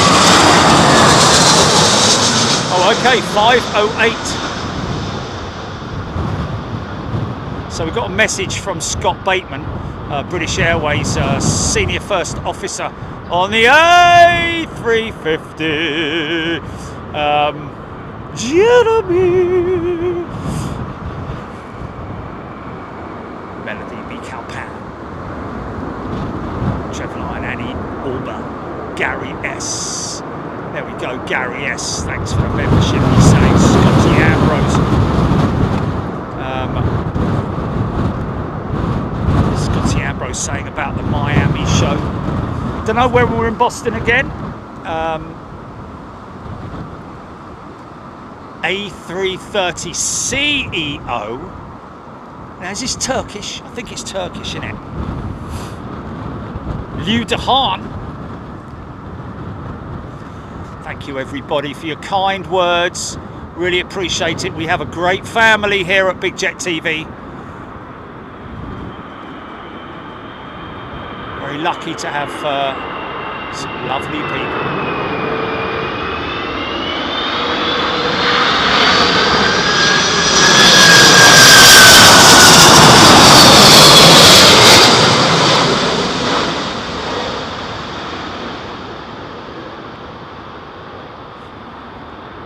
Easy, son. Easy. Bosh! Flipping heck! Watch that left gear, mate. I mean, you know, okay, fair enough. Land it into the wind. Yeah. We know all about that, but, you know, have a bit of sympathy. What about all the people on the left side, eh? Who just wallop their head against the side of the plane. Flipping heck. That's interesting. Mr. MVRTHXAA saying only 200 more likes to 10,000 likes. Wow. Thank you. Can I say thank you to everybody who's given us a like. You are wonderful. If there's another 200 out there and fancy hitting that like button, then go ahead, knock yourself out. It's most appreciated. Active crossings there with Korean going one way, Saudi Arabian Airlines going the other. Bit of a shame not to see the Saudi Arabian jet on a day like this when we've got so many people watching, showing off their new colours. HGC, lovely sound. So probably slowing the stack down a little bit so that we can get those two aircraft across the active.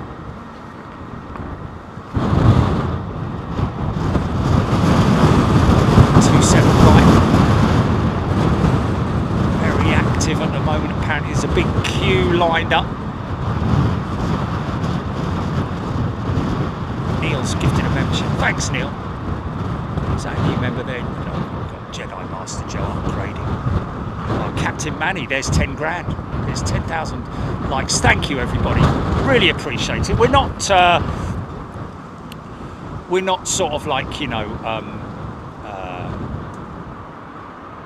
desperate for likes, desperate for YouTube subscribers in any way, shape or form. We'd rather have less subscribers and genuine ones at that than have...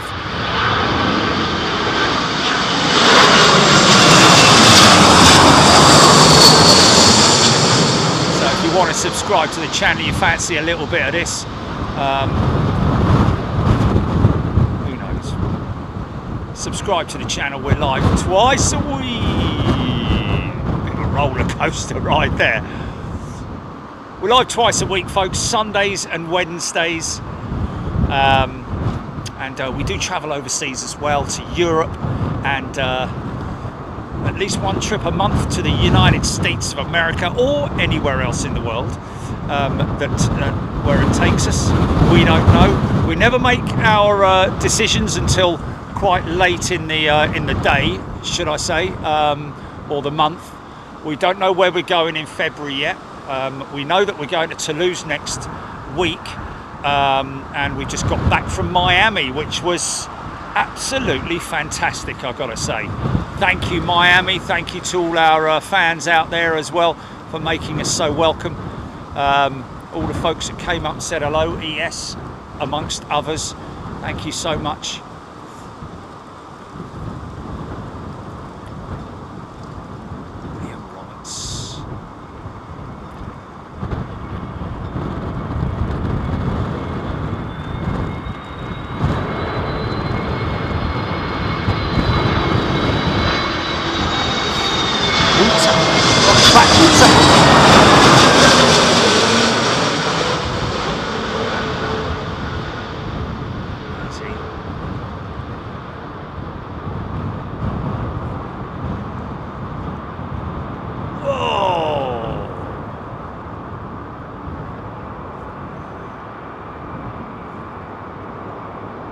Okay, my name is Suarez. I'm a producer at BBC News, Gilly. It's just come up on my phone. Someone from BBC News. Oh, not another live one. Sort of spent now. Martin Ingram. How far out is the A380? I don't know. Is there another one in? Digital David. Yes, very true indeed. Subs can be bought. Channels do it. You know, never even thought about doing it. I saw that you've been out at Heathrow today. These messages keep coming up on my phone. Yes, okay, carry on.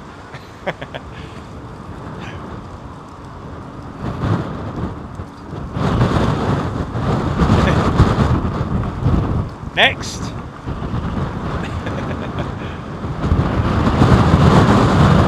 A wee balloon.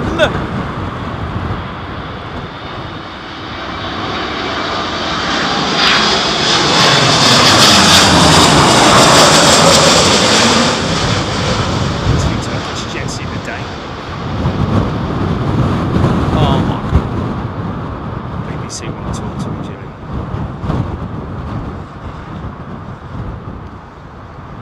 I don't know. Just have a word.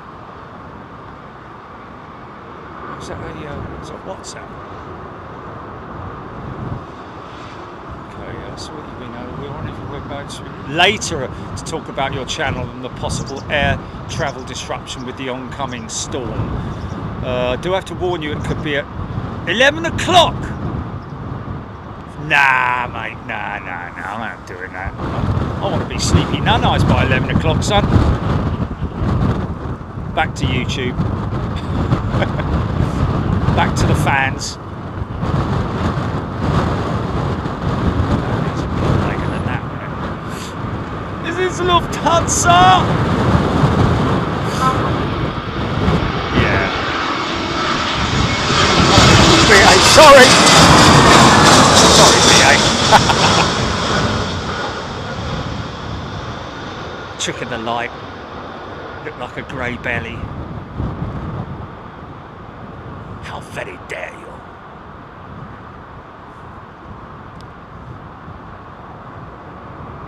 No, sorry BBC, you've had your 10 pennies worth today, haven't you? Well done.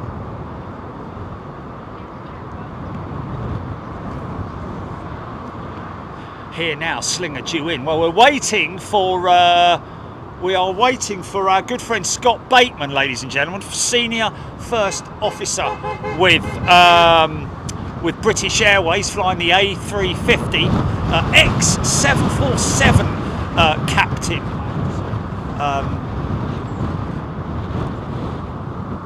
Benny Forrest. This is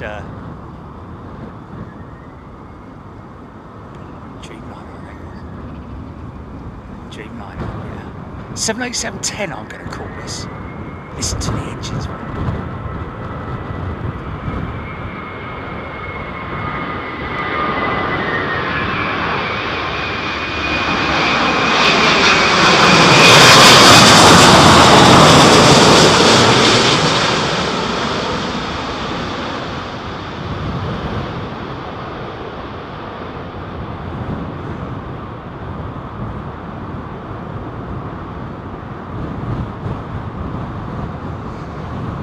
Oh, just felt a spot of rain then. Oh my God, he's just heard my response. He's been listening to it on a chat. Oh my goodness me.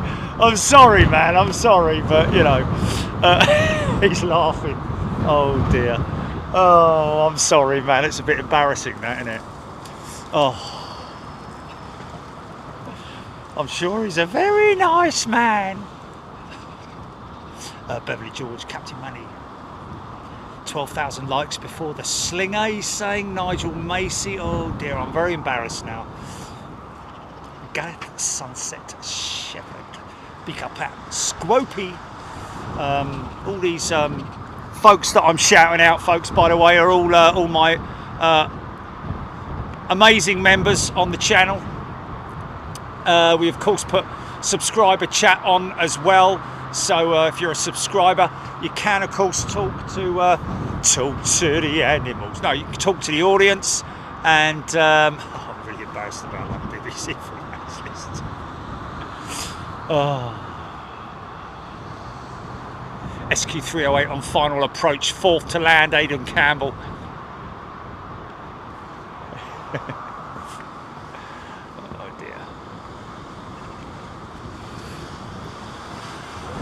Terry's tuning in from Caribou in Maine. Awesome. Lord Geeker. I'll wait for BBC. We asked Big Jet TV to come, but he was sleeping that night.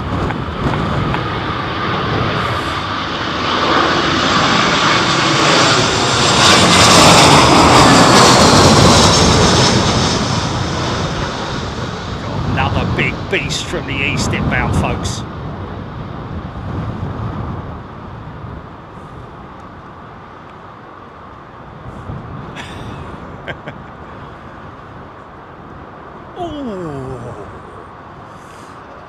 It's another example of using that left side into the wind.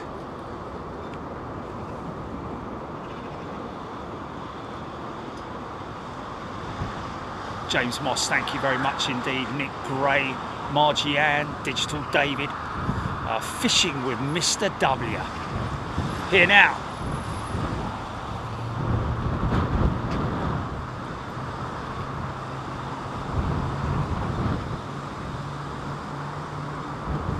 Get that start up.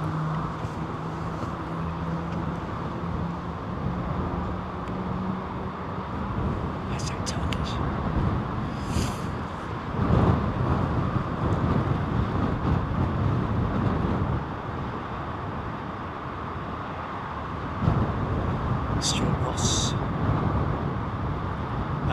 gosh, does STI close at 11 o'clock? Oh, stays. It's SUT.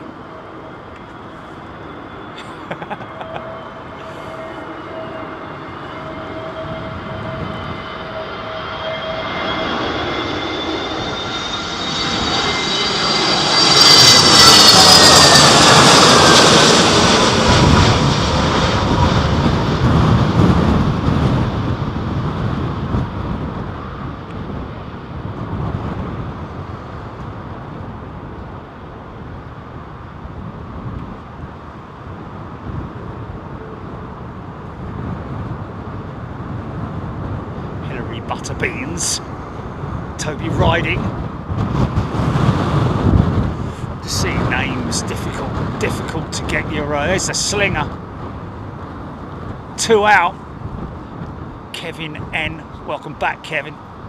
Nick Farrington's upgraded to first class. Are we gonna get SFO Scott Bateman? Omid Atlanta, tuning in from a freezing Atlanta.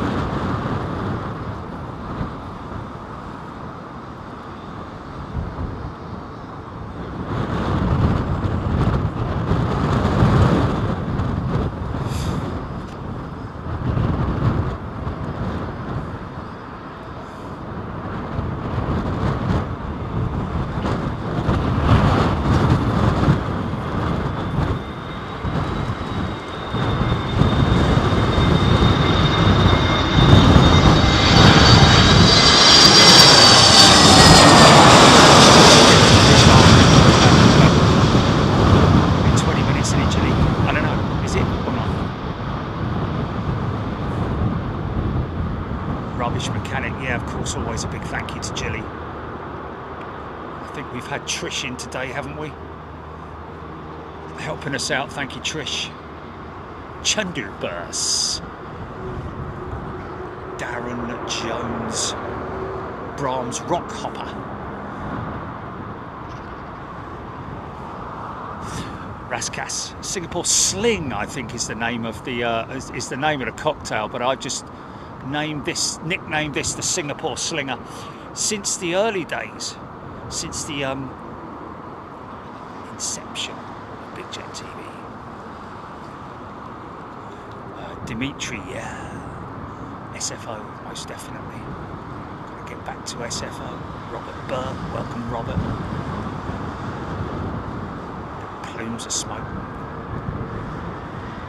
Throttle adjustments. Listen to this.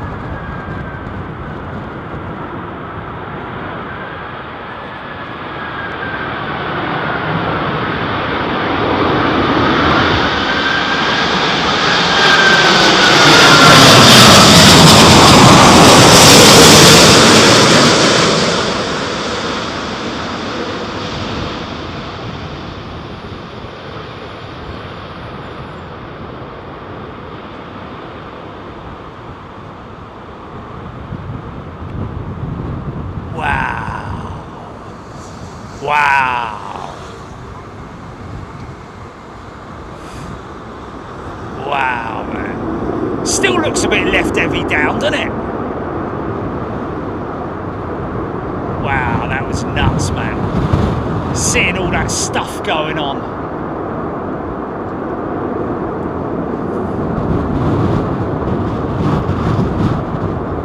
Everyone loving that.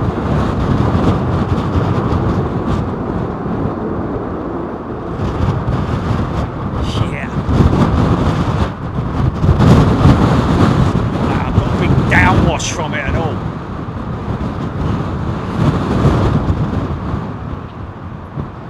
Stewart, split rudder working overtime. People loving that. 29,000 people tuned in to watch it as well. Yeah, it's good from a distance. It's good seeing it from a distance. From a distance.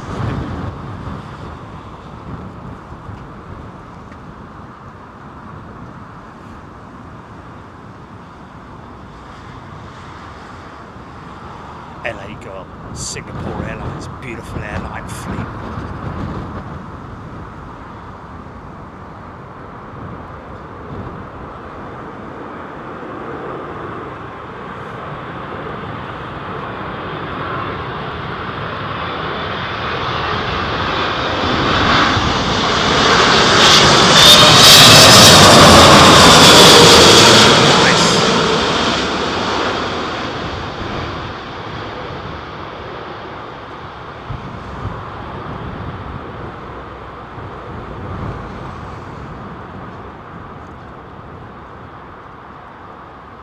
Whoa, man!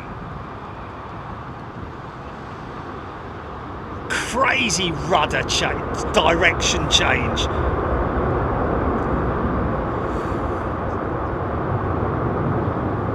Dorset Aviator. Robert Bird. Welcome, Robert. Brand new member.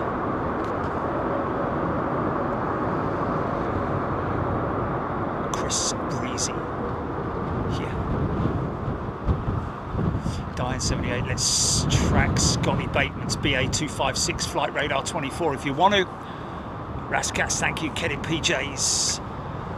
The folks over at 24/7, these guys work. The airport might shut down in terms of movements around about 11 o'clock, and they're pretty strict on that, I have to say.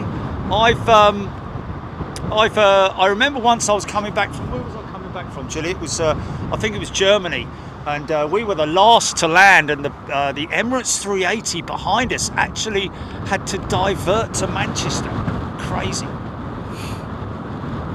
Because it was too late. Jack Russell, Chris Breezy.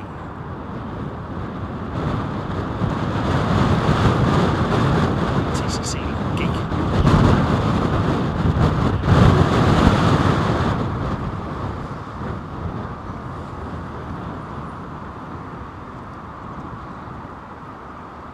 Chiltor's still on the job application. Todd Chapman has gifted 5 memberships. Thank you, Todd. This is when it starts to get quite difficult with the line.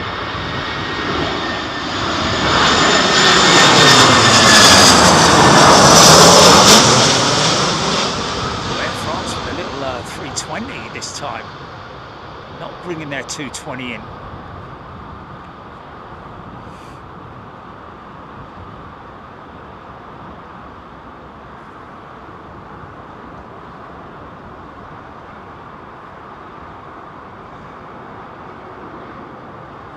Well, I'd say that this must be now, we must be sort of like in the eye.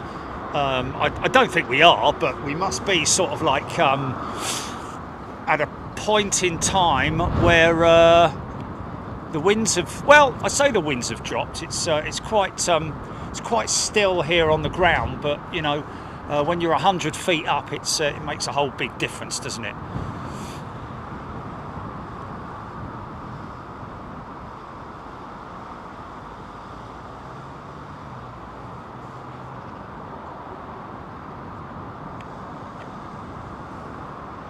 Sea Office Blue, Trevina Denny, heavy rain in Hampshire, abandoned UK. Interesting. Richard Pummel, good morning, good afternoon. Watching brings me back to when I watched their arrivals at the side of the runways as a child when Heathrow was significantly smaller, but probably, I have to say, more exciting, even though it was smaller. Because of the old school jets that you used to have, 707s, DC-8s, DC-10s, Concorde, VC-10s. Oh my goodness me. And you could probably walk across the airfield as well.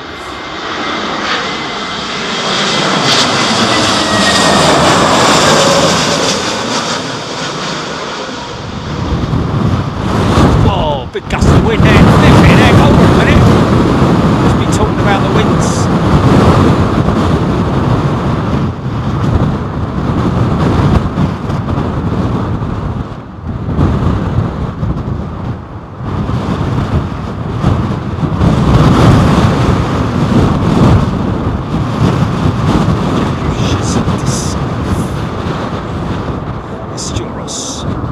London Heathrow advising winds picking up from 1700. So, okay. Well, there we go. Well, there was the first indication just then. A little prelude of what might be to come.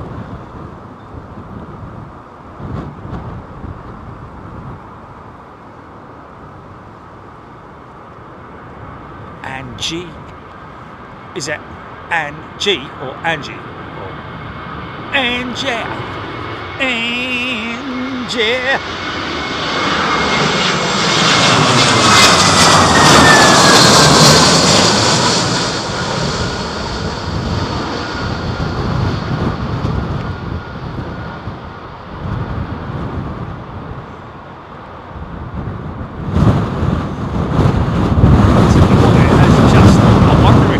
Maybe a gust front. Flipping heck. Dip that left side in, mate. I wonder if that is a gust front that I'm feeling right now. Really is quite dark now. David's cafe, should I say? Anthony Teal. 20 minutes for Scotty. It's going to be pitch dark. We're not going to catch him, mate. We won't catch him, GP. Oh, what a shame. We'll just see the lights go straight over the top of us. That's it, isn't it?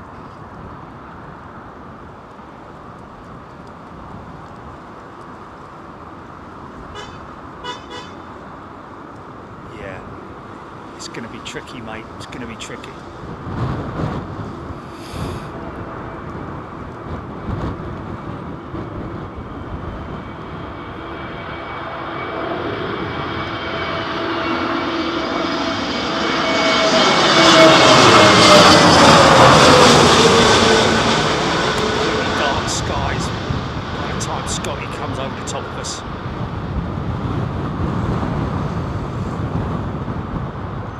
Main thrust of wind is going to be tonight, isn't it? Overnight here. It's the back end of the tail of the storm, isn't it? That's going to whip around literally and hit us. 18 minutes out for Scotty. With every minute that goes by, we lose.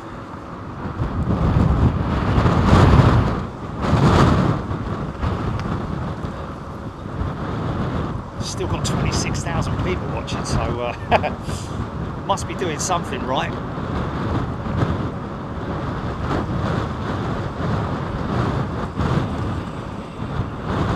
Susan Muir is a brand new member. Welcome, Susan. I think it's Muir. Daryl Strong. Night vision camera needed. No, Daryl. No, no, no. I want everything to be natural. I'm not into night vision stuff, to be honest with you. Other people may do it, and good luck to them, but you know, if it ain't natural, I don't want to show it, to be perfectly honest with you.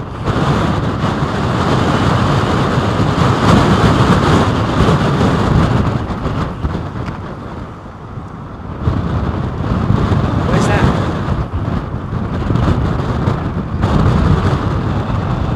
Have I missed it? Or Kellyanne Davey, hubby is the skipper on BA 99 off to Toronto. Can you please say hi to our children, Phoebe and Harrison? Thanks, Jerry. As ever, you are a superstar. Thank you. Has he gone? Has he left? BA 99. Can you check that, GP? Just see if glimpse of him going out.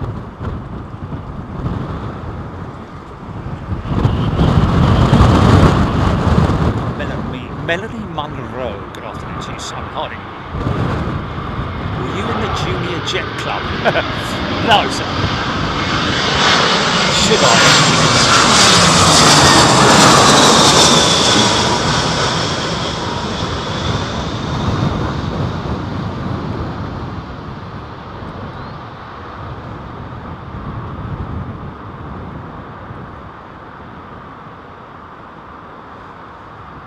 Okay. BA 99 not on radar yet. Well, I wish him a good flight. And again, hello to all the kids watching. Bad Karma Dro. Good afternoon to you. MVRTHXAA off now. Good night to you, Claire Bear, Jill Watkins, Melanie Munro. Don't know, lost count. But we've had great fun today. Thank you to all our to all the pilots. We've been involved today as well, of course. If it wasn't for you guys, we wouldn't have a show. So, and also everybody at Heathrow, everyone within that inner perimeter. Who worked so hard to keep the whole place going. Mrs. Twinkle is a new member, welcome. Luke Reynolds, 90 mile an hour to Snowdonia. Is that a song? Savannah Steen. Oh, Savannah Steen. Oh. Mickey Parker is a new member, welcome Mickey.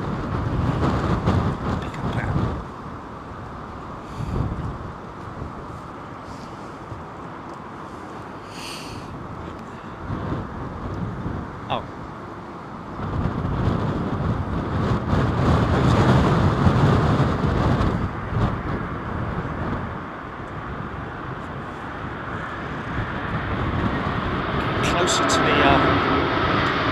point where you're going to say he's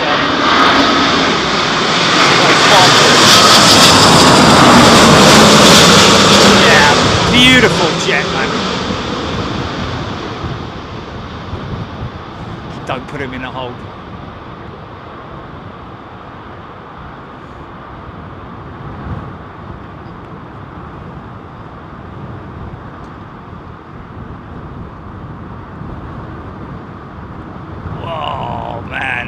Couldn't quite see it, but that's a beautiful livery, man.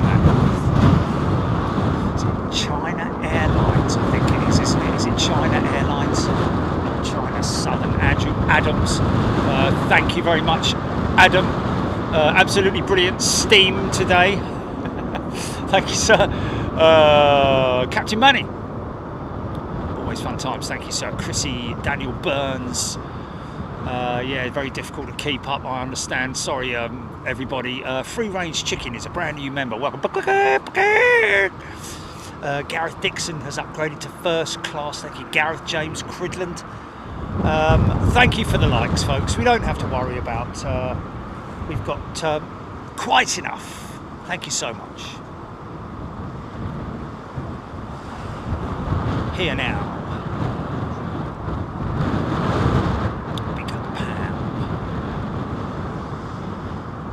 Okay, well, we're waiting. This is the final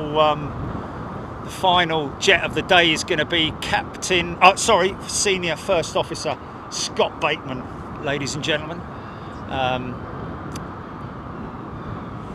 Piloting BA2 256 A350 in from Delhi, I think it is. KTD, last train from Manchester to London, leaving because of the early wind, because of the winds. Well, we get a silly effect. It'd be easy to tell Scotty where to go when to see the landing.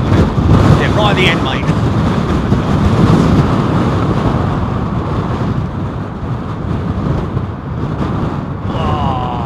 Still struggling a little bit, but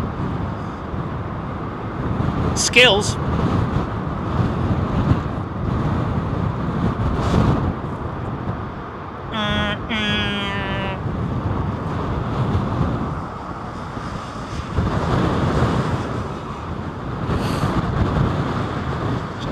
Carol Crozier, thank you very much indeed. Stuart Aviation Furniture. If any bits fall off, let me know.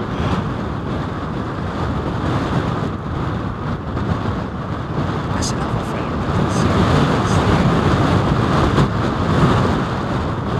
Reconditioned.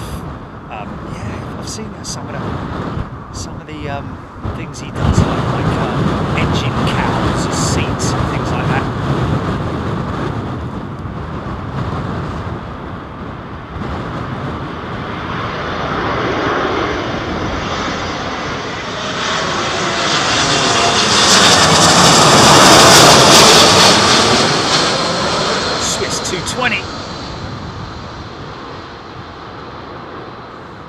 That's probably as dark as it's gonna get, isn't it?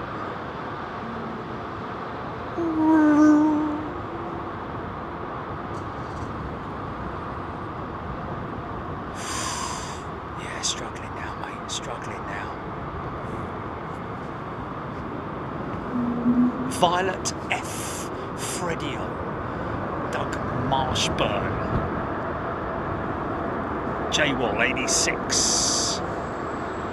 Chris Mason. Thank you, sir. Aerotiques. Ooh. Super 80 Swiss Air.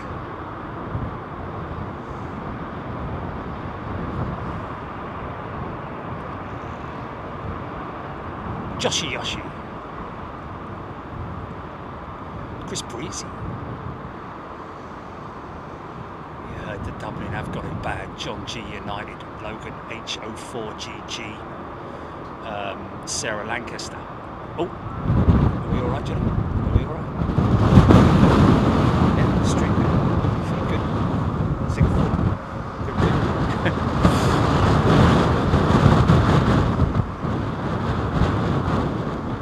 Good. Bruce Motor. Thank you. We are waiting for BA256, ladies and gentlemen. Let's get him to number 1, folks. Our good friend Scott Bateman. Ex-747 captain, senior first officer on the A350. Don't know who he's alongside, but we'll try and find out tomorrow. Oh, Vanilla Pilot is flying with him. Okay, there we go.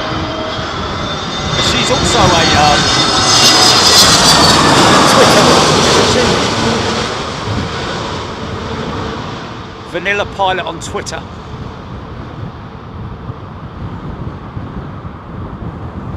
Well, go round. Yeah, I mean, that was a bit of an odd one. A funny old climb out. Wow. And it's wind shear as well. Wind shear. You can see the gear still down. We're going to configure that aircraft, get it stabilised, and then get that gear up. Probably about 500-600 feet, something like that. Once they're happy, pull the gear up, reconfigure the aircraft.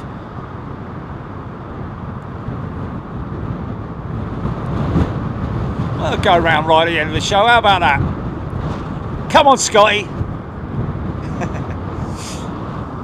Ladies and gentlemen, introducing Mr. Conway Twitty.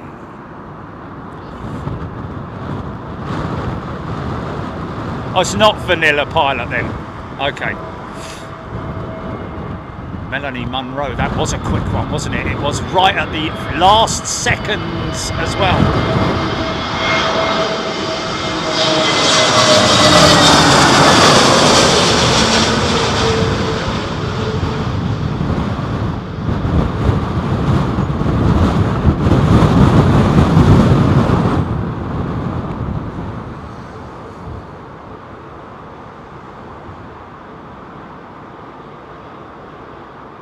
Yeah, she's down.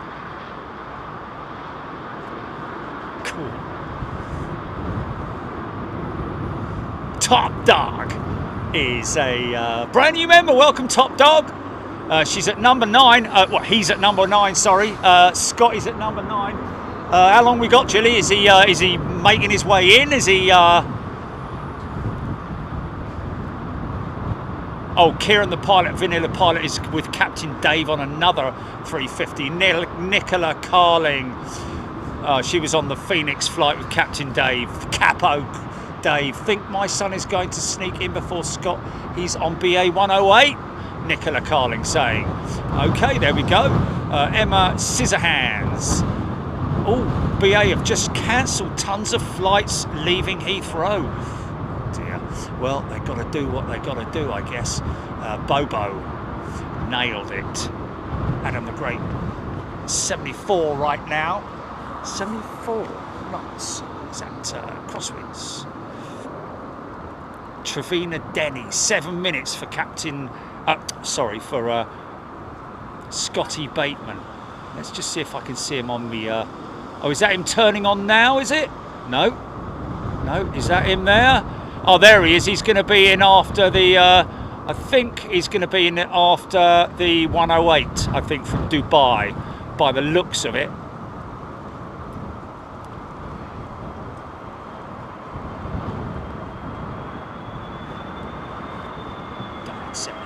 Thank you, Diane. Just been on ITV News, apparently, Graham. Gilly. Graham Thompson saying.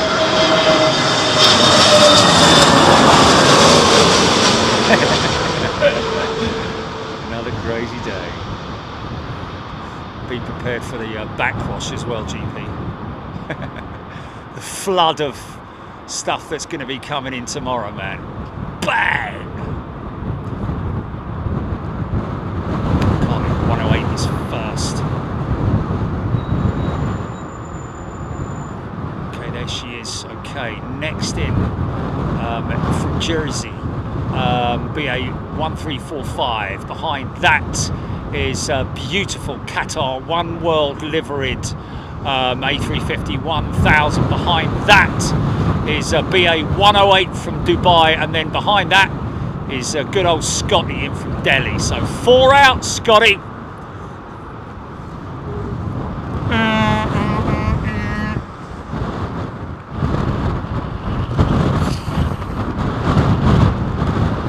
I just don't really know.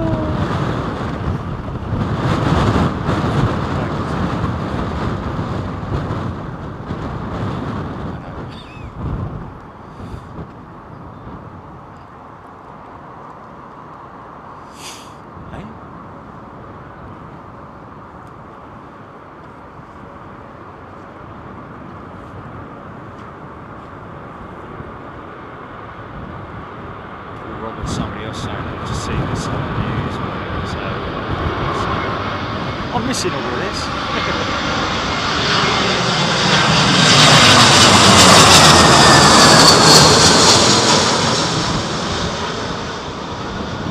Just gauging the best shot to get him in.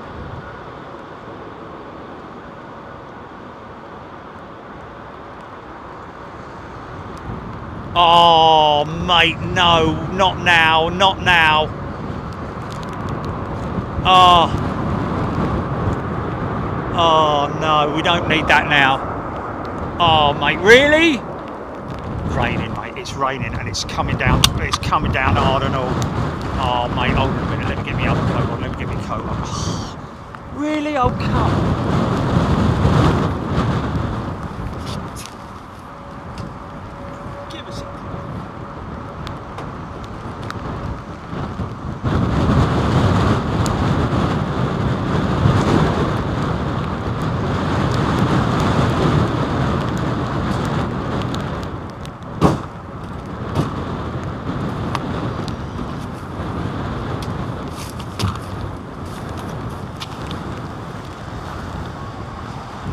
At 1,000,000 miles an hour.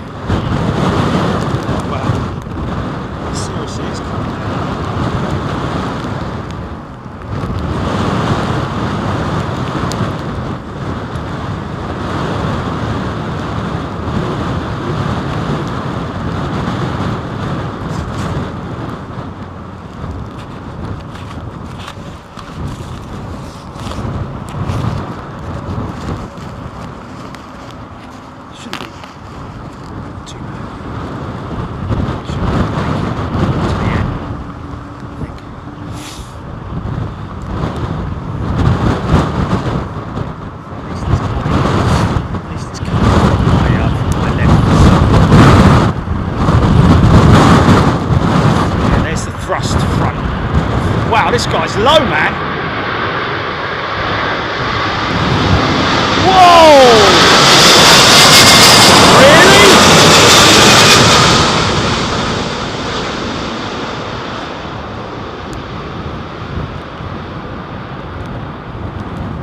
I don't know if that was just optical illusion, but flipping heck. That felt very, very low.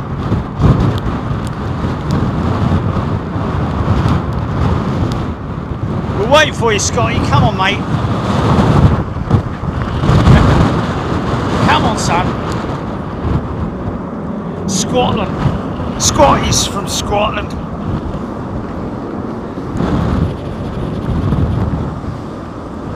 I saw Scotty was out at Boeing Field. I think it's Boeing Field. I need a way to remember Boeing Field pavement.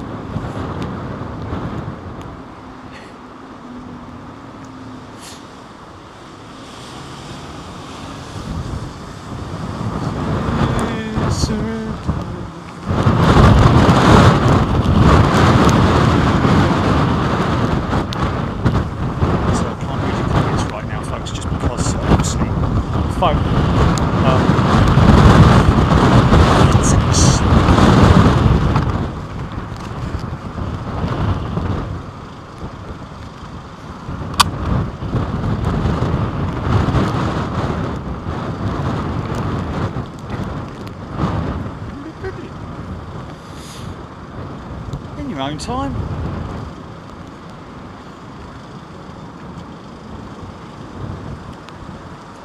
Copy, Chili.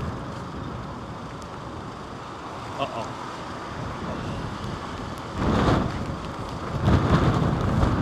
Oh. Do what? Oh, okay.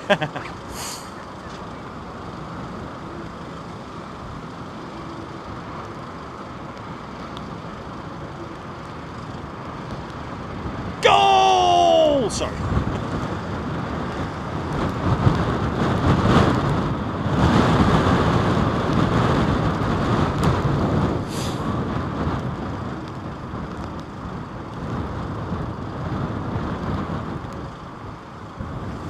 Chicken in a basket. So this is BA from Dubai, is it?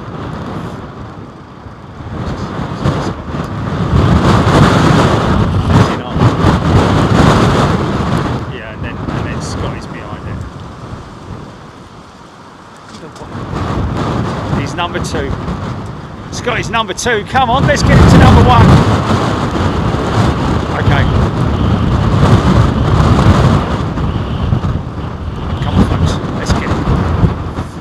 Number 1. Be difficult. We've got. Has he got a light out, this guy? Oh no.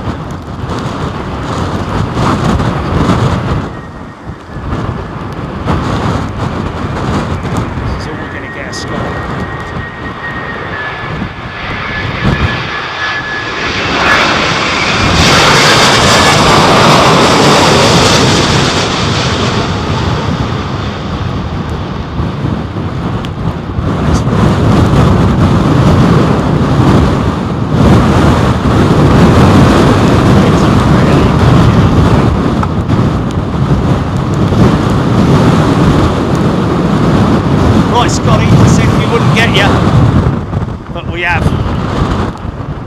So bring it on. Do us proud.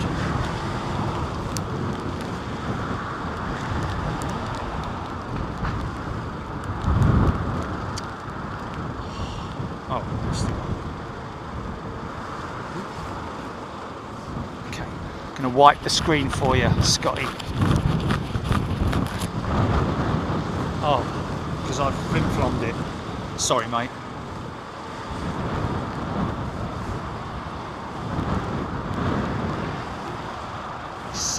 Steady, stabilised approach here from Mr. Scott.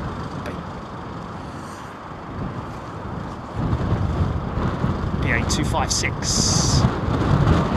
In from Delhi.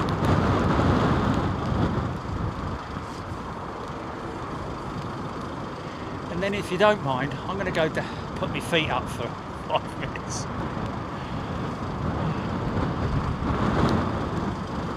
Read all the messages. Sorry,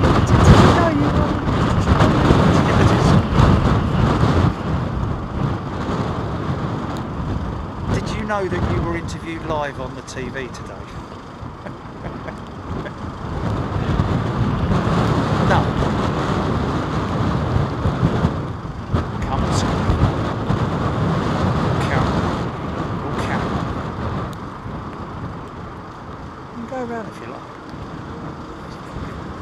Yeah.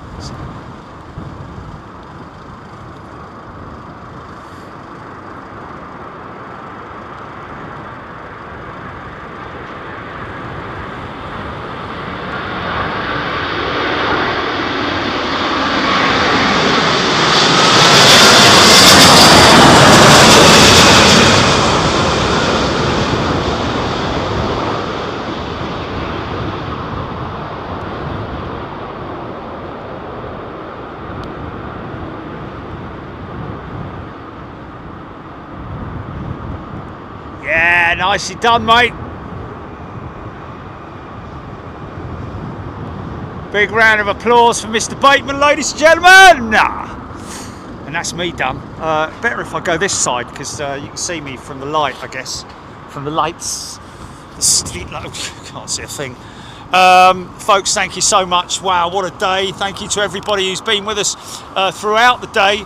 Thanks for your company, thanks for everything, thank you for all your gifted memberships, welcome to all our amazing new members, thank you to all our amazing current members. We're going to be in Toulouse, France next Wednesday at the AIRBUS facility, but listen, thank you so much to everybody who's got involved today. Far too many of you to mention. Thank you Jilly, thank you Trish, thank you Heathrow as well. We know that there are big delays coming up. Be safe for what's coming up tonight, folks. It's going to be a bit of a barnstormer from what I hear. And look, if it's still going crazy tomorrow morning, I'm going back now, I'm going to put everything on charge. And if it's still going crazy tomorrow morning, if we can do it, we'll come out and do some more tomorrow morning. So look after yourselves and thank you once again. Take care. Bye-bye. Okay, GP. That's a chance of what? Oh, okay.